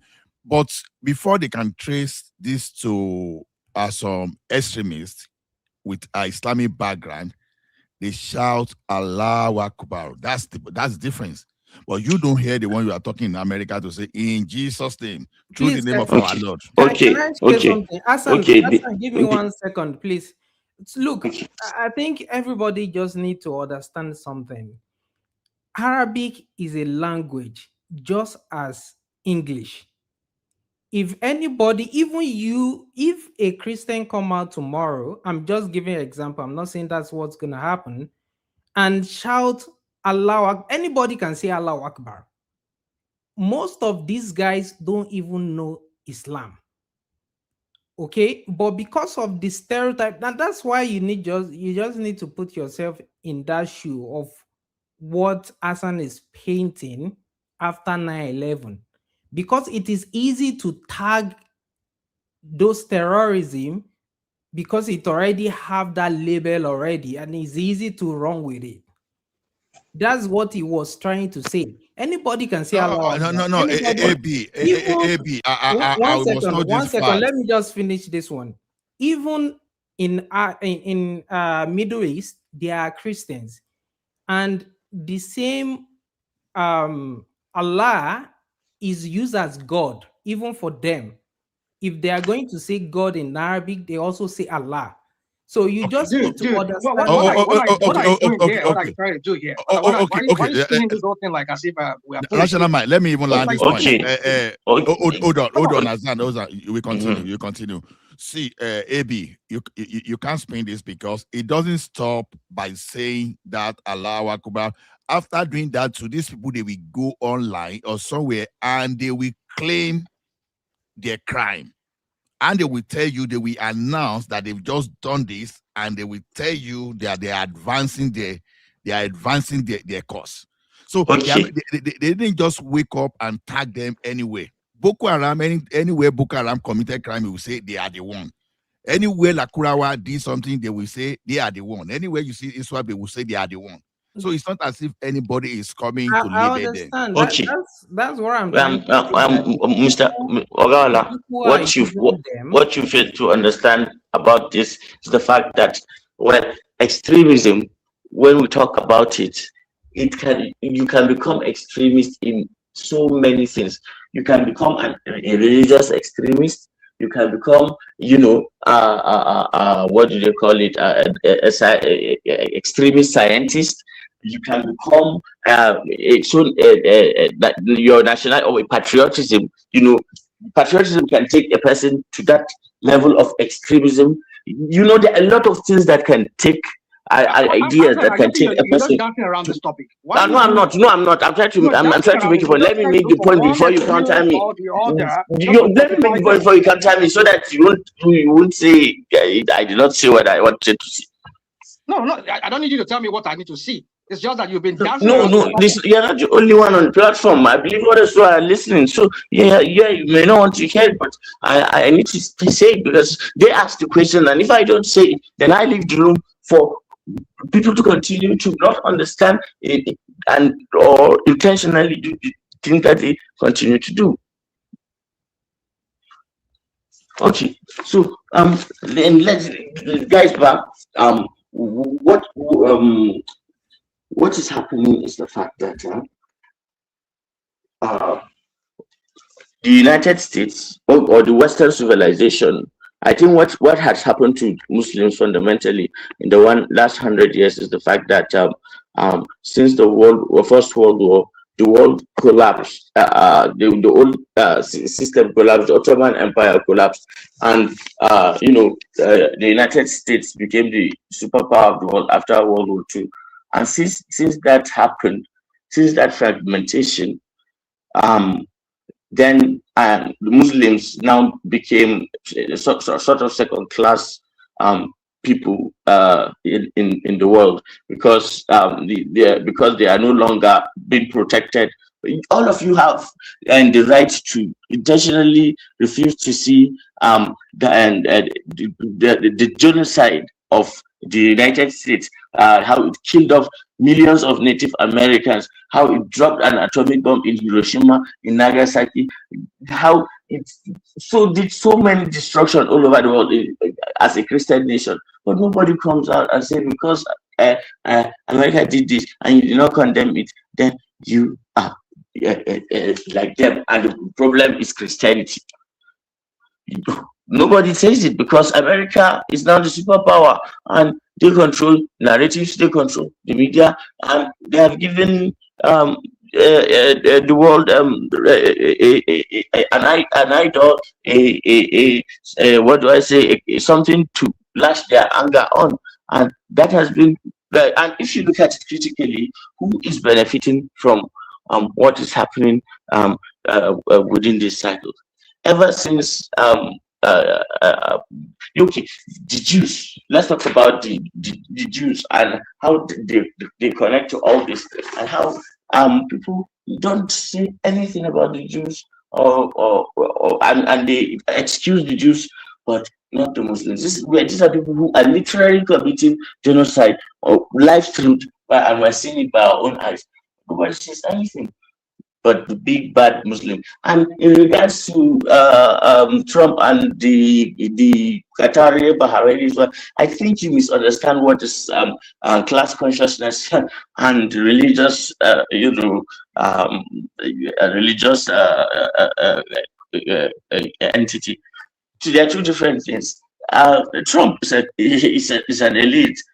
Those people are elites and they control significant stakes of wealth in the world, to a point that they don't see all those things as a distraction. They think differently than me and you, because if we thought like them, we will not be having this discussion. We have already known that the facts have already been established, and we will not fall for this. But the world is the world is not ideal. It is what it is. I think if you go to history and look at how when the Islamic Empire was thriving, how they did lived their lives and how they approached war.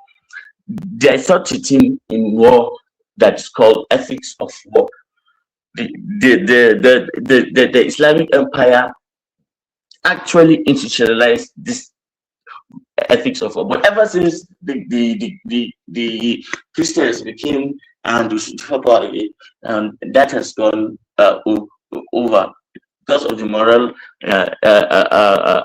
cover that the United States gives every person who hates Islam and the narratives they form.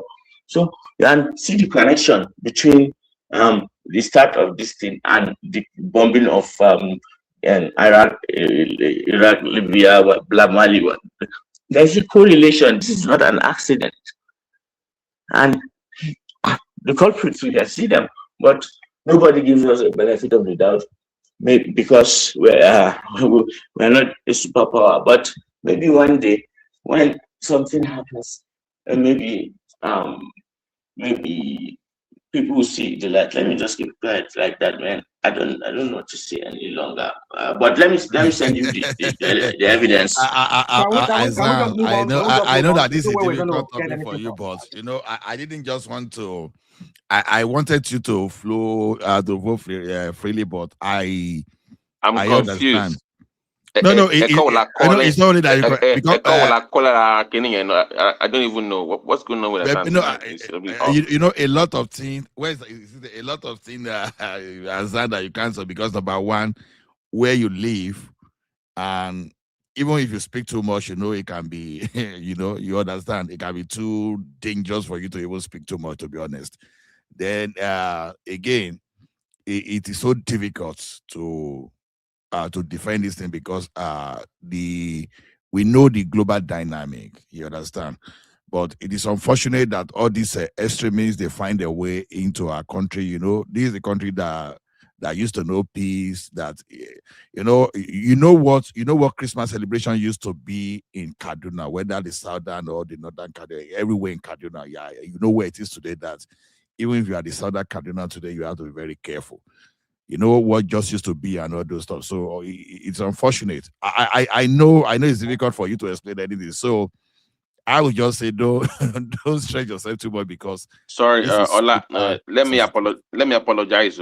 I didn't know Hassan was the host of the show. Sorry, apologies to the host of the program. I just saw the headline now. Sorry to the host of the program.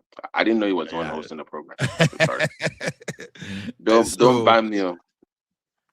no, it won't ban you. I'm supporting him. But you know, I know he's been trying to defend, but then you see such kind of defense is very tough to do because personally we know you. We know your position. You understand? We know your position and if I were in your shoes in your region, probably I won't be even have some kind of level to even talk as you are speaking. So I will still give you credit for even trying to even speak up because it's a Sorry, very Ola, my bad. dangerous Sorry, task. Hassan. Yeah. Did the Trump bombing? I just read the report that he bombed some area. Did he get to this? Did it northeast or just northwest only?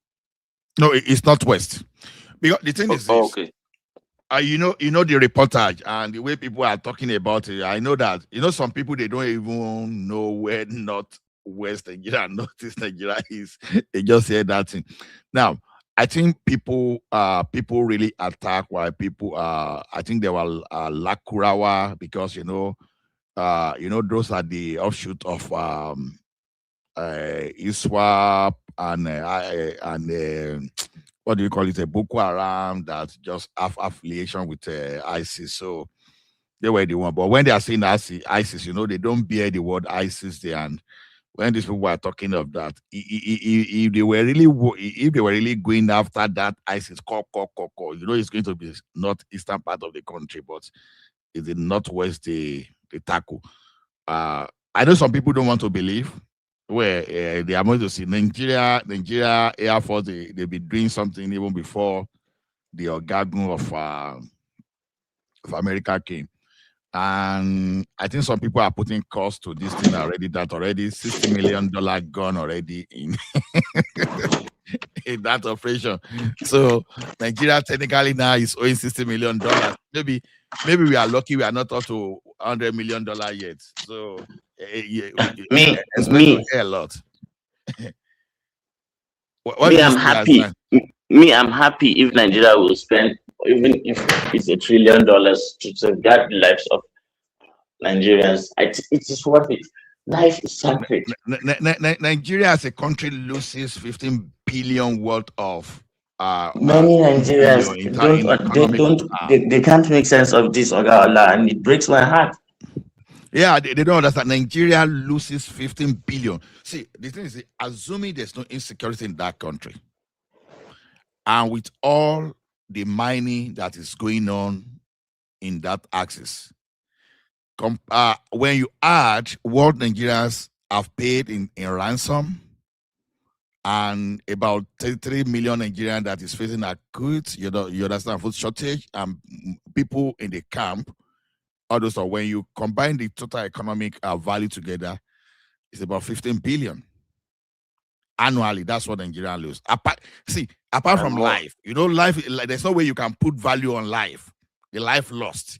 You understand? So anybody that is talking that this thing should not happen, I think the person needs some explaining. I think the person should be picked up. I'm happy now that Erufai is no longer. Ola, according to Dati, they are fine gentlemen in the forest that you are bombing. Why are you bombing the gentlemen? Not gentlemen, no. Freedom fighters.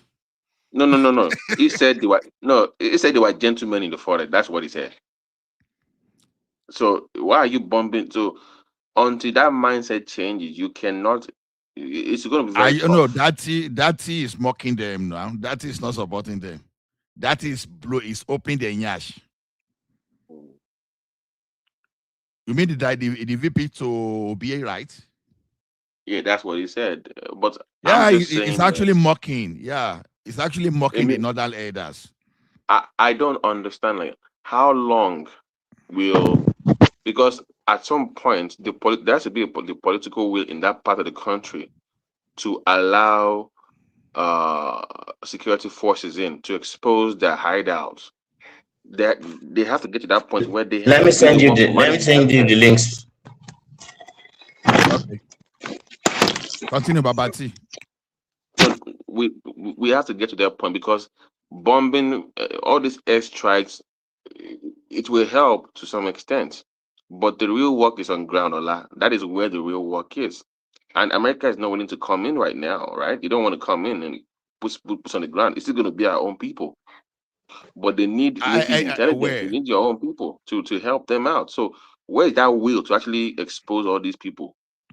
To like, okay, I know you're my son, you're my cousin, you're my auntie, you're my sister, you're my brother. You're the one supplying them fufu and amala, diapers, and all these kind of condoms and manpower. All this, everybody that is complicit needs to be exposed.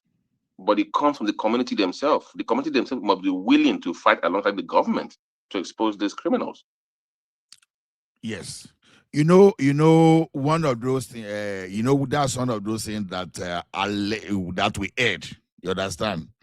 And you can't downplay social media sometimes because when we even thought kidnapping was not going on in those at the kitty. Otumba Gani Adams told us that there were pockets of kidnapping going on in Ekiti and Ondo. These Even the things Lagos not coming to Ibadan, social media. even Lagos Ibadan is being reported that they've been doing some. It's You starting to become understand? unsafe now too. So some of these media, they tend not to go to where there's no money. I see some of this media as a brown envelope media. So when they don't get brown envelope, it seems as if those areas are not important to them. So like before that Eruku incident, I think it was about 6 of it. But fortunately, there was camera in the church. So that thing was that what happened that day, about 5 of it happened earlier before that one. So if not because of that camera, we would not have known anything. Sorry, is Spina there? Is National Man there? Yeah, it's there. Can you hear me, National Man? I actually came up for him but because it was because I was angry because Tinubu was bashing the governors like release the money to the local government chairman. I'm like Supreme Court already ruled, so why are you still waiting for them to release the money? I don't understand. Why are you still? What's the that really got on my No. Did they bring the money matter out despite all we've been saying, or despite all this there is no insecurity? It's still managed to bring that money out. Listen to me. Supreme Court already ruled. Why are you still there's no point to be telling them please release the money? No, just send the money to them directly. End of story. What is that really got on my nerves, man? I was like, what did we do? Babati, you were here when the issue of Osun State started. Did you not send it directly to the so-called APC local government chairman? Did you not send the money directly to them? Did he have to send it So through? what's the issue now? Yeah. So why is now complaining? Exactly. So that really. I'm like, by the way, they are all APC now. So what's the issue? Abi, so what's the problem? They are all APC now. So continue problem. What's the excuse now? I didn't like that at all, man. I didn't really like that, man. No. In as much that I don't like it, you understand. Let's see whether it's going to carry its try to because where we have institutional, where in a country where institution work, even immediately Supreme Court ruled, it should not even be the business of the president to even be pleading with the state governors with the state governors. You understand? It should be what the institution of the government in charge should do. Just imagine how Trump has been trying to mess up with institution in America, and look at our Supreme Court. And you understand? I think we need to get to that place because why we find ourselves in this type of mess is that everything in Nigeria will look up to the president.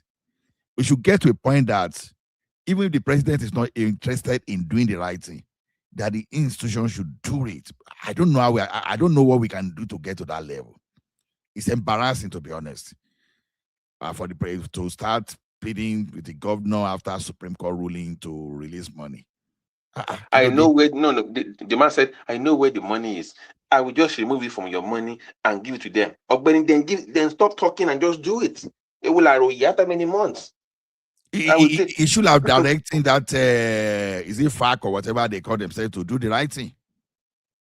But let me tell you something. We know something in Nigeria that these governors, they will go after those local government chairpersons, because these governors, they are, you know, you and myself, we discussed something here the other time, right? I don't know whether we were here.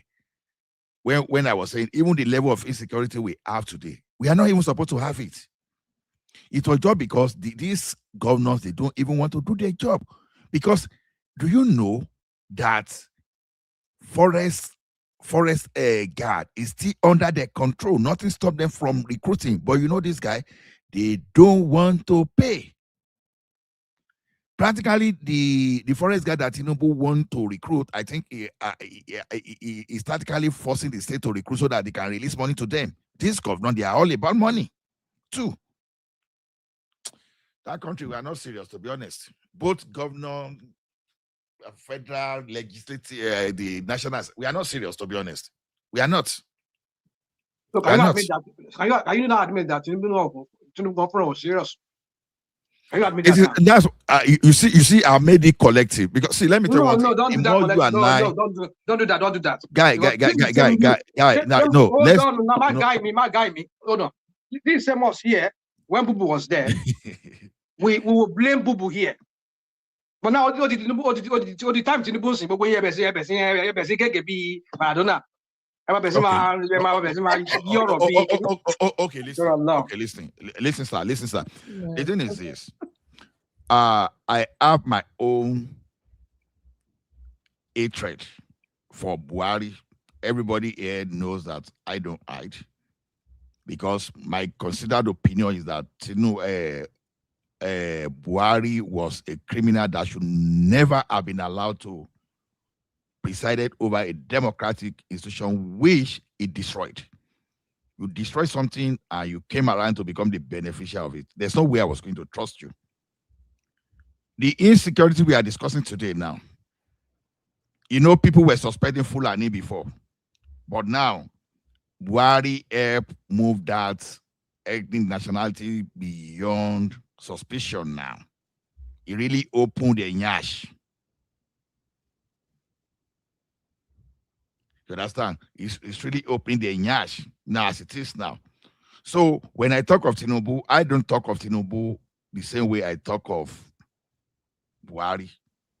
Buhari did a lot of things to let the terrorists cohabit with you, wanted to grab your land to give to them.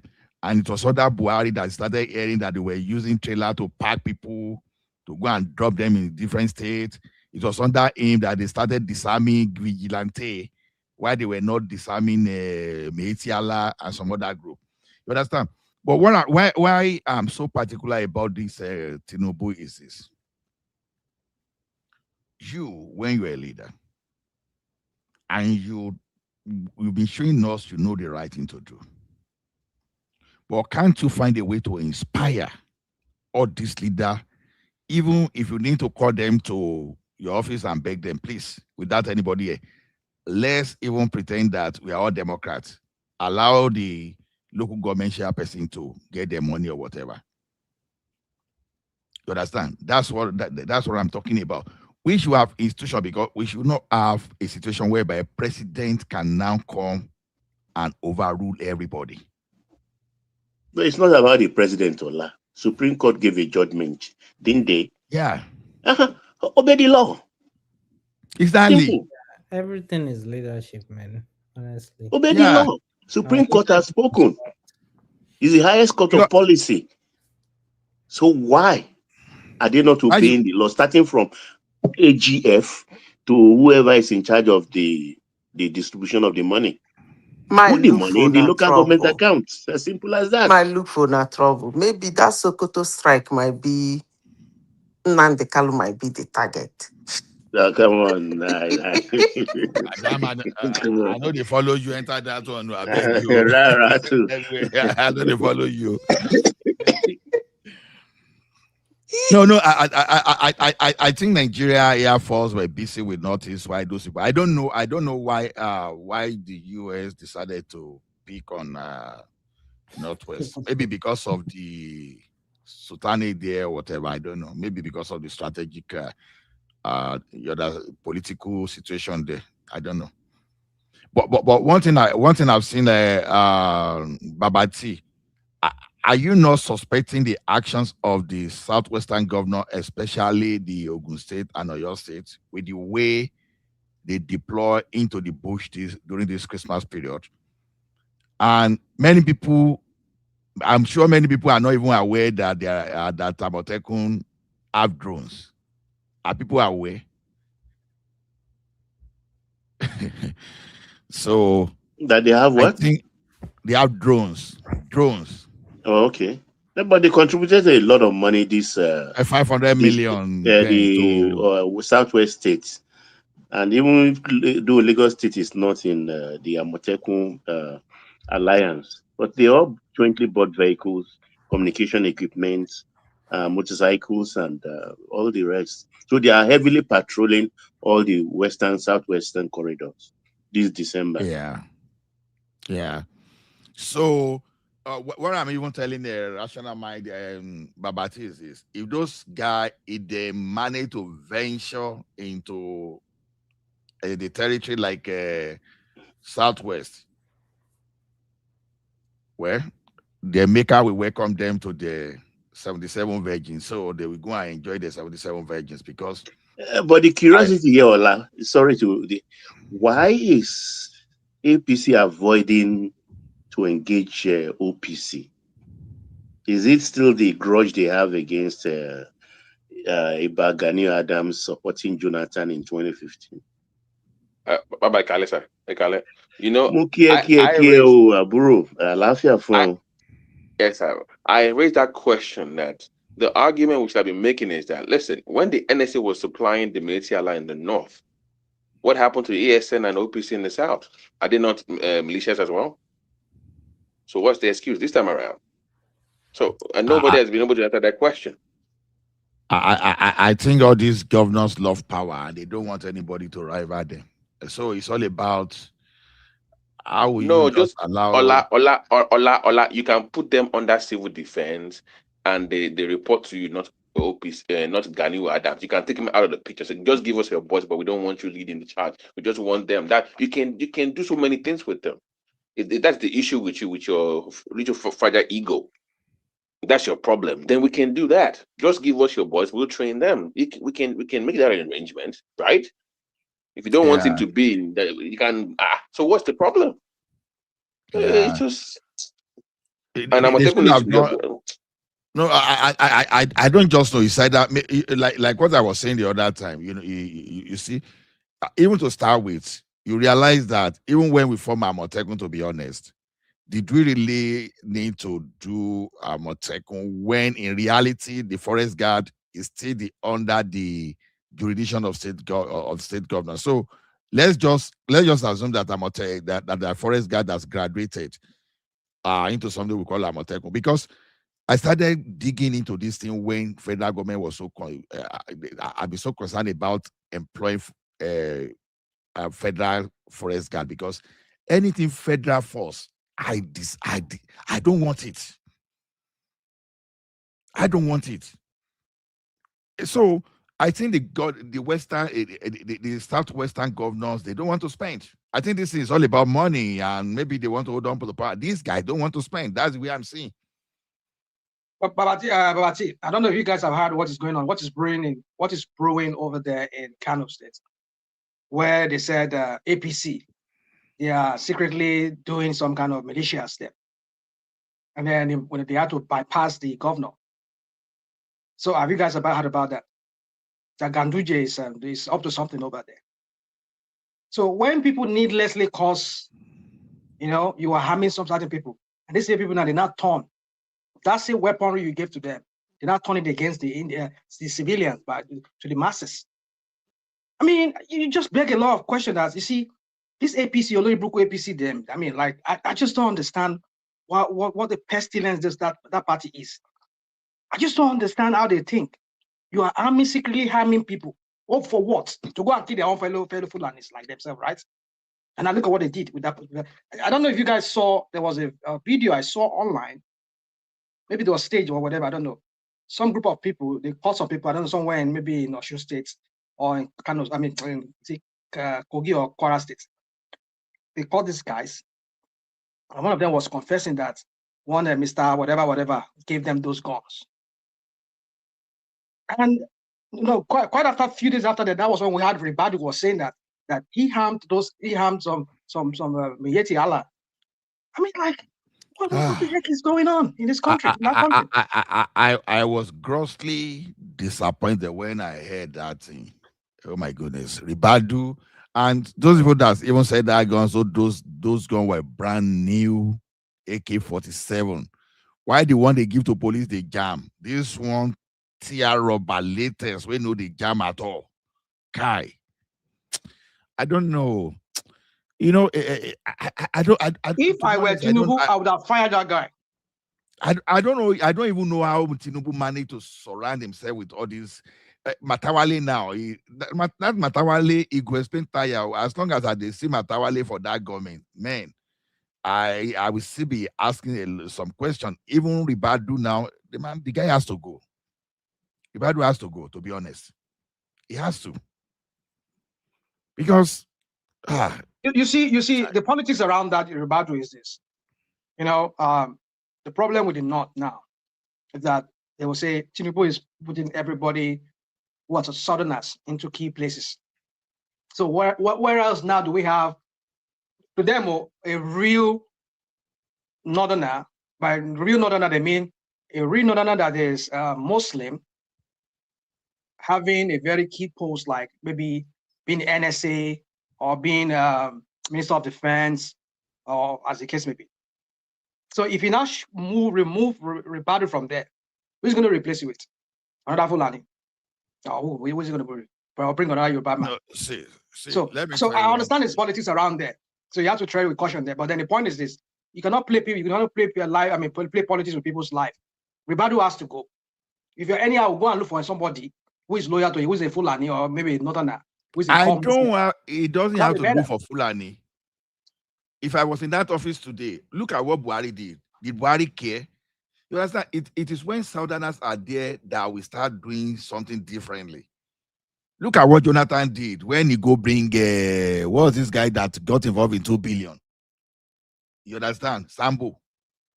That's okay. You understand? Buhari will not care whosoever is the NSA. Why should Fulani be the NSA? NSA is not it's an advisory position. I don't even think it's the constitution. I think that's just so the ministerial appointment are what is it's a very powerful position. It's a very powerful position. But it's not in the constitution, to be the best of my knowledge. Well, it's there. It's not there. It's a very powerful position. Yeah, that's why I'm saying that. Whether why can't he use Southern? You understand? Because to me, okay, why wouldn't he make Fulani? Why wouldn't he make Fulani say Edo camp? You understand? Let him go and make Fulani say Edo camp now. Because the thing is this: if I were in his shoes, you understand? I don't care. You complain from now to tomorrow. I put my Yoruba person there because that's who I'm comfortable with. That's what I'm comfortable with. To replace Ribadu.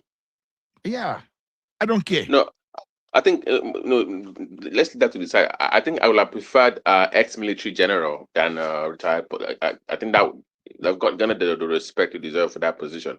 I think him being a former police officer, I think I don't think he has the respect of the security of the country, in my own opinion. So I think I would have preferred the ex-military general be the head of the NSA than Ribadu. In my own, that's just my own opinion. Where I got your point, but to me, I'm even talking from my own personal security as the president or as the CNC. You understand? So he must have trusted Ribadu for him to put him there. That's the only reason. Because they say, from what I heard, they said Ribadu na in party. So that's why I'm saying, if you remove Ribadu today, you don't have to replace with your Ola, show capable of doing so far. That's the question. That's just what it boils down to. Has it done well? You give us a grade 0 to 10. Where do you put him? 0 to 10. You see, the main man there is the chief of defense staff.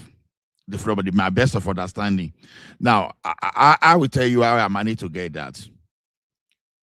You see, before Soludo became the CBN governor,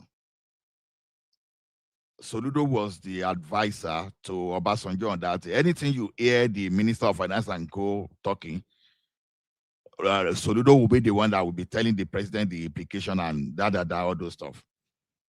I think in reality, when we are talking of our architecture, you understand, because this advisory position, just to brief, I just think as maybe the bridge between the president and the security chief. I think the minister, the defense minister, is the main guy here. But over time we have the perception that NSA is all in all. But constitutionally, no, the NSA is all in all. No, it's a powerful position. You know know where his office is? In the Nigerian Security, Nigerian Intelligence Agency, that compound.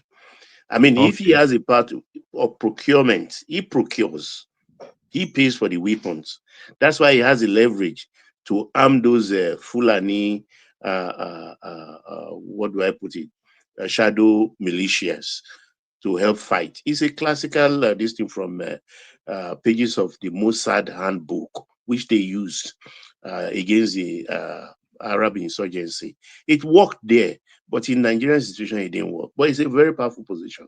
Very, very powerful. Yeah, but Baba, why I'm saying it is because I try to look for that position in our constitution. Maybe I was not patient enough. It's in the constitution. Let me check. Let's check. Go on while I check. So I try to start. So and I even try to ask, although this one in AI something and okay, that technically between the chief of defense staff and the minister of defense, who is the boss? And I got the information back that naturally the chief of defense staff is the boss because it's a ministerial position designated by the constitution. But NSA position is like when you have like a advisor when it comes to communication, you have advisor when it comes to other things. So it's in that whatever he's doing is deemed to be representing the president directly. That's just different. But when you look at the constitutional rule, the chief of defense staff is the one empowered. So I think it was Obasanjo that brought that rule. Ola, you are correct. The position of national security advisor is not provided for in the Constitution of Nigeria. Exactly. It's not. Yes. It's the chief of defense staff. It was Obasanjo that brought that position. So, because I don't know why he did that. Because naturally, it's supposed to be. I think they've always been, even during military era, they have NSC. They used to have NSA. Where? During military era. Yeah, they do. Military era, okay. But I'm just talking of okay, you may be correct. I agree with you. But then something that is not provided for constitutionally, because all everything that man is doing normally is supposed to be the defense minister. And NSA himself cannot approve assault rifle for all those military to use. It has to be the president. But US have national security advisor too now. But what I don't know is that if that of America is in their constitution, if there's a role. But for our own, there's no role. It's just like when you have to be talking now that is an advisor, senior advisor to this thing in communication. I have so it's just a normal advisor. So they are in an advisory position. So the only difference is this, you understand? Is the one that we go to the president and explain, okay, this is what this means. You understand? It's just like a breach. So hold on. So the NSA coordinates all chiefs in behalf of the president. He advised the president and also coordinates anything that is coming directly from the president to the service chiefs. That's what the NSA does, the Nigerian NSA. If you want to know, go and listen to this guy. This former NSA guy during what's his name? Boo. What's that that guy from Borno State? What's his name? I forgot his name. He was the one who said that. He said that's what the NSA does, the office of the NSA does. So, I mean, it's a very powerful position. But the point is just that these non-entities that Tinubu is putting in his cabinet, like just like himself, it's just people that are just clueless, doesn't even know what they do. I mean, just play politics, all for the sake of politics. You just want to maintain hold on governance and be able to put yourself back in office in 2027. You know, but I just hope. I know himself is treading with caution because this whole thing that he's just doing, this reshuffling that he's doing here and there, he doesn't want to infuriate these people from the north. I know that's what he's trying to do. But how long are you going to be doing all this just to, I mean, to placate people that are not placatable? There's nothing you can do to them because anything you do, it should be seen like, oh, it's by the South versus the North. If not because of so many years, like our friend here, what's his name? This guy from Borno State that I was talking a while ago. Azan. You know, just look at the way he was just trying to just explain the whole thing away, like as if it's, there was the Crusaders, this and that. It's because of all this. So because people did it in the past, does that normalize it now?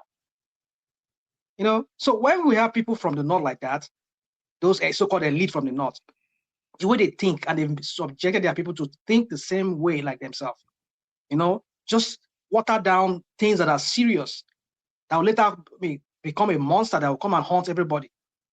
And now look at where the whole country is today. You know, we should not be talking about Trump coming over there and bombing some certain people. Our military should have been able to do that. But our military is all compromised. They deliberately did that. I mean, some of those are people from the north. They deliberately did that compromission of that military. That is just ineffective. We had a brigadier general recently that was killed. He was just killed like that. A brigadier general. And you just wonder. I mean, how come a brigadier general was just left alone? Somebody that commands about how many thousands of if not more than a legion. You wonder how that happened. You know, because there's some. We're just isolated. Isolated. Inner people within there that are doing all of this. You know, so our military is so compromised, so weak that it's just sometimes it's just beyond anybody to even see how we are going to be able to reassemble that army again, that military to that glorious time that they used to have way back in the 90s. You know, one of the most feared military in Africa. But today, look at how they are. They just play. Rational Mike, you see the problem is this, and I want to blame other part of the country. You know, say over time we've worshipped the northern people, we see them as untouchable, and they too they've assumed that position, and they were bossing everyone. Now look at all this bandit and this thing. It was supposed to, it were to be in the south. They would have quenched them a long time ago. And we never see any Southerners speaking in favor of any non-state actor. Even as OPC days, so you understand, you will not see even Yoruba elders, the governor, speaking for them to stand, you know, as a non-state actor to be doing things, except the governors, we accept them. You will not see Southeastern elders to do that. You understand? You will not see the governor accepting that. You will not see those people in the South to do that. But these guys, they are telling us that bandit. Why am I even calling them bandits? These people, terrorists inside the bush. They say they are freedom fighters. They say we should negotiate. Even the former president said you should learn how to live with your neighbors. So we've given them that thing, and they've been carrying it. So they feel so untouchable. And I think this is the only solution we have for now. If Tinubu likes, may he hide under this thing, and because see, oh my goodness, I want to believe that Malami is gone already. I want to believe Malami is gone. But my point is this: when will it be the turn of El-Rufai? When will Matawali be gone? the thing, Gary, the thing is can be so Well, you painful. see, Nigeria problem is I mean, we've said it many times here on this platform. I've said it that it's just you don't even know where to even start from. Yeah, I bet Tinubu probably himself doesn't even know where to start from. But I'm not saying that because I want to make it look like, because he doesn't know what to do. No, forget that crap. He knows what he's supposed to do. He knows what he's supposed to do. But I know he's just playing politics like always, he has always done. So my point is that, you see, the thing about Nigeria, I mean, this all that, for example, now look at what is going on with my friend, Malami. Malami now is now a customer of EFCC now. So now, if Malami faced the music, maybe they were able to get those things back from him, all those ill wealth that he got, those wealth that he got, if they're able to retrieve it from him. Now, what happened to Kowa? What happened to Dom Emmanuel? What happened to Wike? What happened to this one from Kogi State? Hmm? What happened to all those people? Can I jump in here? Hmm? White Can I Lion. jump? You mean White Lion? White Lion. Yeah. White Lion. Yeah. What happened to all Baba of T, them? can you hear me? Yes, Yeah, yes. you go. Baba T. Okay, can I jump in here? Remy, see, let me tell you the protocol before you speak. Before you speak, you have to deposit $1,000. That's what people have been doing here since. Is that So all? pick up the I account. thought you were going to Pick up say the account. You can't speak without 5,000 euros. depositing, no. You know they spend calories in $1,000 Finland. $1,000 is a Could chicken change. they afford What you any are Finland? 5,000 euros. Make it jack it up more so that I can pay. No, we are not Malami here, so we are moderate. So Yeah, no, Malawi. I think all this, what you guys have been talking about, you are right. And I read extensively about the strike of yesterday, of Christmas Day. And I think apart from US also striking, Nigerian Air Force also do a human's job as well, too. It's not only the American that strike the Northwest. It also includes a lot of Nigerian fighter jets also. And America helped them in terms of intelligence and also in terms of surveillance. And they have been doing this. They have been using a Gulfstream jet since that jet always depart from Ghana, and they did it for nearly 2 weeks, collecting data information and all these people where they have their logistics, where they have their men, and so many other stuff like this. But Rational Man mentioned a lot of names that Tinubu should pick up or something like that. When you practice constitutional democracy, it's not so easy like that. Just picking up people, and after picking up, what next? What about the constitution of the country? What about how the judiciary also operates? It's a complex country. First, we must admit it's a complex country, that we have a myriad of problems, of troubles. How do we solve them?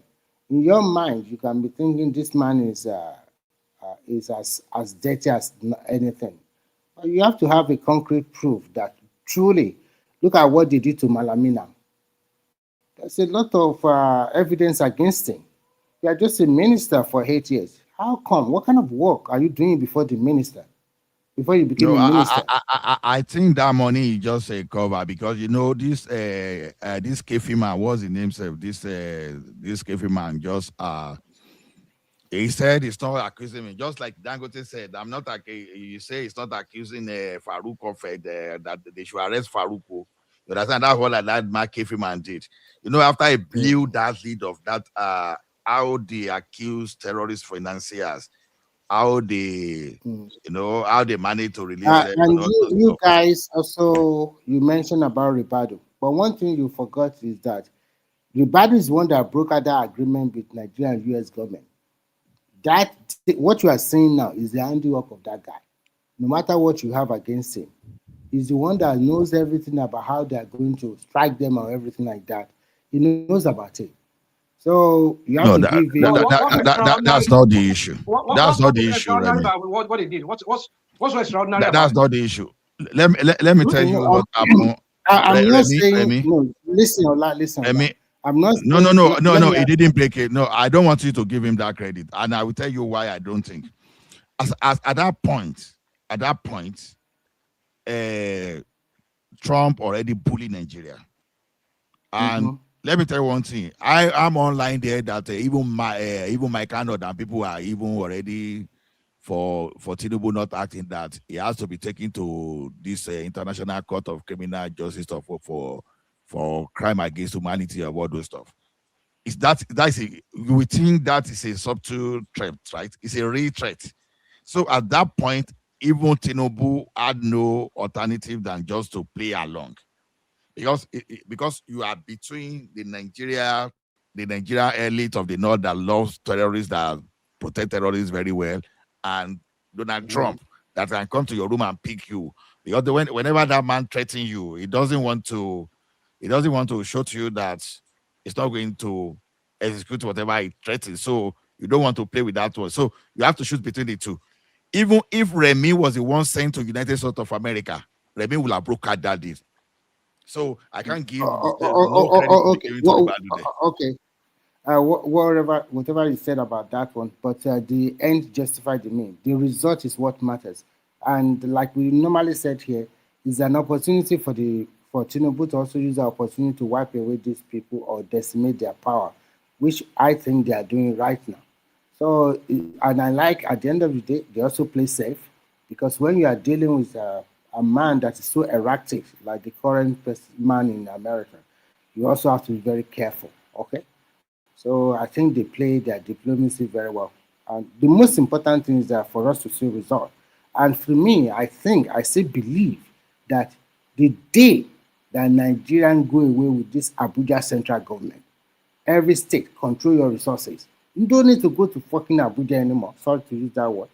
Just control your resources, get your state police, man your border, and then we know which state is not doing the right thing. And once we know that, okay, it's Kano, Kaduna, and the rest, they are terrorists and enclave, let them deal with their own wala there. Then we know these are just 3 states. So because of all of this, everybody just sit at home, collect this money from this central government, and we have to continue to amend the constitution. And I hope that by next year, by this time next year, would have even forgot everybody should have their own state policing. And I really want that state resource control. Remy, I really want it because Remy, do you believe that Tinubu should get this thing done before the elections or after? Yeah, which one? I mean, state police and the state police. I think before the election, and I think there is because he also mentioned it some maybe roughly 2 weeks ago that state police is a must, and I think all the 36 state governors are on board now. But the only thing is that the National Assembly should speed it up so that to pass through the. I hope because it takes time. You pass the law. But they nearly finish it. They have passed the second reading. They have also do a public hearing about it. I think the next thing for them is to vote, especially the House of Rep are very quick about it. I don't know about the Senate. The House of Rep probably maybe. I mean, in terms of Remy, in terms of recruitment, training, setting up facilities, all those kind of whether things. they have already given the state a go ahead, but they still have to follow the constitution. It has to be amended before they start. If I would take anything this guy say with a pinch of salt. This is the same guy who came here many months ago. When we were talking about this, we were arguing this issue about this. What's it called? Rational mind. Hold on, Remy. Rational mind. Let me talking about the local government something. What's the chemical? You just you see how it's going to be working in about 3 months, in about 6 months. Hold on.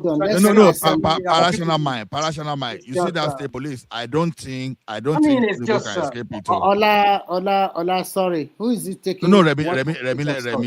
Okay, go ahead, Remy. No. I just want to clear something. He said everything this guy said you must take it with a pinch of salt. Who are you referring to, rational mind? At Tinubu now. What are you talking about? I hope it's not me because that's why I was responding. Who am I talking to? Before I talk. Who are you referring to? Anything you have to take a pinch of salt. Okay, let me just add you are not referring to nobody. Allah, you can continue. No, you see with my findings, I said that in air the other day. You see, this state police we are even talking about, it's just because of this insecurity. Yes. I know that according to the information, part of what they presented to United States, and part of those in there to address the security, state police was one of those in the plan they You're right. submitted. So Mhm. I don't think Tinubu can escape that if it was true. But when I now Can I realized. can I say something? I think So I let already told you. let me quickly land this one. Sorry, I will round up within a minute. Now, like I said the other time here, that with the information I've got in the past 3 or 4 weeks, so you understand, I realized that even what we could have done initially is that the cops like Amotekun, we could have given them power to be able to prosecute instead of arresting and be taking people to the police. If Amotekun have their own detention facility and you arrest, and that is all these criminal that you cannot pay, all these terrorists you cannot pay in the bush, if you arrest them, don't release them to the police. Put them in your own defense, in your own facility, and go and be the witness against them in the court instead of the police. The police that will call for the transfer of that case to Abuja. If we've done that since, even under Akeredolu, probably we won't even find ourselves in this precarious situation. You understand? So this state police we are talking about, you understand? We can start even from Amotekun, from the southwest. Give them power to prosecute. No, Amotekun is ready made for all those states. And in Lagos, we have neighborhood watch. So most of them are old men, but the young ones can be converted quickly. Because there are about 10,000 neighborhood watch personnel in Lagos State at the moment. Half of them are old men, retired police, army, air force, and navy. So the Southwest, I think, will take off within months, maybe 3 months. Exactly. So federal should just take their hand off anything. Ola, to be honest. Ola, in addition to what Baba just said, presently, Lagos State have 7,000 neighborhood watch in which they can draft or recruit for state police. And I'm disappointed in Ekiti because they've not the Ekiti has not Ekiti is yet to recruit enough Amotekun. I think Oyo State is the leading Amotekun thing there. Then probably on those states, even Ogun State is underwhelming, to be honest. They need to step up. I don't know the number of. I don't know the I need number to of. harass my governor. I need to harass my governor. I think maybe Ekiti should have probably less than 2,000 Amotekun, but Ondo might have more. Well, why should they have? Oyo State might also have more. Because since we don't have fence borders now, we need this guy to be in the bush. I don't want to see Amotekun inside the. Does Ekiti border any north central state? Yeah, we border Kwara, we border Kogi, so I consider those people as I keep telling you that when we want to have a Yoruba nation, if I have my way, I want to take Ilorin out of it. But recently there is a lot of wherever there's a lot of bombardment. Why would you take Ilorin out of it? Why? Ilorin is a terrorist buffer into southwest. So, but these are predominantly just 99% of people living there. Sorry, let me tell you one thing. Because you are Yoruba, once see, Remy, God forbid, if you are associated with something, okay. If I know someone that's associated with something criminal today, I will deny you immediately. In fact, they will ask me whether I've spoken with that person before. Immediately, I will say no. Why should you associate yourself with criminality? Exactly. If we are talking objectively, we all know that the problem we have. Ilorin has been the place that we all know that the problem we have now. They've bred Ilorin. We all know that the problem we have now is not a creation. It's not a creation of just one day.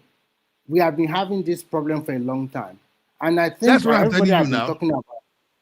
Yeah, everybody have been talking about this centrally controlled security is not working. So we need to decentralize, and I don't want to decentralize. Can I talk now? Go ahead. Before I actually speak to the security, I started listening. I want to speak to that, but I don't want to take you guys back. But I'll come back to this.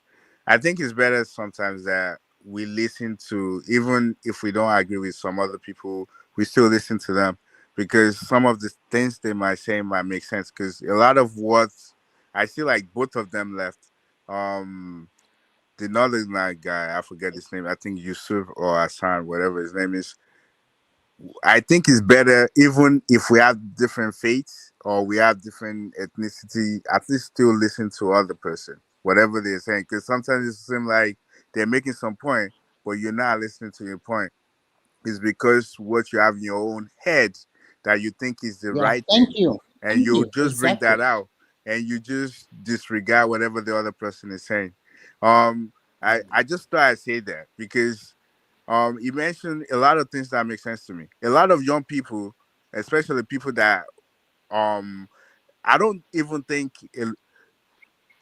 if you live in America, for example, you probably would not know about the other state because the country is so big. And if you go to other states, it looks like you're in a different country. That's how Nigeria is sometimes too. Like if you live in southern part of Nigeria all your life, I think it's never really makes sense when you put your mouth in what northerners go through, because you never did everything that is located in southern part of Nigeria is different from what they go through over there. It's totally not the same thing. You think like you're in a different country, and for some people to be saying some things and you just disrespect them, disregard what they're saying as if it doesn't make sense. Where you never lived the life they live, and also what we are having, like the oh, sorry. I think I cut off. Just the way we have like this podcast that everybody's chipping in and putting in ideas.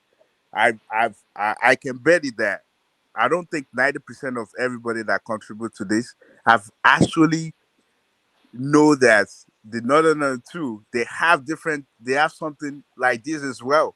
Many, because when you look at the way internet is set up, if you live in one part of the country, or you listen to something over and over again, that's what the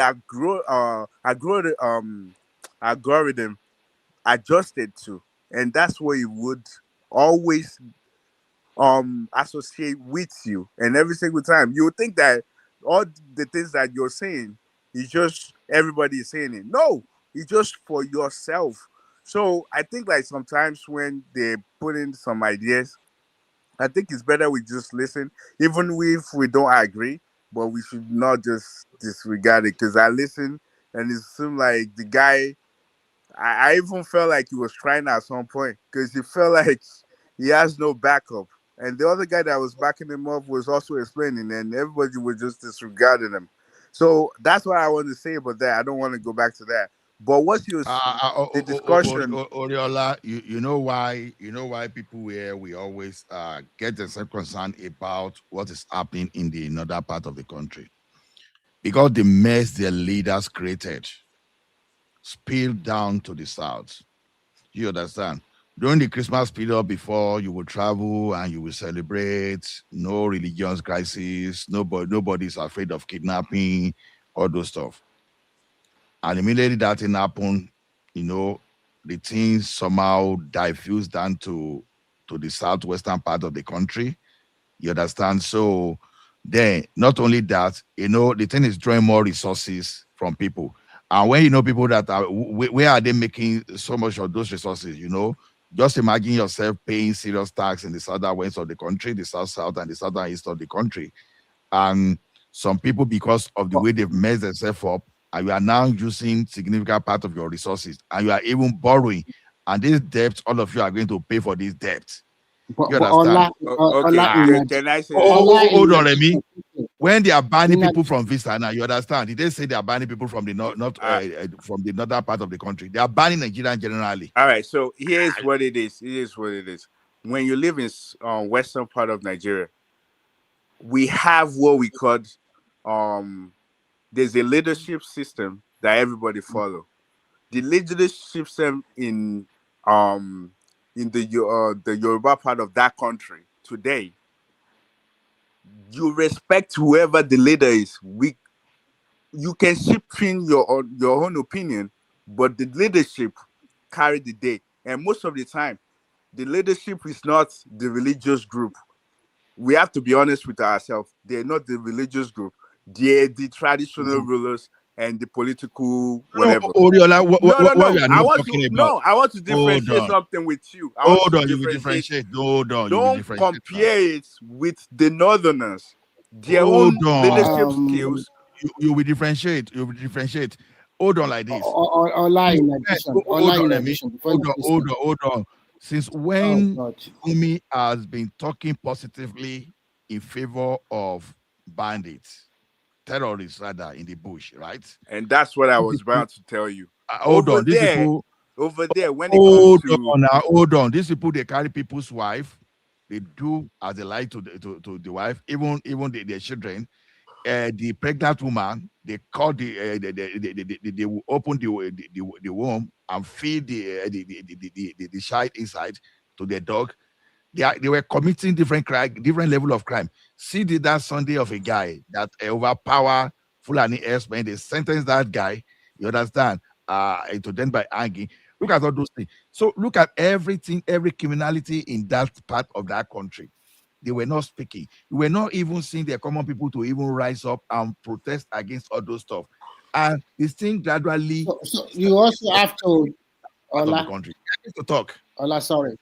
Ola, you have to listen to the context of what Oriola is also trying to say. In Yoruba land or Southwest, they have a deep-rooted leadership culture.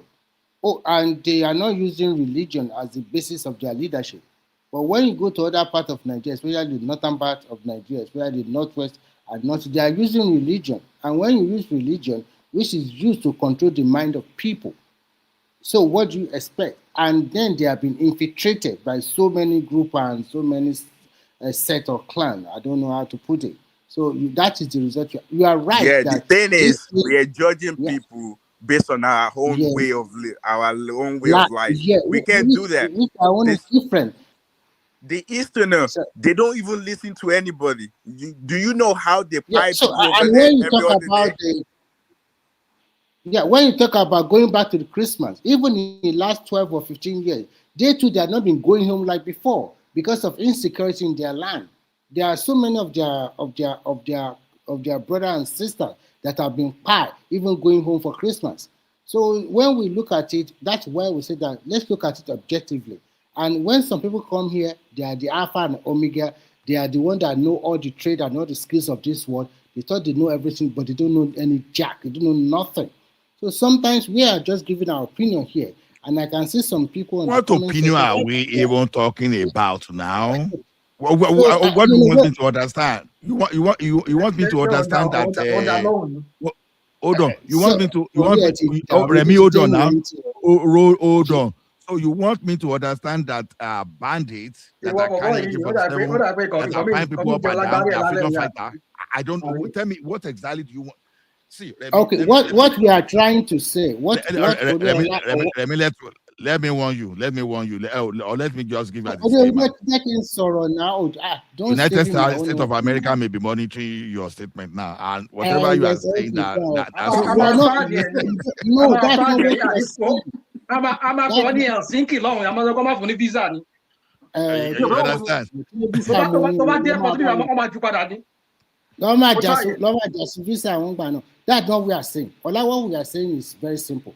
I highly condemn any form of criminality, whether terrorism or banditry. I don't even like it and I don't want it. I'm the one that is also for that resource control so that we can manage our security by ourselves, so that anybody cannot just come from anywhere. We have to profile people. You cannot just come from nowhere and try to domicile in a state where you are not wanted, where we don't really know you. What kind of job are you doing? But what we are saying is that every region have their own problem, and because we have a good leadership structure in Southwest, it has really helped us. But it has got to the stage now that the leaders or the religious leader of other people, they are unable to control them. And the problem they are having, you are right, it's coming down to us in the South, which we must stop. We don't want it. Fine.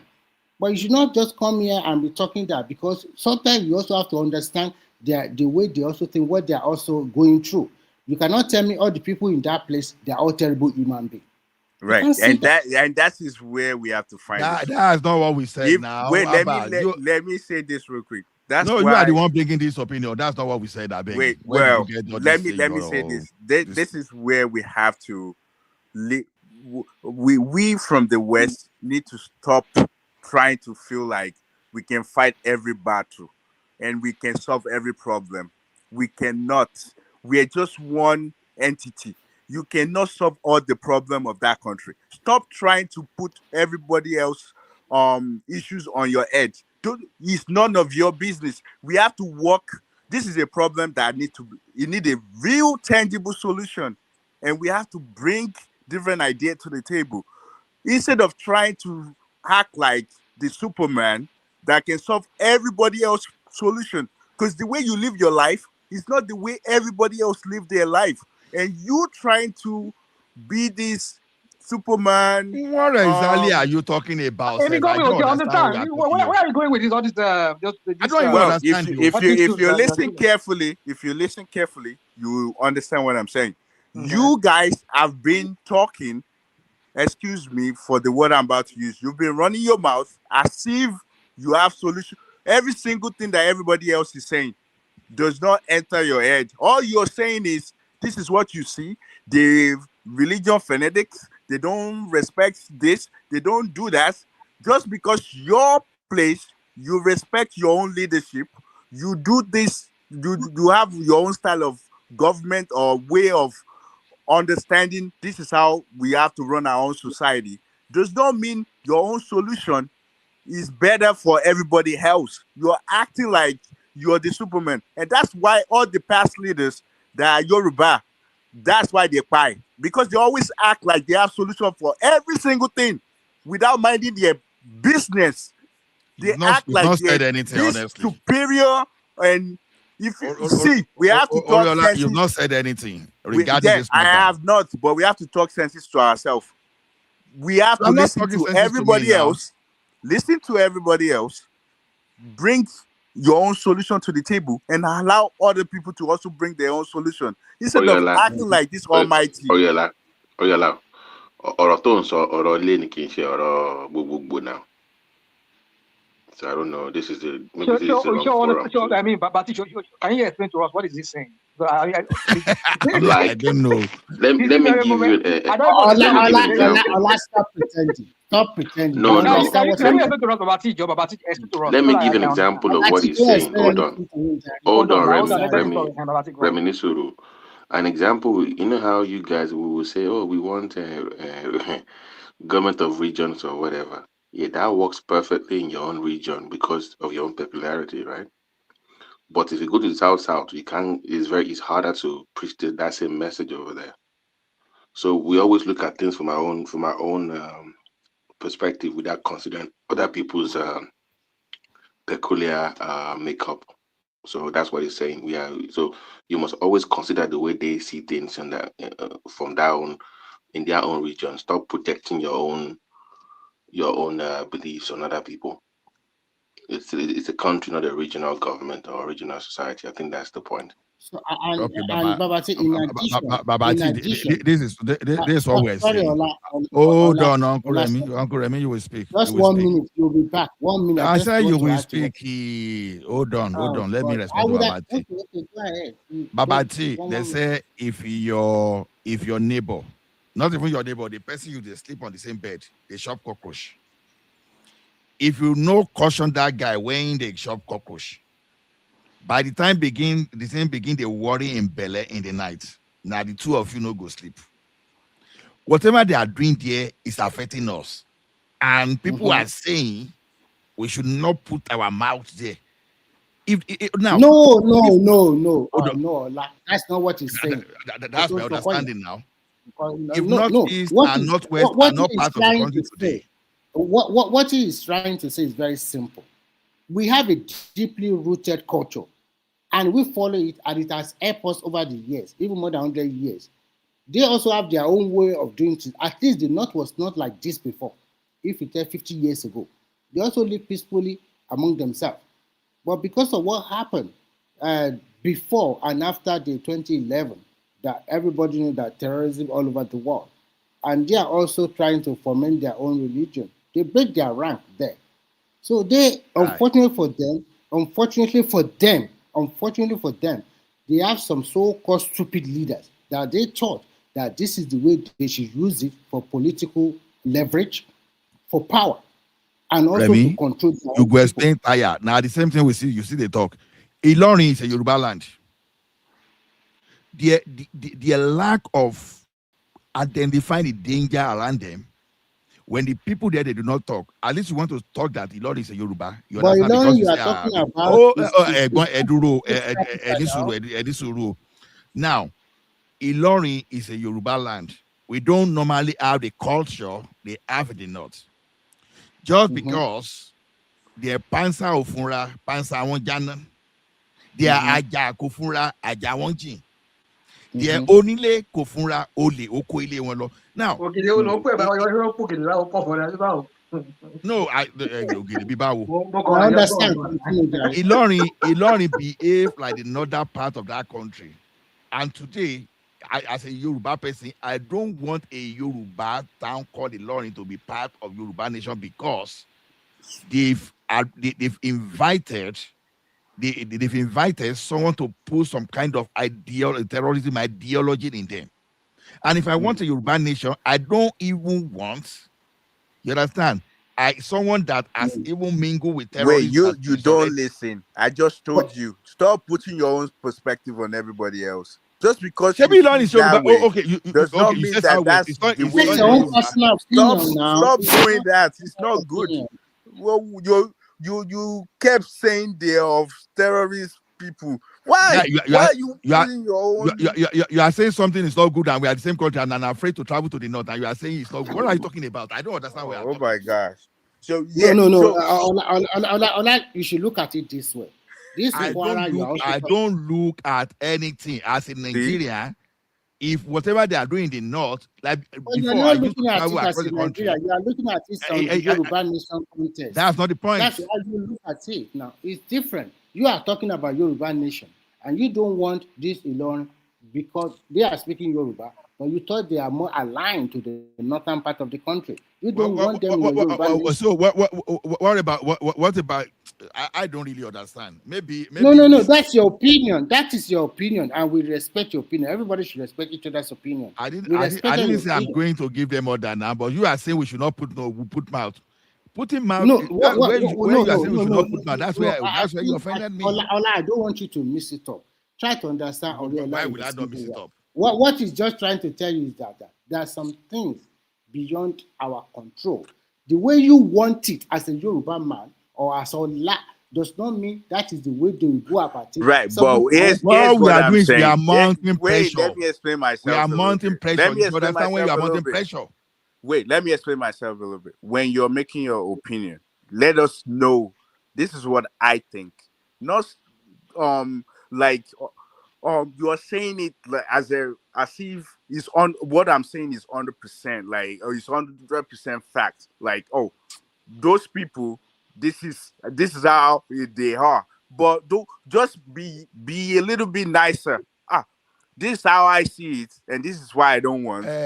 Doesn't mean that they might not see it that way. But when you say it as if, what I'm saying is factual, and there's other people that are doing that here as well. They would say it as if I see them. This is how they do. This is them. This is their will. It's not. There's no way you will call somebody out like that, and you want them to come to the table and have a discussion with you. Because they already know, like, you have your own opinion about them that they don't subscribe to. And if they try to let you know, you will not hear them out. That's what I'm saying. I care less about what you think about them. But I'm just saying that we should be respectful and let them know this is how I see it. And if they're telling us, Remy, give me a chance to respond to him now.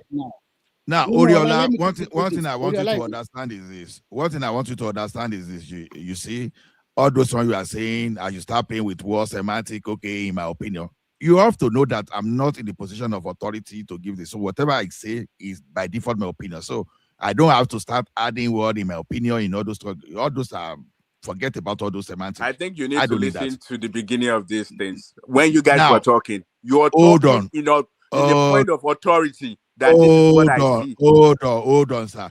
When the S-men pie Mrs. Olakunrin, because you said that there's a way we listen to our leaders, all those stuff. Even when Tinubu went there, where are the cow? The Southwestern people, they descended on Tinubu.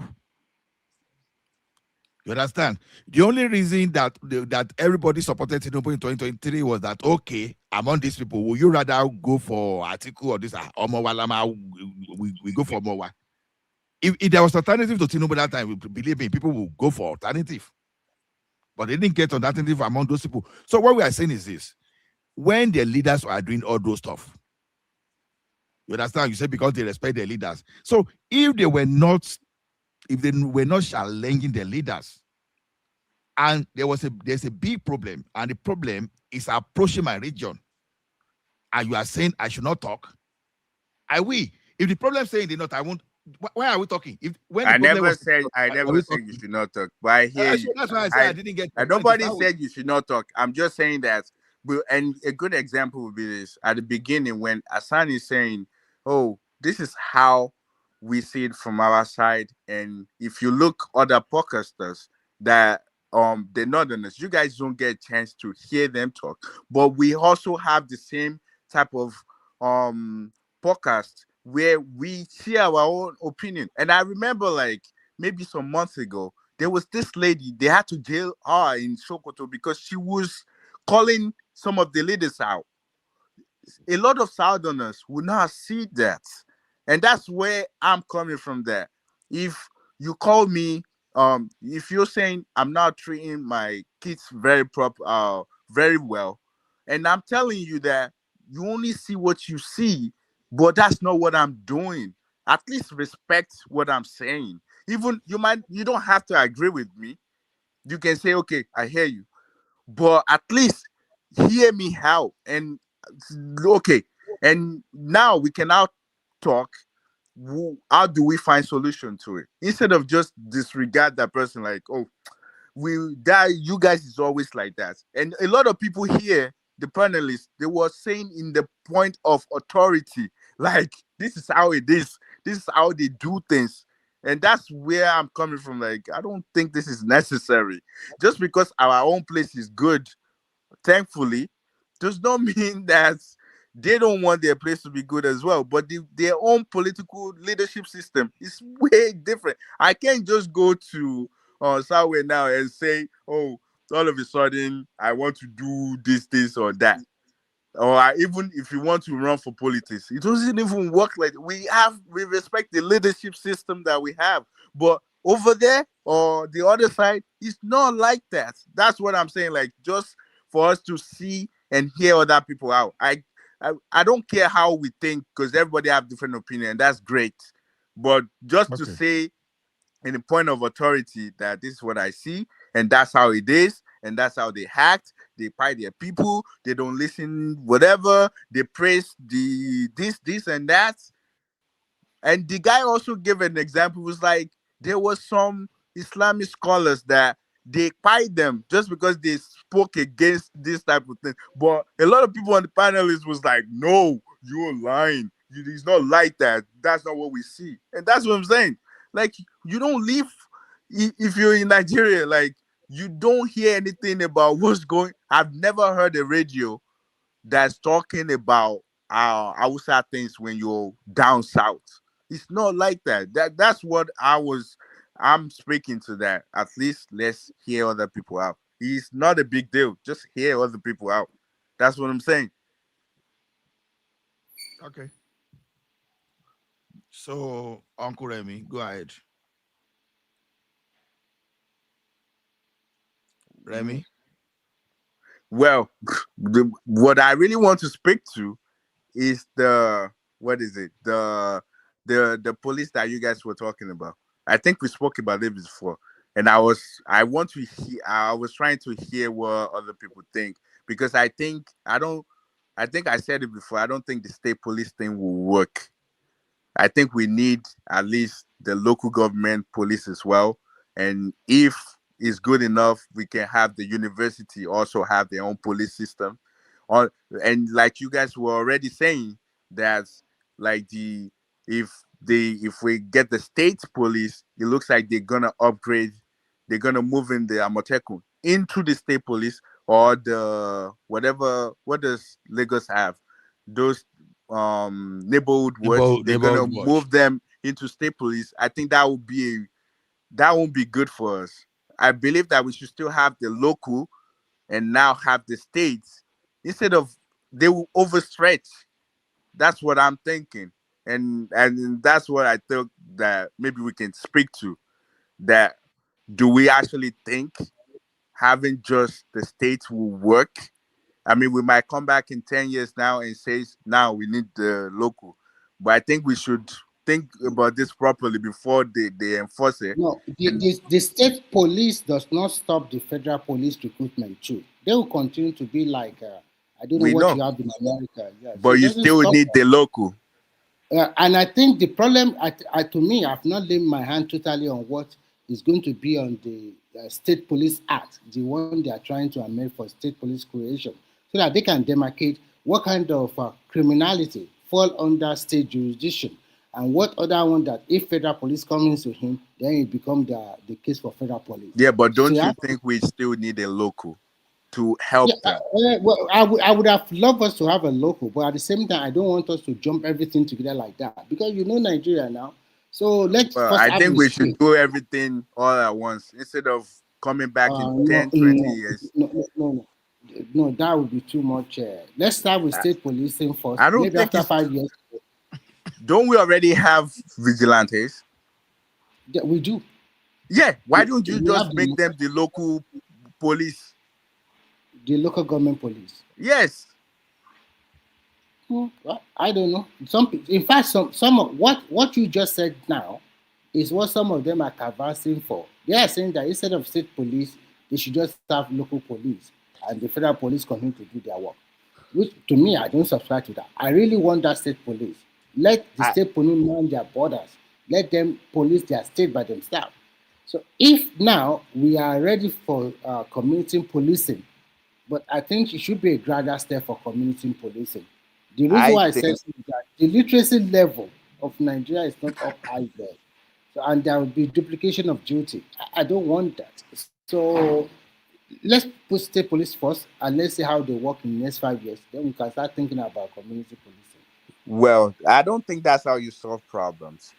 The thing is, the way I see us is more like we're more like a consumer in a way where we see people do things and we just try to do plagiarism, copy word for instead of us to come up with our own idea first and now But see that's why people we that are might here. have wait, let me land. We now see people that might have similar things and try to understand how they work it instead of us just try to borrow other people's idea and copy it word for word instead of us actually have our own plan and just let whatever we bring in fit in into our own plan.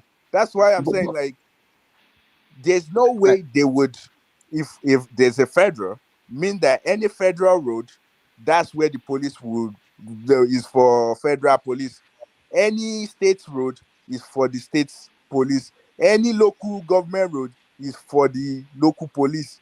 That's how it should work. And when you have university they should have their own police as well. That's what I think, because I think this will come back in another year that okay, there's a Well, problem. if you have another solution, I mean, but for me, I think we really need that state police, and moreover, I want we talk about road now. I want a situation where that all the road within a city, within a state, should just belong to state totally. Okay, when we talk about state resource control, once we have that one, then the federal government just hands off. Federal government just talk about foreign relation and economy alone. That too, and security is enough. So let each state deal with whatever they want to deal with in their own state. Okay, guys. Before I move the thing to the background, let me just thank our super chatter. Peace forever. Never to thank you for your super chat. So Oriola, you have a supporter there. Congrats. So then this Azan. So thank you for super chat. So anybody that want to join, I will leave the link here. So I will leave the link here. You can join. So we move it to the background. Go ahead. All right. So where do you think the federal will control